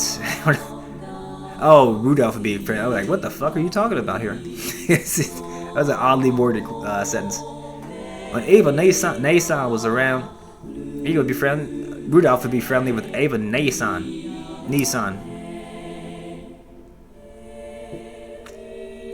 It's Nissan, I think. Nissan, and this is Nissan, my bad. When Kraus Nissan wasn't around, he'd be violent like Kraus Nissan. When Eva Nissan wasn't around, she'd play dirty like Eva Nissan. He would play dirty, okay. Even though he was also bullied most of the time. When Kraus Nissan and Eva Nissan were around, he gave me 2 people's worth of bullying. Oh, so he was the worst one of them all. Since he was the middle child, he got it from them, and then he gave it to her because she was the only one he can give it to. But then she always got it from all three of them, basically. So he double gave it to her. Wow. So I really hated Rudolph and Esau. Yeah, she hated all three of these bitches. Oh, but these were my memories from when I was a kid. She definitely got them back in episode 2, didn't she? She got them back real good. It's time for unfair things to happen between kids, and you mustn't hold on to grudges of such things forever. With time, those memories get buried away, forgetting them bit by bit is supposed to be part of growing up and becoming an adult. So becoming an adult is the same as separating yourself from all those memories. And because of that, no matter how much time passed, Rosa couldn't become an adult. I was gonna say, I'm waiting for that to happen. Waiting for that shoe to drop. They kept calling her a kid, so why would she fucking ever forget that shit? Still be a kid and hold on to that evil fucking negativity. That's what happens, guys. You throw all your fucking bullying shit to your fucking youngest sibling, and she gets a chance by a witch to kill everybody in her family. She takes it. Every time, right? Pretty much. Even though she had been blessed with a daughter called Maria, and she was called Monster. Or Mother, I'm sorry. Mother. She didn't at all feel like she had become an adult. The witch pitied her for that. And she smiled, saying that she could heal that pain herself. どうやって癒すのか可能ではあるが簡単ではない。時間を巻き戻し、そなたに兄と姉がいなかった世界を与えることもできよう。しかしそれでは、そなたは兄と姉に苦しめられた記憶が残らず、故にそれをもって褒美であると言われても納得はできまい。飢えは癒してこそ満たされる。飢えそのものをなかったことにしても誰も感謝しない。日々の飽食に感謝する若者がいないようにな。Well said. わかるか？ I mean, she's trying to tell me something really complicated. Sure, even if she makes it so I never had older siblings, that would remove my pain. Maybe that's what she's saying. She's saying something a little bit more complicated than that. But basically, yes, that's what she's saying. If she took away that memory, if you never had siblings, then you would never, you would never know that pain being erased, basically. Because you would never have the pain, basically. So there would be something else probably filling up your hole in your heart. If it's not one thing, it's the other, basically. I mean, it maybe it's a better life, but you wouldn't know the difference either way. So it would be like she didn't do anything itself if they just erased the memories that you had. So that's not going to work, basically. You need revenge! That's what you need. So you gotta remember that shit. Strictly speaking, that's not quite right. Healing isn't the same thing as removing pain. It's the pleasure we earn as compensation for withstanding pain. Revenge, yeah. Therefore, removing the pain isn't healing. To know the joy of healing, you have to know the pain. となれば、そなたの痛みに報いる喜びがいる。Oh yeah. そなたは苦難の過去を誇っている。苦難を知らぬ者には味わいの快楽を知る資格があるからだ。この快楽を知る者は同じ喜びを他者にも与えずにはいられなくなる。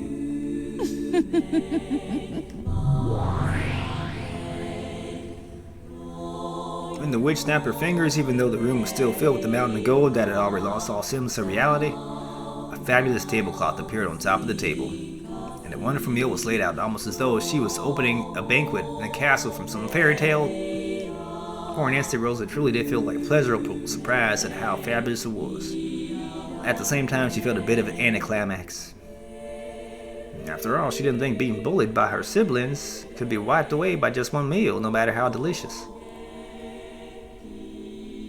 食は人の快楽の多くを占める。生涯生き続ける限り豚のように食い続けなくてはならぬ。一食で足りなければいくらでも。その心の痛みが癒えるまで美食の宴を続けようではないか。始めろ、家具ども。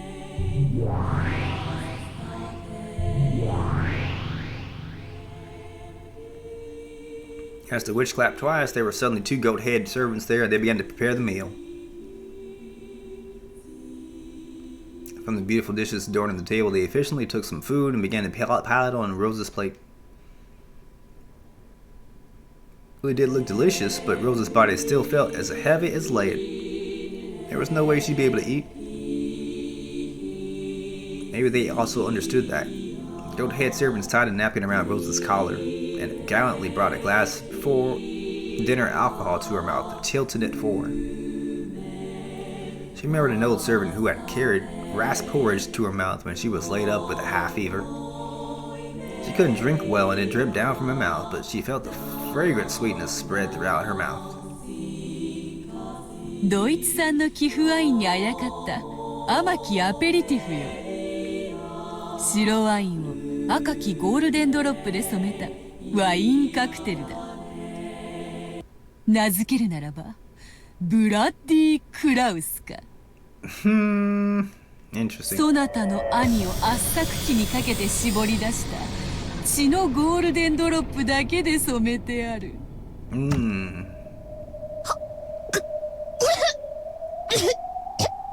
Rosa coughed violently, and the bright red that stained her face made it look as though she had coughed up blood. そなたは紅茶に詳しかろうから意味がわかろう。ゴールデンドロップとは最後の一滴のことだ。Oh, damn. 紅茶で最も貴重な一滴と言われている。そして血のゴールデンドロップも同じ。人間から絞り出せる血液の貴重なる最後の一滴。Wow. あれにて絞る。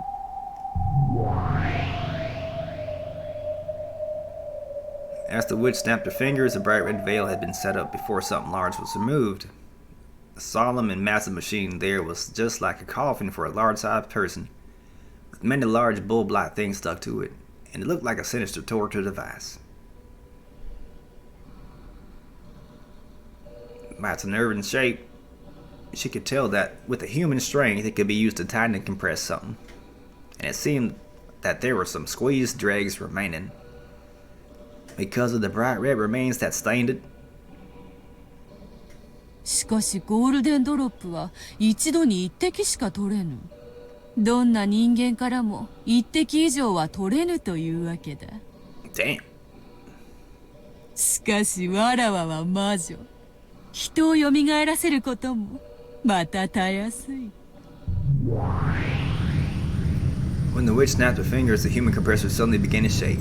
No, she could also hear a groan. It looked almost as though someone sleeping in that man-sized coffin had woken up and was now struggling to get out. But that was wrong. What was inside definitely had been squeezed dregs. Using her magic, the witch had once again revived the squeezed dregs to how they had been before they were squeezed. 3 goat-head servants with muscular physiques rose the compressor and forcefully started tightening the large bulb. And as they did, an unearthly moan came from inside the coffin. Rosa thought she knew the owner of that voice. "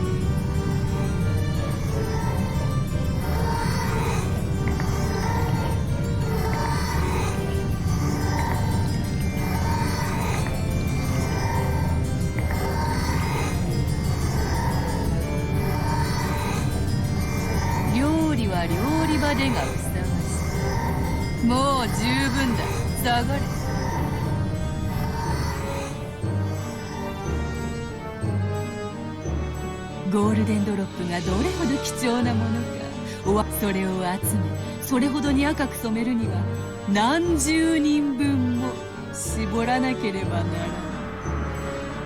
The witch definitely said that only one golden drop could be taken from a single human, but yet she had dozens of people's worth of golden drops from a single human. Only a witch could do this. The golden witch Beatrice could kill a single human endlessly. In other words, before Beatrice, even death did not mean freedom. 一口目はいらぬか。この男に殴られ口中に滲んだ血を飲み込んだ日を忘れたか。あの味を思い出せ。こぼし尽くして枯れ果てた涙の味を思い出せ。その悔しき思い出を癒して借りるアペリティブであると信じている。 Damn.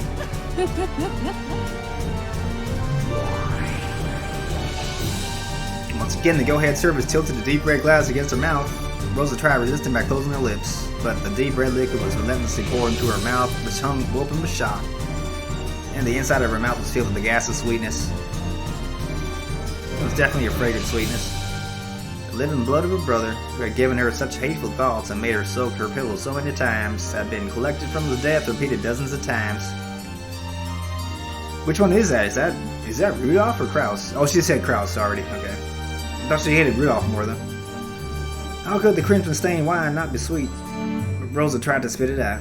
Because of that, the deep red wine that spilled out of Rosa's mouth looked just like a blood stain. It was a blood stain. Literally.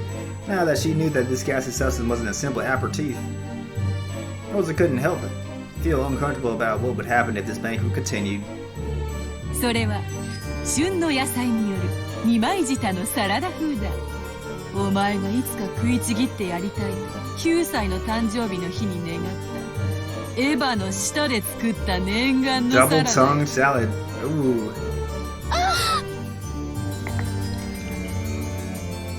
When Rosa heard the true name of this pink-colored meat piled up in the salad, she had a sudden impulse to vomit her guts out. Furthermore, the goat servant stuck a fork in it and carried it to Rosa's mouth. 姉の二枚舌のお味はどうか。 Damn! さぞや柔らかくとろけるであろう。 So she's kind of being one tortured, two punished because of her involvement in episode 2's shenanigans.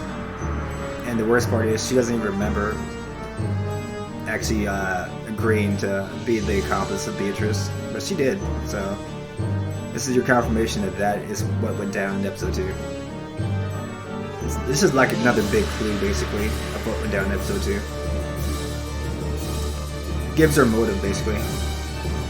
It probably would be quite sweet, soft, and enchanting in her mouth. After all, Eva's laughs were always sweet, and young Rosa had always listened to them.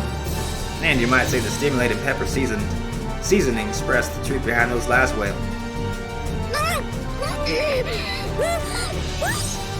As the tongue salad that kept being pushed into Rosa's mouth was covered with saliva, she spat it out.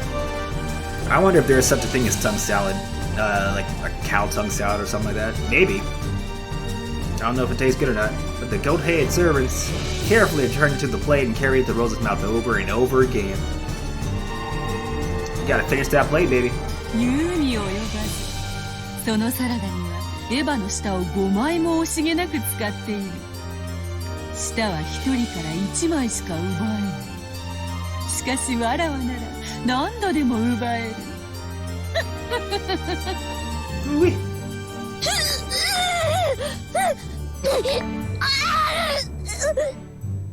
As Rosa's tears dripped down, she resisted frantically. However, the only way she could resist was by refusing to swallow. Even if she didn't swallow it, the taste of the French dressing increasingly permeated Rosa's mouth. Oh, they got French dressing on that shit? I might try that. お気に召さぬか？まだまだ料理は続くぞ。ルドルフの顔の皮で包んだスキのパイ。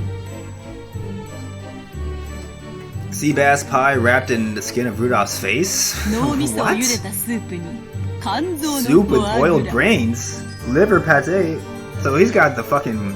the skin of his face, the brains, and the liver. All in the same デ fucking ザートにも期 entree. 待せよ。 Oh, he's in dessert too? 兄弟だけではないぞ。お前が信頼し、にもかかわらず裏切った人間たちをふんだんに調理した。Oh, one of them's gotta be the baby daddy. Maria's baby daddy, right? この宴、そなたの心が満足するまで永遠に続けようではないか。永遠。嬉しいだろう、後ろ宮ローザ。嫌がるふりなんかするなよ。本当は嬉しいってのは分かってるんだぜ。笑いたくば笑えばいい。ムカつく兄貴や姉貴の悲鳴の生演奏がないとご機嫌になれないってんならいくらでも聞かせてやる。いいんだよ、いやいやで。それがお前の性分なんだろ。本当は全身が泡立つほどに嬉しいんだよ。 Maybe. なのに表向きは苦しんでるふりをしてるだけなんだよな。 Possibly. いいんだぜ。ここにはお前が気にする世間体も対面も何にもない。存分の大笑いして食い散らかせよ。最高の宴だろ。後ろ見やろうぜ。 Rosa! や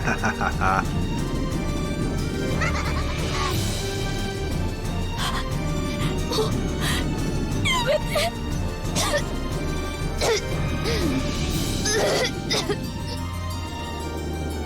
すまぬすまぬ。デザートを驚かそうと思って内緒にしていたが、やはり明かせばフルコースを食べ遂げようという励みにもなるだろう。デザートはお前が愛しているふりをし続けなければならないマナ娘、マリアとリンゴのオーブン焼きだよ。 What? うまそうだろ。こいつを食べればお前は全てから解放される。自由だよ、自由。やっとローザという一人の人間として自由を得るんだよ。嬉しいだろ。嬉しいはずさ。よだれが垂れてるぜ。鏡を見てみろよ。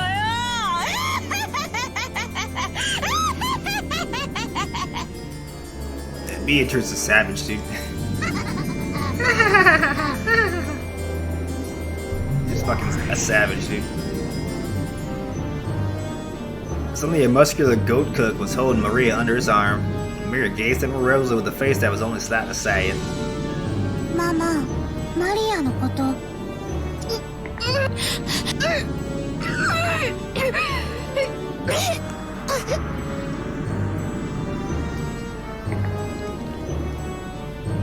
As Rosa spat out the food that was continually being carried to her mouth, as she was covered in filth and slime and blood, she resisted filthily and screamed. ママがマリアのこと邪魔。マリア、食べられても平気。だってマリアはいつもママにひどいことばかり。ママが男の人を連れてくる時も静かにできなかった。ママが男の人とお泊まりしてくる時、寂しくて暴れてお部屋を台無しにした。勝手に探しに行って迷子になって警察のお世話になってママに恥をかかせた。何日も帰ってこなくて泣いちゃって、近所の人に慰めてもらってママに恥をかかせた。 My God. こんなマリアだからママの迷惑になってる。生まれてきてごめんなさい。だからマリア Damn! は Beatrice. ママのために So 美 savage. 味しいリンゴのオーブン焼きになるの。 Wow.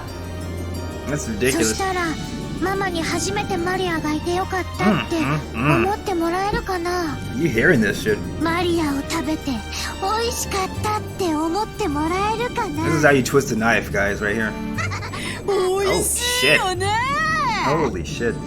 感類にむせべよ。娘がここまで行ってるぜ。マナ娘とリンゴのオーブン焼きなんて最高のデザート。これだけ美味しい食材に育てられるなんて、あんた最高の母親だぜ。後ろ見やろうぜ。 Wow. This fucking voice actress, dude. Jesus Christ. ママ、今までありがとう。バイバイ。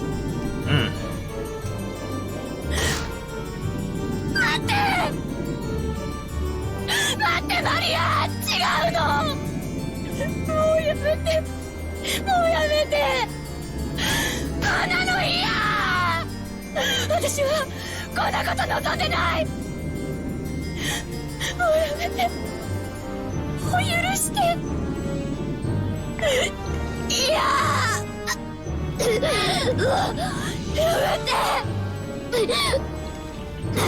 口に入れないで。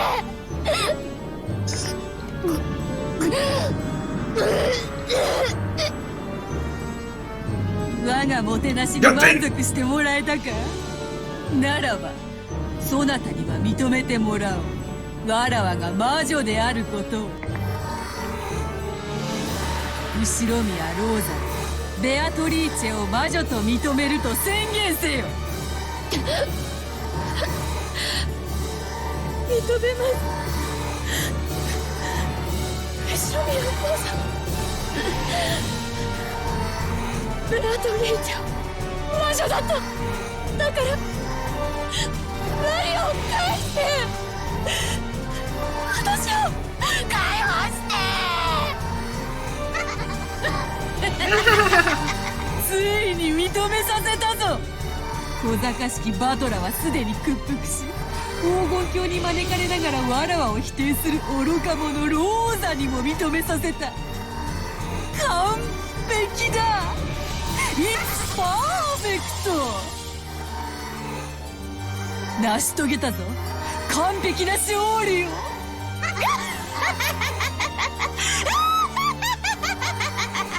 さあマリアを連れて行け。ローザに美味なオーブン焼きを振る舞ってやれ。Damn. うまそうだな。俺にはてめえの牛乳をスライスしてWhoa. サンドイッチを作ってくれ。その声は。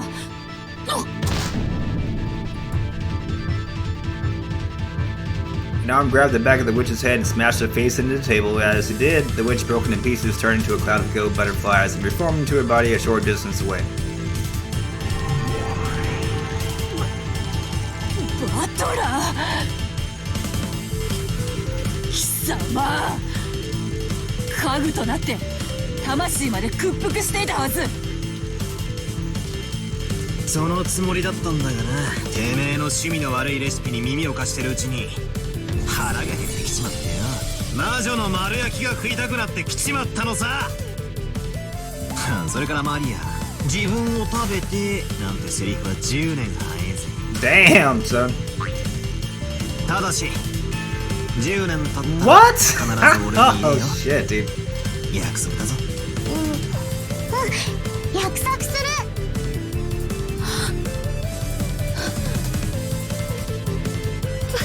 待たせたな、ローザおばさん。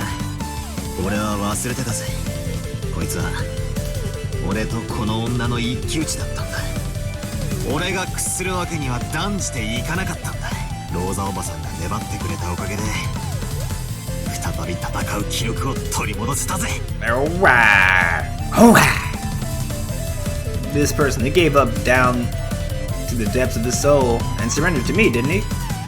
Like I was saying before, he only did it in the chess game. He didn't do it outside the chess game, in the meta world. So, that's your damn luck. See, he didn't know when to give up, just what I'd expect from Ushirokuya Kingzill's grandchild. So the chick of a phoenix is a phoenix after all.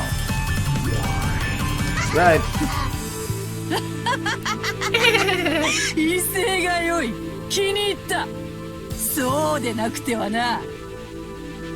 わらわの期待する後宮バトラとはそうわらわを否定してみろ。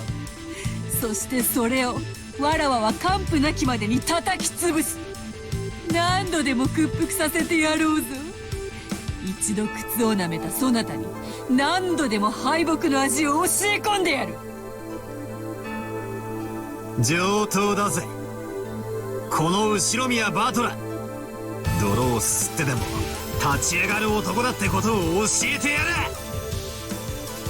俺は喧嘩で無敵だった試しはね、何度か負けてる。だがな、必ず泥を吸って立ち上がる。そして必ず蹴りをつける。男の喧嘩はな、負けを認めない限りどれだけ叩きのめされようと負けじゃねえんだよ。一本取られただけで俺が参ると思うなよ。楽しませてやるぜ。ベアトリーチャー There you go. 受けて立とうぞ後ろ宮バトラー。カグド、次なるゲームの準備を始めよ。その間に貴様にはたっぷりと聞かせてもらおうではない。 Mega Man X, Mega Man X. こたびのゲームでは密室も多いぞ。そなたの逃げ工場のほとんどをわらわが赤で叩き潰した。その上でさらにどのようなへりくつでいいの。礼拝堂の鍵、ジェシカの部屋の鍵、使用人室の鍵、夏日の部屋、お前らのお得意な奇想天外、妄想暴言空想はったり、とんでも超展開斜め上でわらわをとことん否定してみせろよ。ああ、ダメだぜ。全然ダメだ。うおー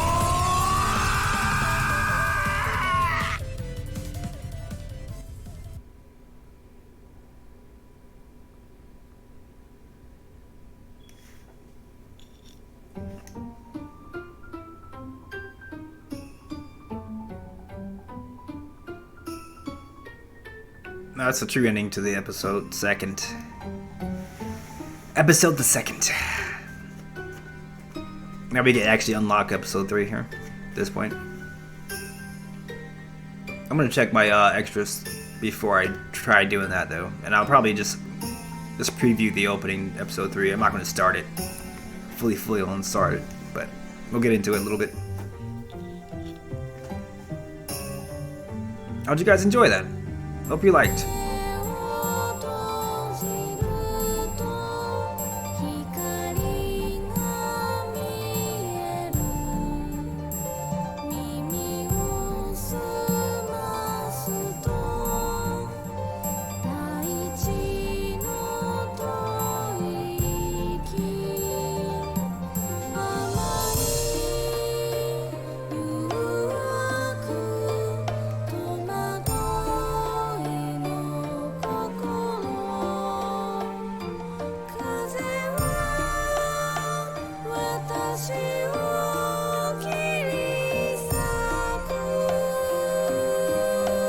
Kafka? Hey, it's Kafka. And Yuki.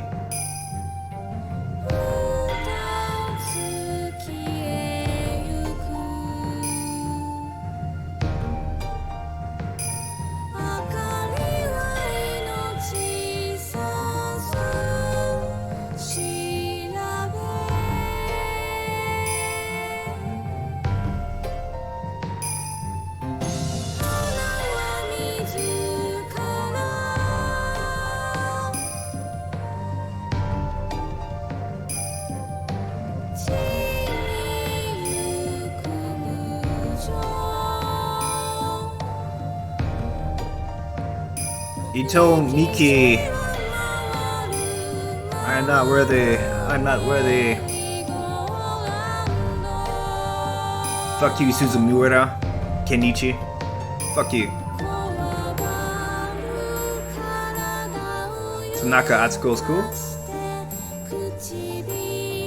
Well done this episode. Kozi Mizu Ami. And Horie Yuri is always awesome. That's Maria. That Genji, aka Masato. Funaki.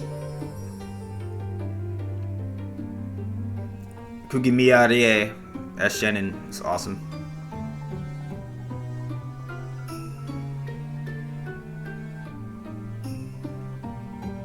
And of course, probably the best voice actress, Ohara Sayaka. We get into all the 7 stakes here.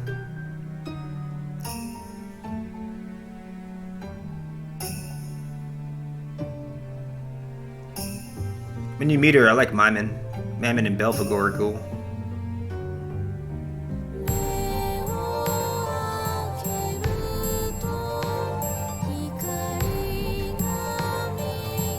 Did we hear Lambda Delta in this episode? I don't think we did.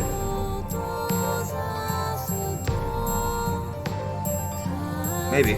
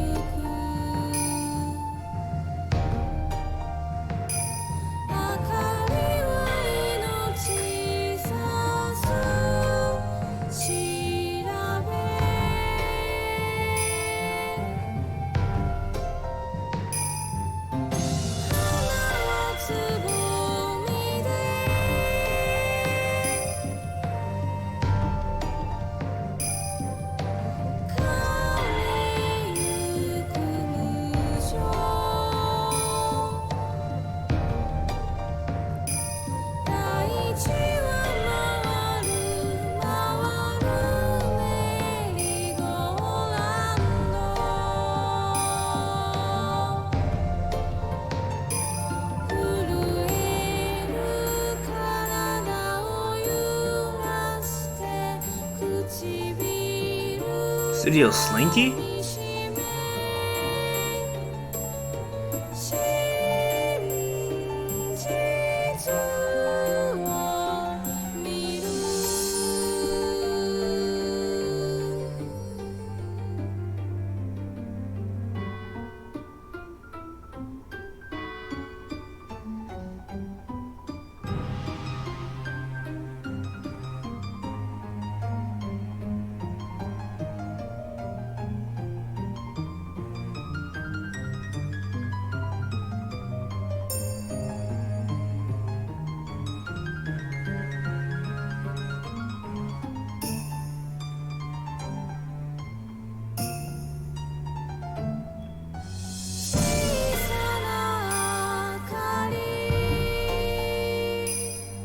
Look at all the people that have been involved in this game. Just this episode. It's not even the entire game. It's like a fourth of the people involved in just the question arcs right here.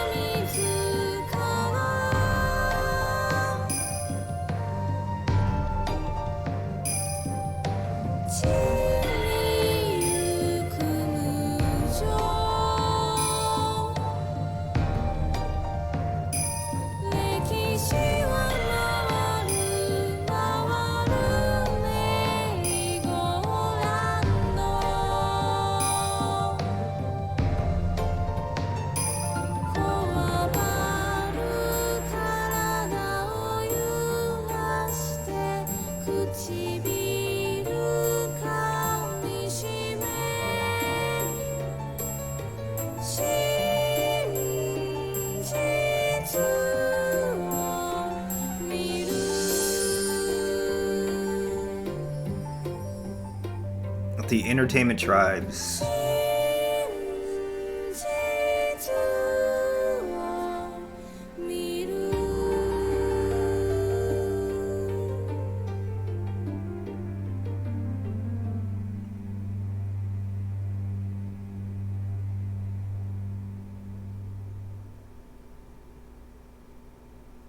Yay.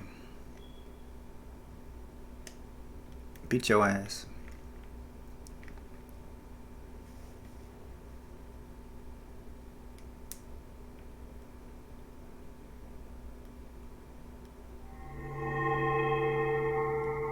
A delicious snack achievement unlocked. That didn't sound delicious at all, right? So I got another question mark out at it, so I have to go through that again. Keep getting new shit. There's an episode 2 of the question mark here. We're gonna get more witch shit. Okay. Let's see what this is about.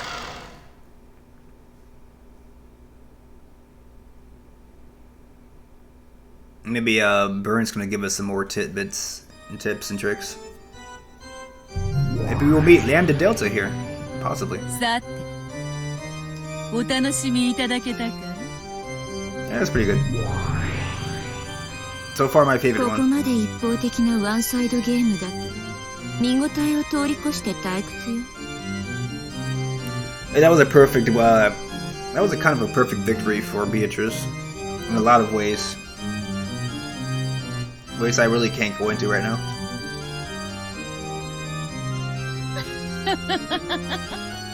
これは相変わらずお点が辛い。退屈を愛さないベルンカステル教にふさわしい迫力ある展開だったと自負していただけに、これは手厳しい。迫力についてはまあ認めるわ。ただフェアなゲームとしてはひどいものね。もう少し対等な条件でないと。勝ち目がないと言われるか、ベルンカステル教に。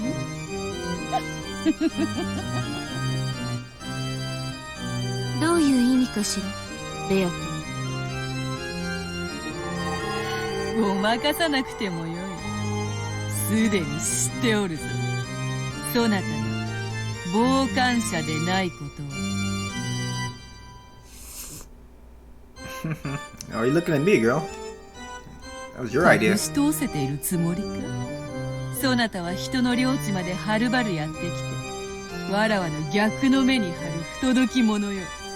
わらわのゲームを傍観するつもりでいて、わらわの敗北に厚く張っておるのだろうが、図星であろう。だったら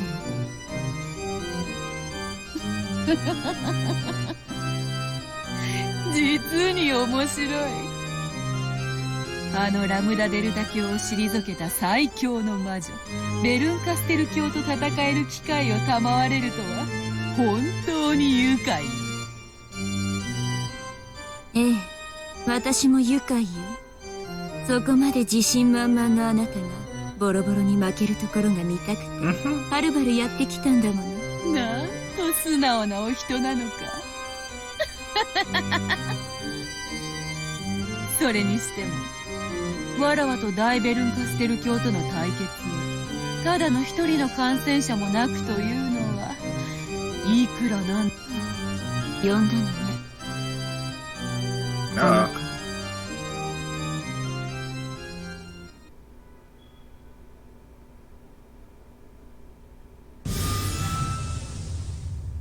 Here's Lambda.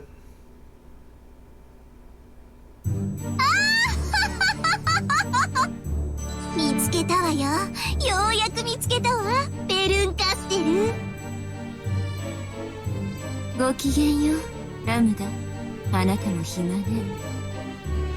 退屈を愛さない同士、再び巡り合うのは運命かしら。バカな子ね。私に勝てたのはちょっとした運と相性の問題だとどうして気づかなかったのかしら。それで天狗になってよりにもよってベアトリーチェに喧嘩を売るとは身の程知らずもいいとこね。ベアトリーチェは強いわよ。私より残酷だしね、ほんのちょびっと。あとそれと人のことを勝手にラムダって略さない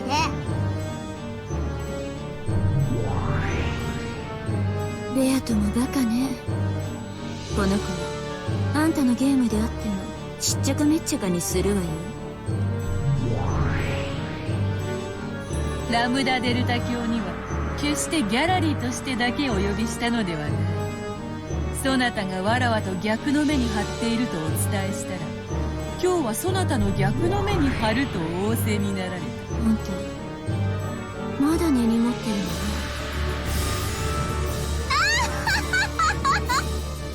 私は宇宙最強の魔女なんだから。でもあんたに負けちゃったから最強じゃないの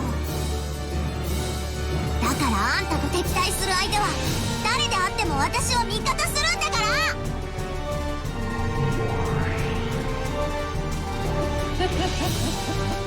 というわけだ。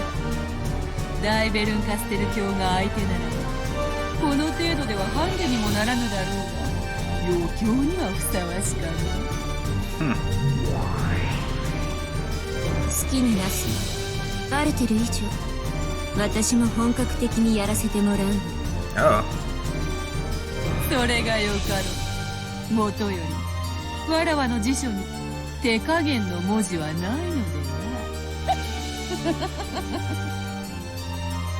な。ラムダデルタ卿、この度の貴重な縁を楽しもうではないか。ええ、こちらこそよろしくよ、ベアトリーチェ卿。こいつには私も散々に栄養飲まされてるの。私たち2人で叩き潰して2倍でお返ししなきゃ腹の虫が収まんないのよ。こちらこそよろしくよ、ラムダ。そしてベアト、どういう勝敗になろうとも、これは私たちにとってとても有意義な戦いになるわね。そうね、もちろん負ける気はないけど、私たちには勝敗以上に意義がある。何しろわらわたちは大切を愛される。The three witches giggled, cackled, and guffawed. その通りよ。感謝するわ、ベアト。やっと退屈から逃れられそうだわ。せいぜい私を楽しませなさい。ラムダデルタと2人がかりで。そうさせてもらうぞ。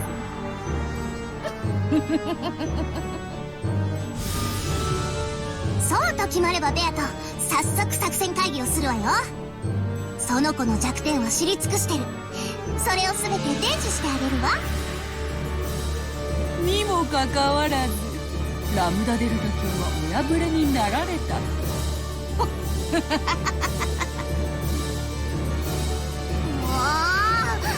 教えてあげない、教えてあげな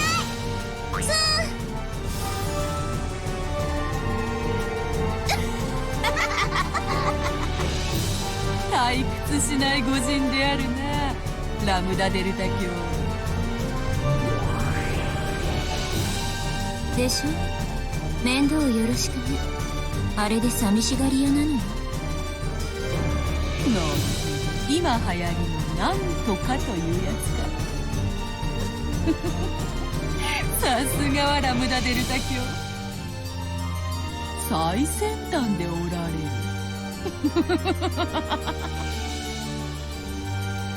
もう行きなさいよ、あの子。あなたが追っかけてくるの待ってるわよ。それでは失礼しよう。また次のゲームにて。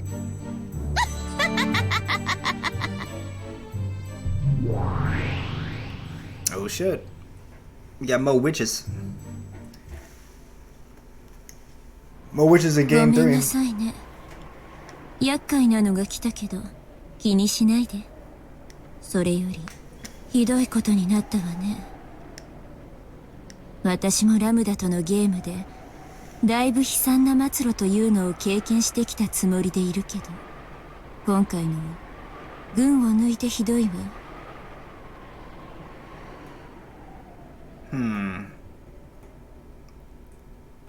Like that line for what's going to happen in the next season of Higurashi.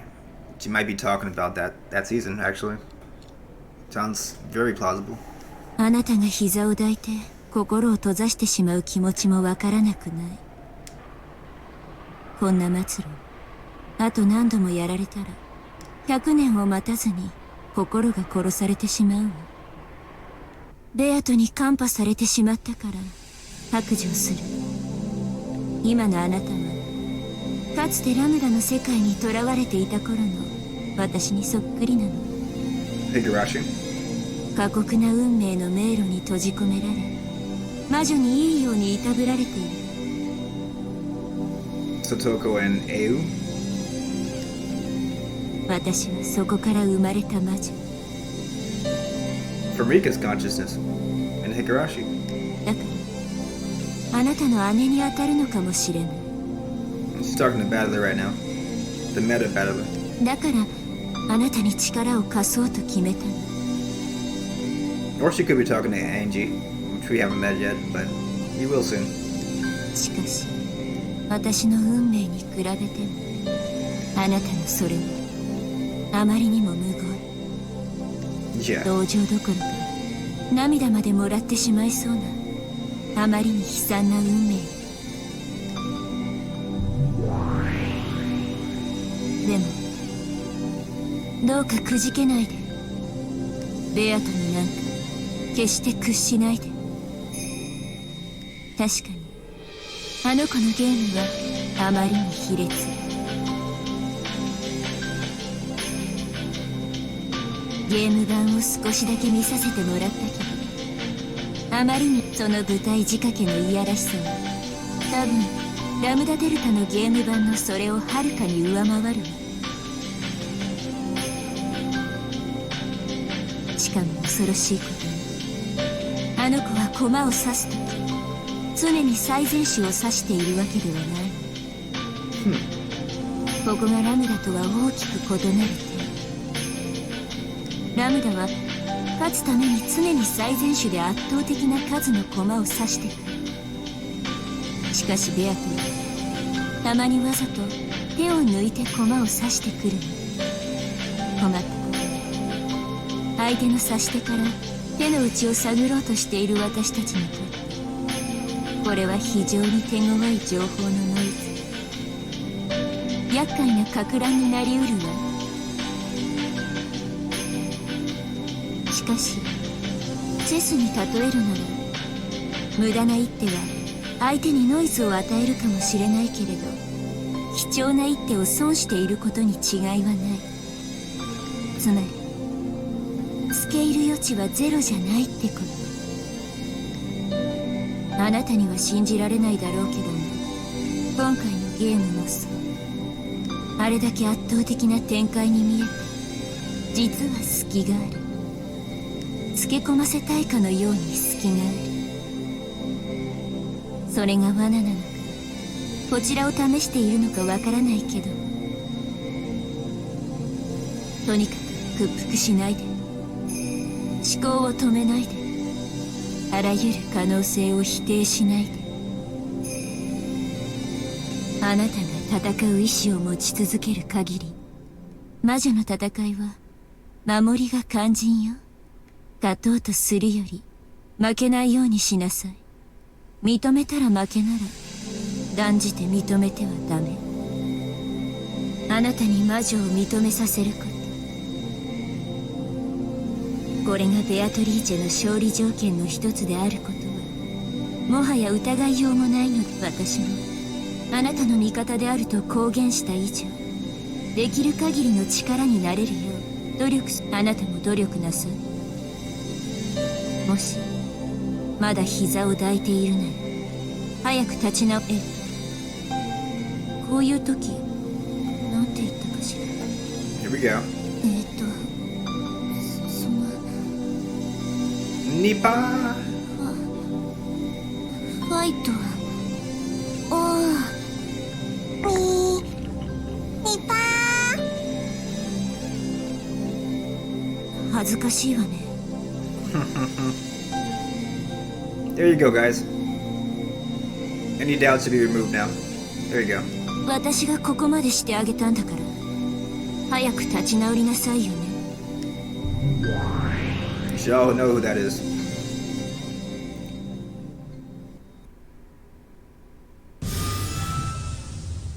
You should know who that is now after go. ベルンはいじけてどっか行っちゃったかしら。本当にざまあないったらありゃしない。それにしても相変わらずベルンが選ぶ駒はしょぼいわね。チェスだってそうでしょ。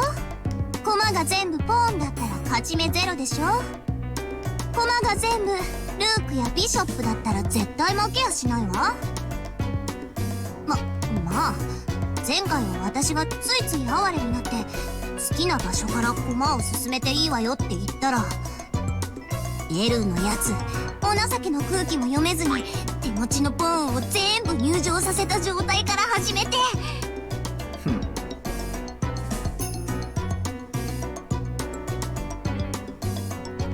何よあれ、あんなの負けでもなんでもないんだから。ああ、思い出しただけでもムカムカするわ。そんなわけでこの私はベルンがギャフンとする顔を見ないと腹の虫が収まらないわけ。そんなわけなんで、ベルンの駒のあんたがそんなざまなんで、私は最高にいい気分なわ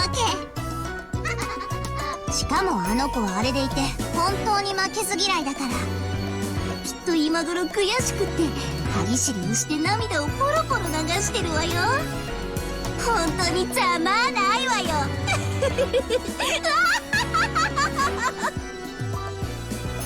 ほら、あんたも一緒に笑いなさいよ。I left. ちょっと、あんたまだ膝を抱いてるの？ベアトにちょっと本気出されたくらいでもうそのざまなの？情けないったらありゃしない。あんまり情けないからちょっとだけ力を貸してあげるわ。 I thought Badler was ready to foe.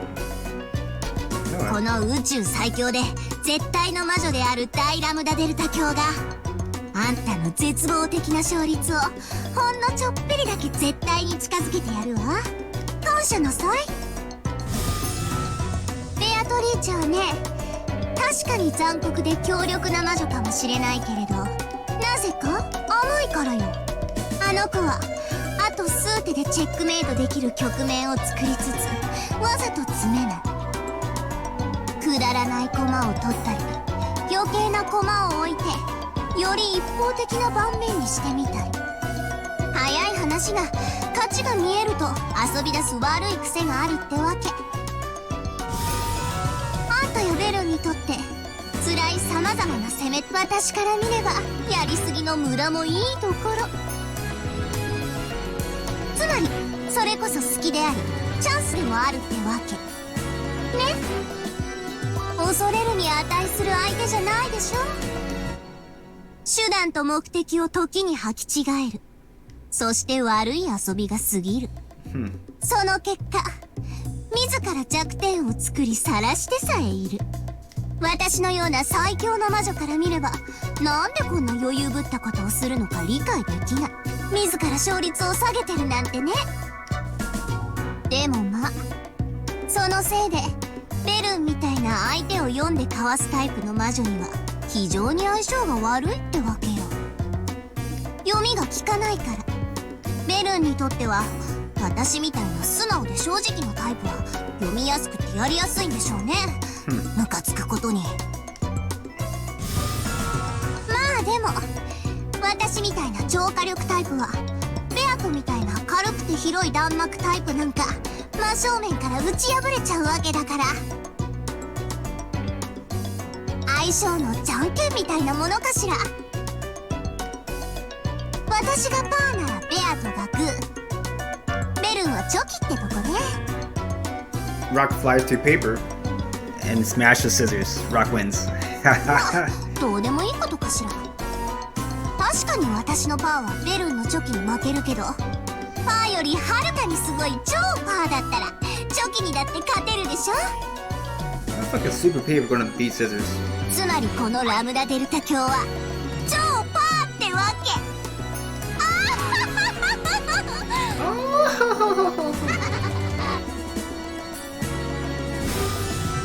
少しは血色が戻ってきたみたいね。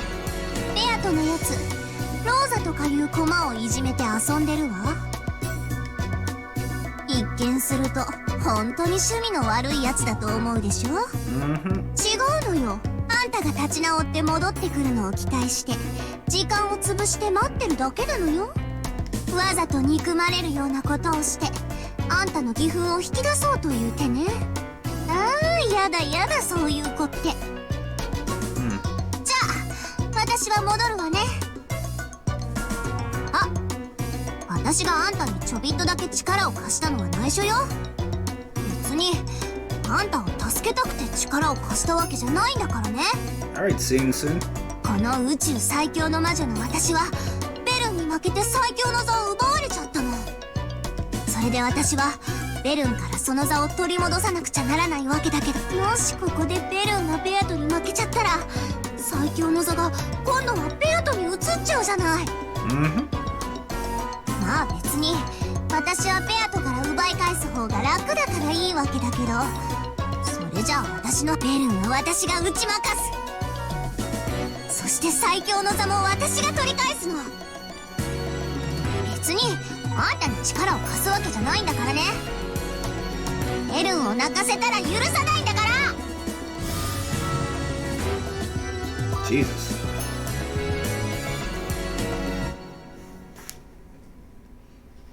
Oh, I never fucking went to the system on that shit. Okay.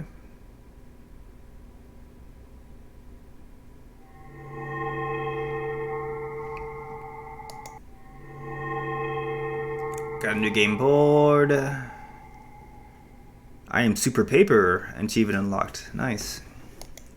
Got some achievements tonight, guys. I believe that's all I can unlock without going to episode 3. Let's double check that though. Yep. No more tea parties. No more question marks. So let me look at tips real quick here.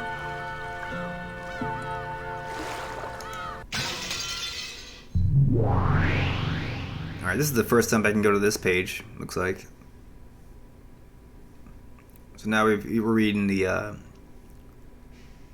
meta world stats here. So meta world Beatorice. In this witch, she was lived for 1,000 years. She's known for exceptionally cruel, even among witches. She loves bullying the weak and is capable of doing trial and error endlessly to find the cruelest fate that can possibly be given. And she toys with the victims even further by piling on one after another. The witch is extremely powerful, but word has it that she sometimes becomes obsessed with creating certain patterns, so that her means end up becoming her goals. Here is the 7 Sisters of Purgatory. They all have different personalities. Mammon is my favorite, like I said before. She's kind of the main one. I guess she's kind of the leader of them. We really haven't gotten that far in the storyline yet to know that, but you will pretty soon. As the old furniture created by Beatrice, they sometimes act of their own will, but they cannot disobey the orders of their master. They are quite powerful while in their human forms, but when they return to their true forms at the 7 stakes of Purgatory, they fly at the enemy at high speeds. They display their true terrifying potential. Mammon is the 5th sister soldier. She's very greedy. When she decides she wants something, she will sacrifice anything and everything to get it. This is Belfagar, I guess. The 4th sister, she's sensible and reliable. Because of this, she corrupts her masters. It's always random here. Asmodeus is the 7th sister. She's the last one. She's a girl at that age where they want a boyfriend. She gave up her life for love. Leviathan's the 2nd sister. She's nothing but a crybaby who's jealous all the time. Just do whatever it takes to get what she wants. Lucifer is the oldest. She's the 1st. She's haughty and arrogant, but she actually feels pleasure from submission. That's my kind of girl. Satan is the 3rd sister. Very quick to anger, however, she actually wants others to be angry at her. Okay. That's what Satan does, right? I guess. I think I missed one. Hold on. Asmodeus, Leviathan, Belfagar, Mammon. So I did 1, 2, 3. Who's the 4th? Belfagar. 5. I've done 6. No, I haven't done. Okay, I haven't done Beelzebub yet. She's a true gourmet. She'd use any ingredients to make a good meal, even her own body. Nice. Okay. Well, no, that's kind of sick. But I'm the 5th. I don't remember. Yeah. Okay, that's Mammon. That's the first one I've done. Okay. So we've met them all.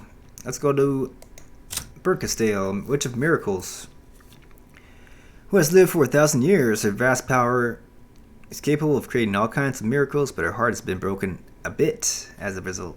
Back when she was a human, Lambda Delta once imprisoned her within a cruel fate. Higurashi, toying with her the whole time. As a result, it seems she's unable to abandon others who were caught within similar fate. Sounds like Battler, right? Theoretically, she's a witch with the greatest of powers, but in practice, this is no more realistic than folding a piece of paper 100 times so that it reaches the moon. Yeah, she did fold it 100 times. That describes how she got out of the Higurashi loop, I guess. Maybe something else, though. Here's Lambda Delta, which is certainty, who has lived for 1,000 years. She embodies the idea that hard workers are rewarded and is revered even by humans. While she's a witch, she does not stray far from the concepts of humans. For that reason, her power as one worshipped by humans is incalculable. However, she is fickle about whose efforts she chooses to reward, and in many cases she bestows her favor upon those who entertain her the most. Her immense, swift, and terrifying power can make any witch surrender in an instant. However, she is often reckless, and Birkenstale was able to take full advantage of that. So I'm on episode 2. Okay. Is there a 1? Okay, so the 1 doesn't give you the meta world.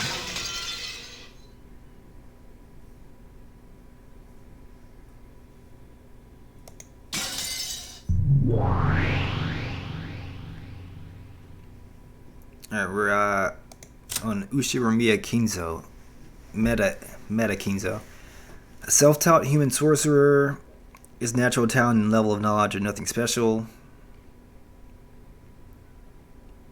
When his nearly insane powers of concentration and dedication were transformed into magical power, he awakened as a great sorcerer. His power is at least great enough that he was able to summon Beatrice and form a contract with her. Though his power is great, it is also extremely limited. That doesn't make any fucking sense, right? He has great power, but it's very limited. He specializes in summoning and barriers, so perhaps it's fitting to call him a summoner. Yeah.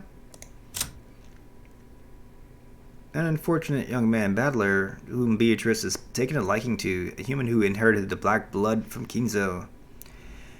I mean, he's not able to see magic or magical entities. That's what the black blood means.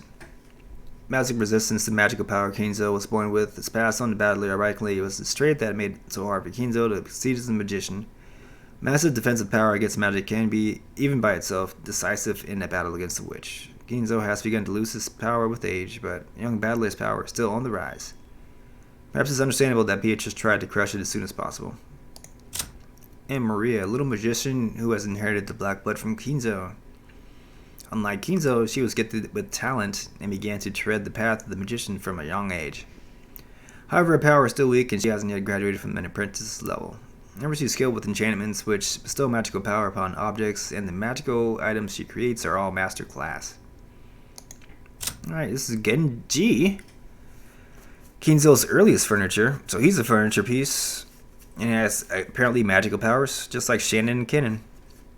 Which he created to serve him and him alone with complete loyalty. Though he was Kinzo's first creation, he was made with the help of a high-class demon, so while there were several defects in his initial specifications, he conceals a great potential within himself. In the many years following that, he continued to mature and been compensated for his many deficiencies, turning himself to a nearly flawless butler, furniture that he is now. He's approaching the limit of his service life, like a car, right? But his magical power, he can unleash for an instant rivals Kinzo's. I thought Kinzo was weak, though. Okay, but doesn't matter. Shannon is, the truest sense, Kinzo's head-made furniture, which he created without borrowing the power of demons. Though there are a few problems with her initial specifications, she was given a very rare and precious thing, a heart. It seems that, as a result of his long personal experience, Kinzo came to believe that the power created by the heart contains within it strong magic. In the length he spent as following that, she began to mature, becoming exceptionally skilled with powers of a protective or repulsive nature, such as magical barriers. Because of this, in the realm of barriers alone, she possesses immense magician-class power. And we saw that last episode. So far, he is the last furniture created by Kinzo Canon. Making use of all his previous experience, Kinzo managed to implant the state of flawless specs. Canon was also given a heart, but it was much weaker than Shannon's. What? Because Kinzo felt the sense of approaching personal danger related to his fortune. As he neared the end of his life, he bestowed Cannon with the rare power to fight and protect. Okay. However, he hasn't yet matured very far, and is unable to properly control his own power and speed. All right. Let's execute them all. No, I can't. Okay, I can't. I've got to go back to the other screen here. If I want to execute anybody here. Can I do that with Maria? Yes, so she learned that. Okay. That's what happened at the very end of the game. Resurrect. Can I execute her? Nope. Oh, I can. Okay. What a useless dream to try and kill me despite being mere human.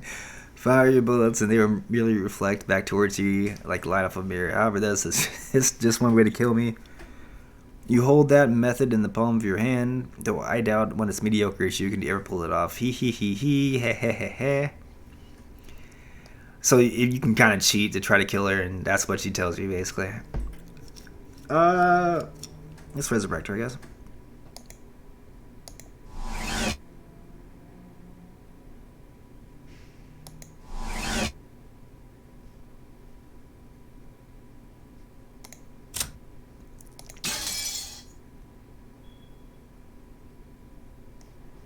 Rich raised his corpse for fun. That alone caused an incredible unease among the survivors. That which exists resides in the human world, then that which does not exist is truly fantasy. Fantasy takes the form of what they fear. Very interesting.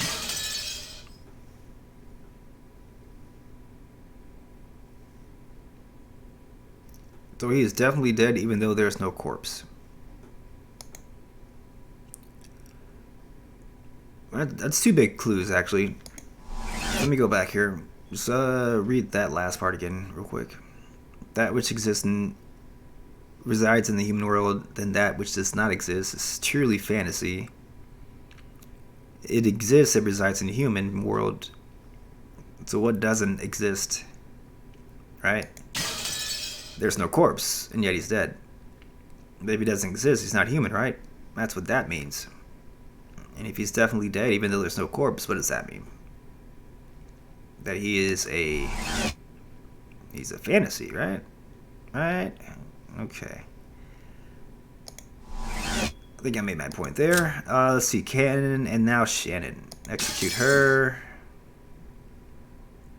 Okay. Well, she's got a proper death, right? What about Kinzo? Can I kill him? He's just missing. Finally reached the gold land, so he desired to see. Ever since he was a fool, unlimited scepter, the magic was wasted once again. Oh, so, okay, they're talking about Battler here. He's probably happy, blah, blah, blah. Crushed to bits, went to hell. Battler is... execute his ass real quick. Missing. He did surrender to the witch at one point, but he pulled himself together and gained his will to fight. I see, so the witch's Battler makes a great toy for. English?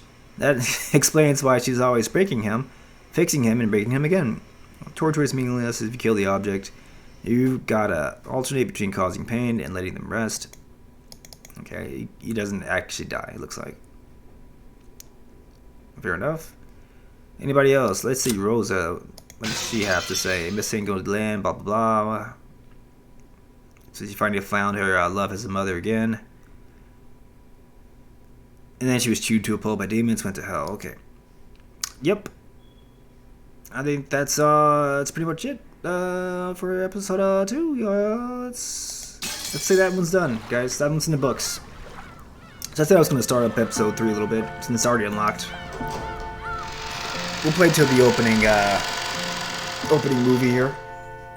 This is already after 5 hours, so I won't be able to do this for long. It's dinner time. It's past dinner time. Like I said, I love playing this game though. You get into a rhythm of reading this shit, and you don't want to stop until you like just pretty much go through the whole thing sometimes. So that's where we're at right now, guys.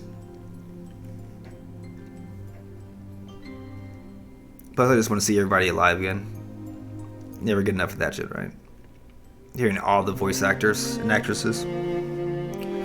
I'm not sure who's talking yet, so I'm not going to say anything yet.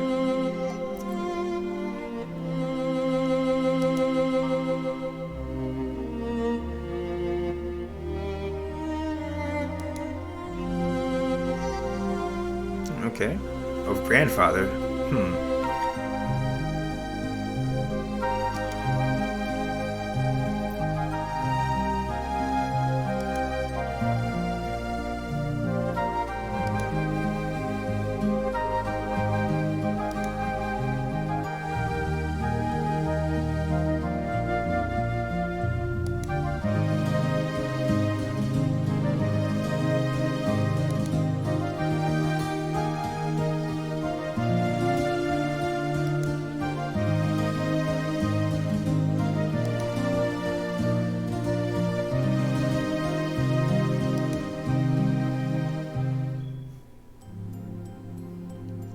Oh, someone like me. Someone that has low self-esteem again here.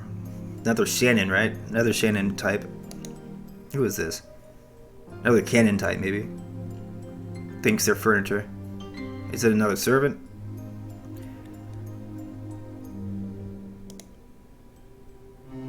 Oops.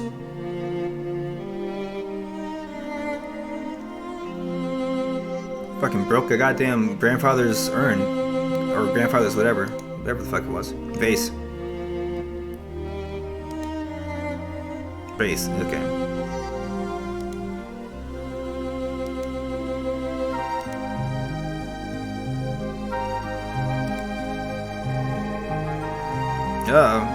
You know what that means, right guys? Golden butterflies?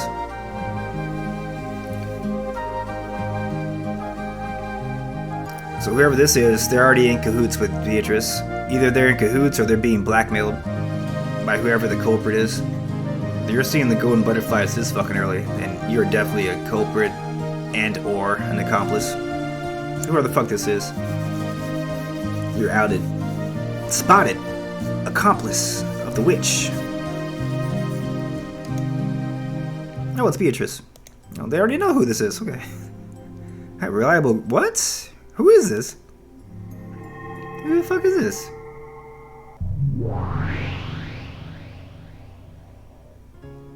Wait, that's not Beatrice. Ah. I can't remember this one. Remember episode 3 now. I still don't remember who's actually talking though. I really don't.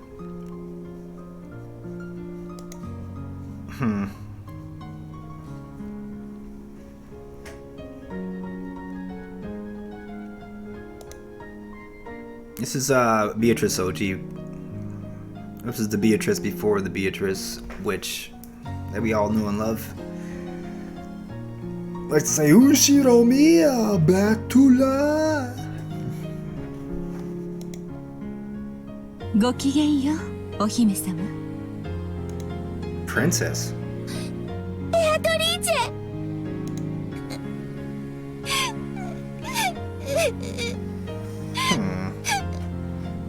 Who is this? おやおや、このような絶好のお茶会日和にどうして姫様はそのように涙をこぼされているのですか？おじいさまが大切にしていた壺を壊してしまったの。おじいさまに怒られます。どうしたらいいかわからなくて。Who's grandfather and who's this kid? I want to say it's Eva Ushorimiya, but I'm not sure if the Ushorimiya siblings ever even knew their grandfather, Kinzo's father. Might, I don't know. They might have though. それは困りましたね。 This will be before Kinzo got his gold though, if this is the case, before he even met the real Beatrice. これは親方様が大層お気に入りになられていた壺のはず。どのような折感があるか、このベアトリーチェ、想像するのも恐ろしゅうございます。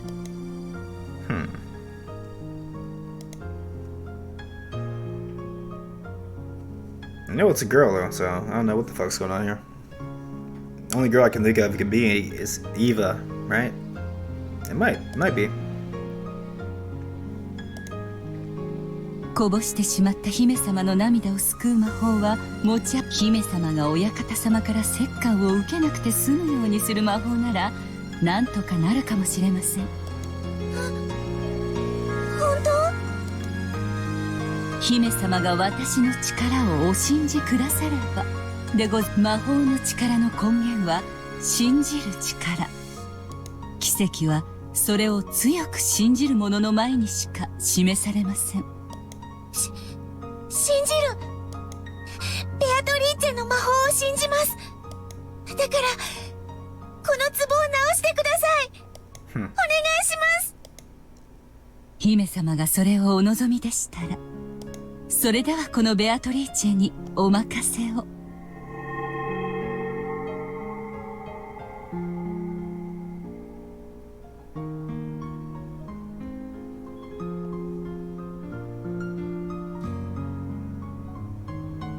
さあさあ、目を閉じてごらんなさい。そして思い出してごらんなさい。あなたがどんな姿をしていたのか。どうか私にあの姿をもう一度見せておくれ。It's the same thing that was said when I guess the newer Beatrice. Since it seems to be in the past, this is the older Beatrice. In episode 2, they said the same thing, the poem, when Beatrice fixed Maria's little broken ass fucking lollipop. So that seems to be an actual spell. At least the recitation is the same. I don't know if it's actual spell, right?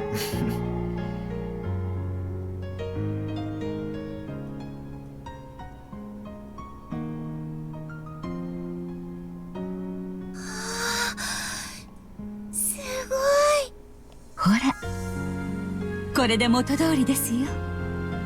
これで親方様にお叱りを受けずに済みますね。So we're actually going to try to believe that happened, right? I don't think that's actually something that happened in reality. I wonder who that was talking though. ベアトリーチェはすごいね。They're going to keep going with the story, right? 壊れた壺を直すなんて造作もないんだね。そんなことはありませんよ。壊れてしまったものを元に戻すのはとても難しいことです。私の魔法は一時それを思い出させるだけに過ぎませんよ。でも壺はちゃんと元通りになったよ。そうですね。ですがそれは壺が壊れたという運命を回避させたわけではありません。壊れた壺に一時壊れる前の姿を思い出させるだけに過ぎません。壊れた運命を元の姿に修復するほどの魔力はこのベアトリーチェにも未だ至らぬ遥かな高みなのです。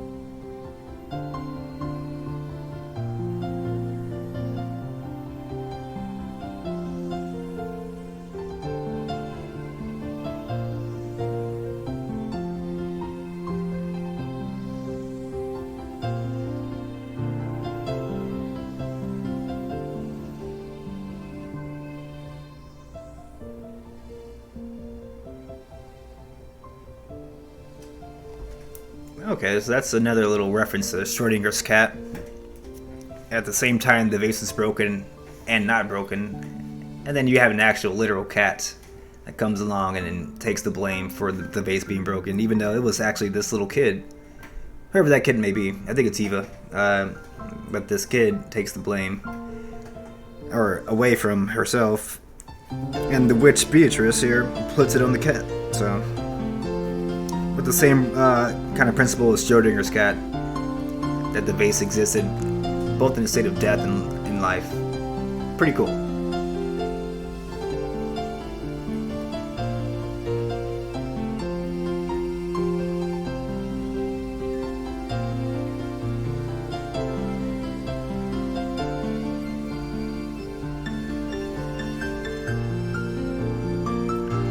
So at that point, that's kind of not really a magic trick, right? That's just take out the magic part. It's just a trick. So she can pretend that it was Beatrice's magic, quote unquote, that evaded her being scolded for that place, or if you look at it logically, she just set up some kind of a trick, maybe like taped a bunch of pieces of the vase together, kind of let a cat inside, and then waited for a servant to stand around, then go ahead and shatter that fucking vase to scare the cat, and then have that servant, oh, this fucking cat must have broken the vase. That's an easy fix, right? If you're, you know, if you're evil enough to set up a cat like that. That sounds like something evil would do. So I'm pretty sure that this is evil now.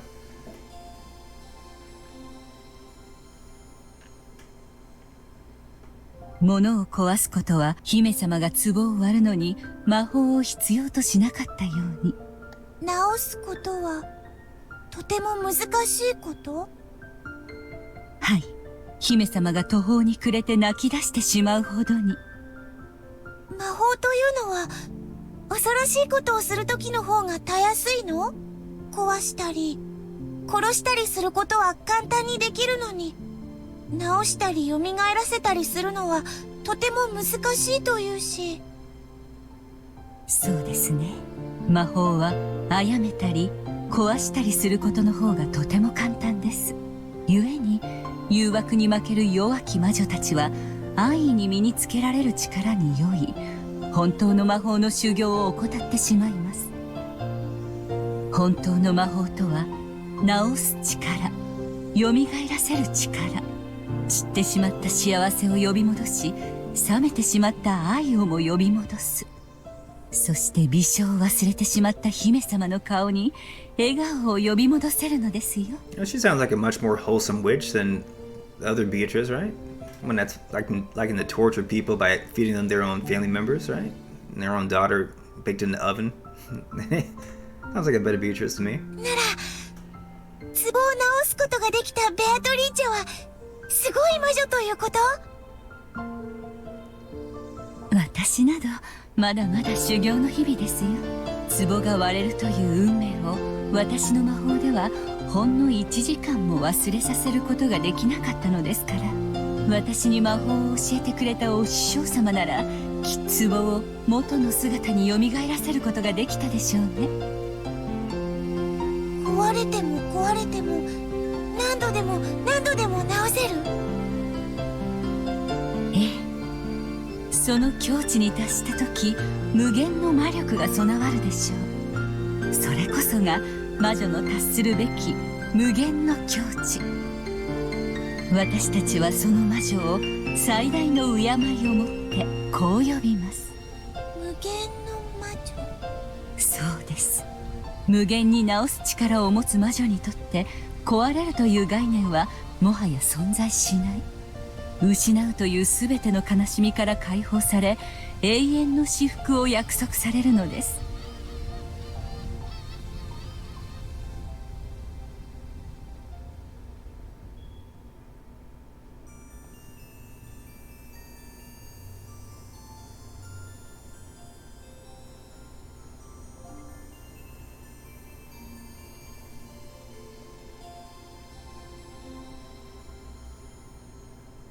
That's what the current Beatrice knows how to do.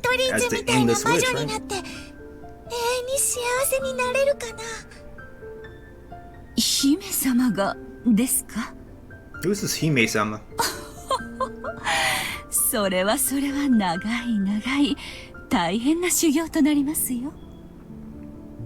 私魔女になりたい。It sounds like Maria now. It definitely doesn't sound like her as in her voice actress. ベアトリーチェの弟子になりたい。そのお気持ちにいささかの揺らぎもありませんか？はい、私も魔女になりたいです。わかりました。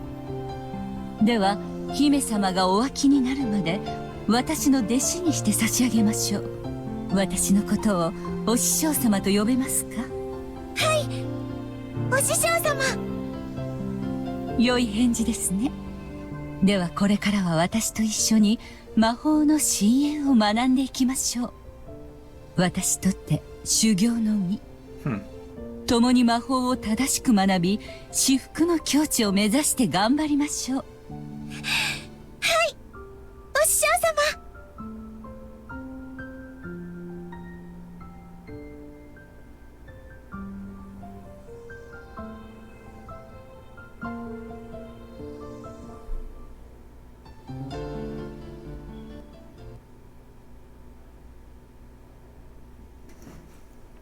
Oh, we're in the meta world already. Okay. There's the Beatrice we know, right? Is she having a dream or something? Oh, so that was Beatrice, maybe. 懐かしい顔だ。 And endless witch, was it? That rank I'd yearned for in the past as the highest possible achievement was now just another one of my titles. So we're not sure if she was the princess or if she was the white-haired version of Beatrice. At this point. Now you might even call it my calling card. Yeah, was she the Hime or was she the fucking the witch? 長き修行の日々の果てに得たものではないか。たまにはありがたみを感じねば。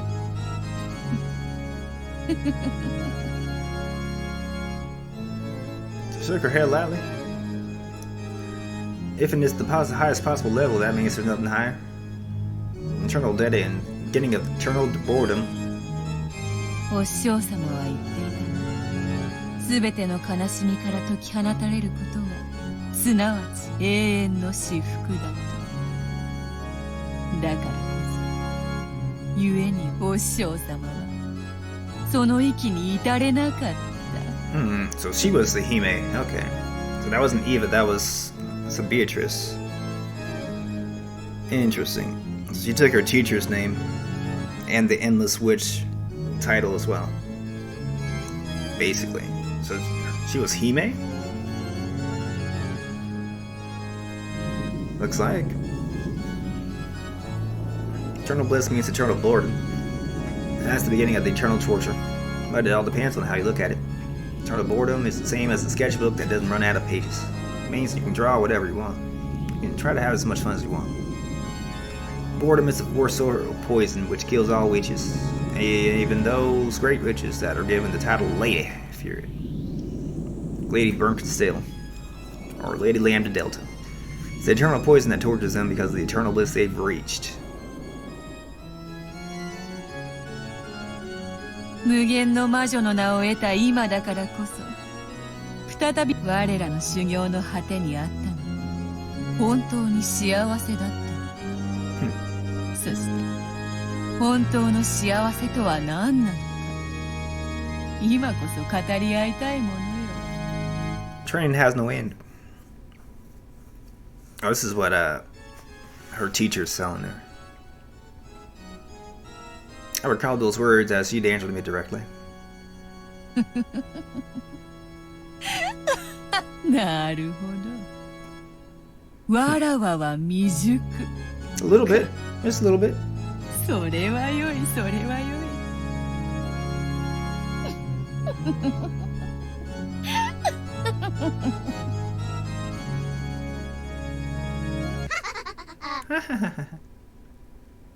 Sound of pamphlet shrill laughter rang out. It was coming from my furniture.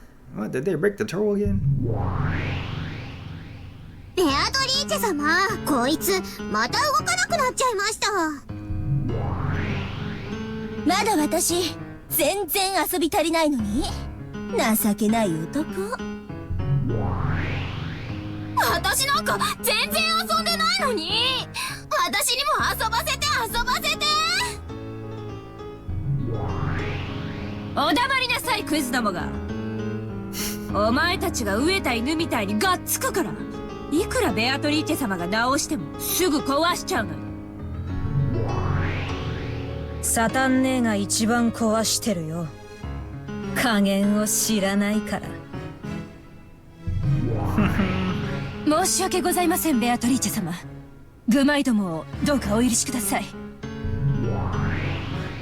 早くこいつを直して。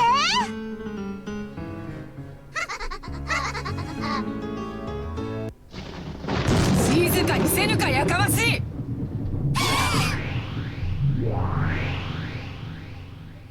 Oops. Single yell was all it took to make the noisy sisters of the Seven Stakes vanish. All they do is mess around, have as much fun as they want breaking them. They only come to me to clean up afterwards. Surely this furniture never leaves me bored. Once the furniture hid themselves, all that remained was a sloppy mess, the last remnants of a broken toy. It had no form anymore. That must be こ Battle, の right? ざまではわらわとて元の姿を思い出すのも難しい。当の本人に思い出させるのが一番か。やれやれ。 I waved my golden pipe. Then I spoke. I chanted. I made it remember. さあさあ思い出してごらんな。あなたがどんな姿をし、何しろわらわには今のそなたは肉の残骸の山にしか見えぬのでな。どれが腕やら足やら見当もつかぬ。そなたが思い出してくれなければわら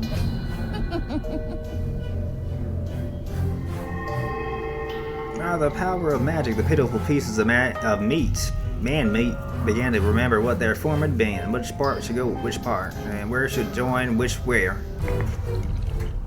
That's right, just like that. No, you should be a finger on the left hand, dumbass. That's the right hand. That's it, good, good.おはよう。目が覚めたか。後ろ宮バートラー。もっとも目が覚めた方が悪夢の中とは実に皮肉な話だがな。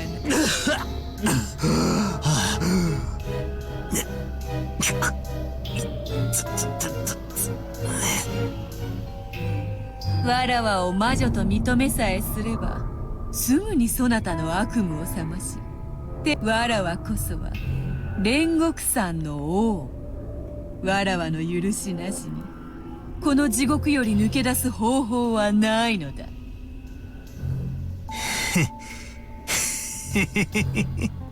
この程度で地獄かよ。ダメだな。ああ、全然ダメだぜ。全然ダメだね。人ならば一度しか味わわずに済む死の苦しみをもう両手の指では数えきれぬほど与えられたというのによ。I mean, he's not dead though, right? You just created a new life for him, so it's all good. だからこそ飽きぬ。そなたには飽きぬのよ。ああ、全然飽きねえぜ。何しろ太ももの眩しいバインバインの姉ちゃんたちがよりどりみどりのハーレム状態なんだからよ。おかげさまでまるで退屈しねえぜ。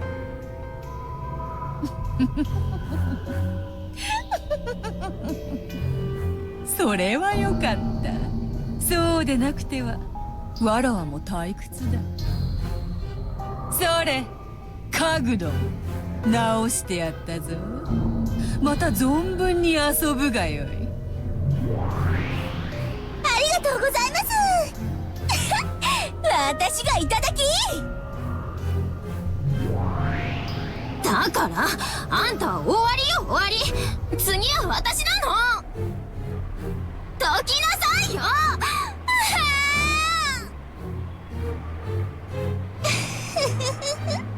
素敵よねバトラ君。モテモテじゃない。モテる男は辛いぜ。畜生ども、順番に並びやがったんだ。This one goes out to all those freaks out there who sure me a battle ears to hook up.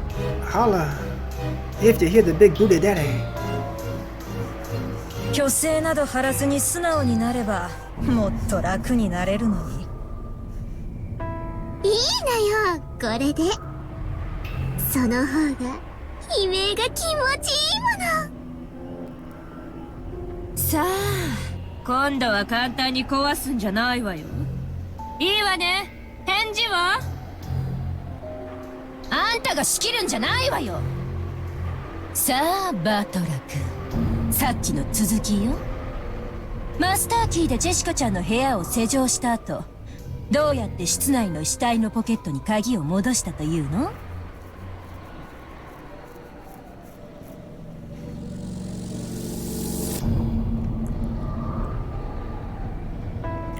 ？Ooh, I know the answer to this too. I'm kind of going to say it. If I say it though, it's going to be a huge ass spoiler. I don't have backseating allowed tagged in my stream right now, so I'm not going to spoil that. There is something I showed guys earlier before I started episode 3 that kind of explains this though. Remember when I clicked on Cannon's portrait and it said something about fantasies, something about corpse that doesn't exist. That is kind of the answer. If you kind of think about it, you might get it's going to be hard to get to it. I'm not going to lie, but that's sort of like a fourth of the answer to this question here. So it's something to do with Cannon, and something to do with Cannon's master key. That's as much as I'm going to give you, but that's the answer to that. Like I said, the game doesn't give you any of these answers. You gotta kind of figure it out yourself, or you can cheat and look online, and most people will have figured out the answers to who the real culprits were in episodes 1, 2, 3, and 4. And it's anybody's guess for 5 and 6. It really is, but 7 and 8 are pretty much. There's only one real truth. 7 and 8. So you really can't guess for 7 and 8, but it's kind of like do your own fucking work, do your own investigations for 1 through 5. It really is. Episodes 1 through 5. Somewhat 6 too. 例えばよ、そうさ、釣り糸か何かを使って鍵だけを扉の隙間から室内に戻して。 So that's what I would say if I didn't know what the actual truth was. But that's what I will say without spoiling you guys on what the actual truth is, because that one works.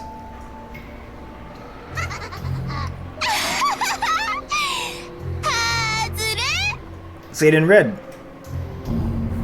甘いな。六軒島に存在するすべての扉は、鍵が通り抜けられる隙間などない。 Well, there you go. So the fishing line trick, it's not going to work. Like I said, that's one of the most basic ones to defeat a locked room mystery. Use a fishing line, slip the key underneath the door, and just pull until it goes into some dude's pocket that you killed, and then bam, you just walk away. None the wiser. Nobody knows. 外れたね、外れたね。 Oh, so every time he's wrong, he gets fucking a slice. さあ、今度は私よ。私の番なのよ。どこを貫いちゃおうかな。私、手の甲。ずるい。じゃあ反対の手の甲。私は花の頭をもらっちゃおっと。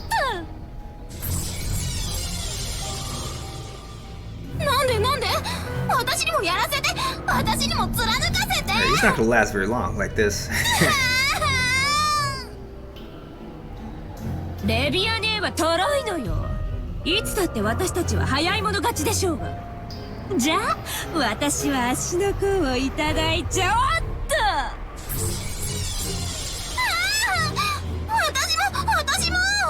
私は肩をもらっちゃうからいいもん。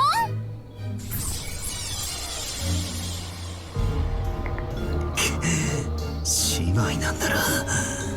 仲良くしやがってんだ。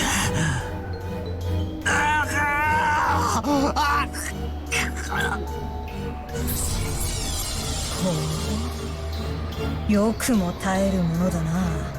お前のその痩せ我慢がむしろ私たちを楽しませているだけだと。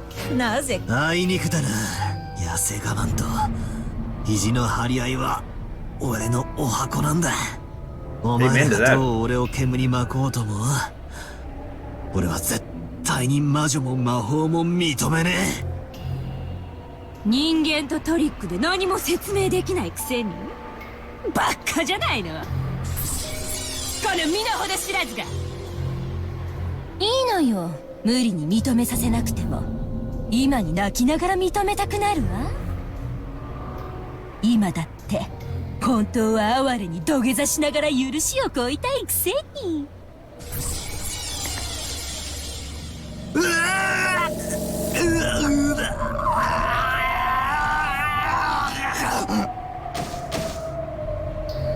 Oops, they broke him again. もう壊しちゃった。ベアトリーチェ様。やれやれ、わらわがいくらでも蘇らせられることを知っているから、家具どもも壊すことに躊躇がない。困ったもの。 Given eternal rebirth and eternal death at will. Before the endless wish but to Beatrice, all death in life has no meaning. Even death can't become the key to escape from the cage. You in the cage, さ what? あバトラー、再び元の姿を思い出すがいい。何度でももてあそんでやるぞ。なるほどなるほど、永久に遊べる玩具とは実に愉快よ。なるほどな。これが無限の境地に至った魔女が得る至福の境地とやらなのか。なるほどなるほど、これは確かに愉快で至福だ。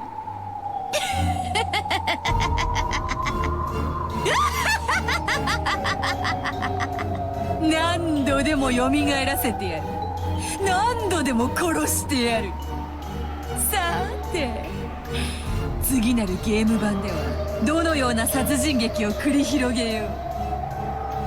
さあ、新しきゲーム版を持て。次なるゲームを始めようではないか。後ろ宮バトラー。 Looks like she's gonna take a quick break from the torture, and then put him back in the game world, where he can also die there. So.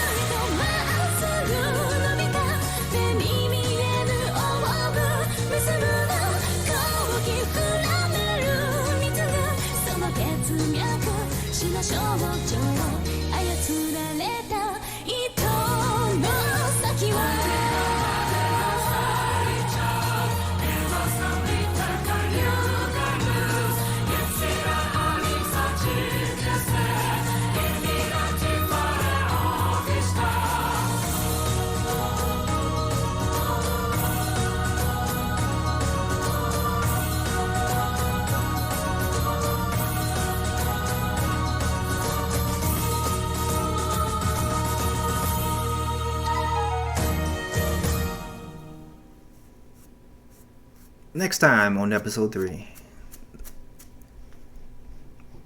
Yeah, I'm not going to get into it after that. Just wanted to get to the title screen.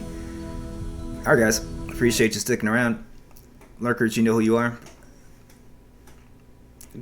I will see y'all next time. Still haven't gotten a set schedule up yet, so it's still going to be random streams till I get schedule with a couple days off a week, which isn't anytime soon, guys. I mean, work is good, so I can't complain, but that means I gotta neglect Twitch certain days. I might have 1 or 2 days off like I had this week, so I can I could jump on. It might be a couple more weeks for the next one I jump on. So I might just keep going with the Ushirimiya saga, the Japanese trumps over here, and let's keep going with episode 3. Maybe next stream. I did want to do some random NES games, so I'm gonna take an hour or two rando stream time because I won't get too far in Umineko, which is 2 hours. So I might just do like a random, I don't know, Ninja Turtle stream or something here and there. Galaga NES, something NES I'm thinking of. But that'll be another random day. So appreciate y'all, whoever was here. Thanks for dropping me a lurk. If you were around, if you were interested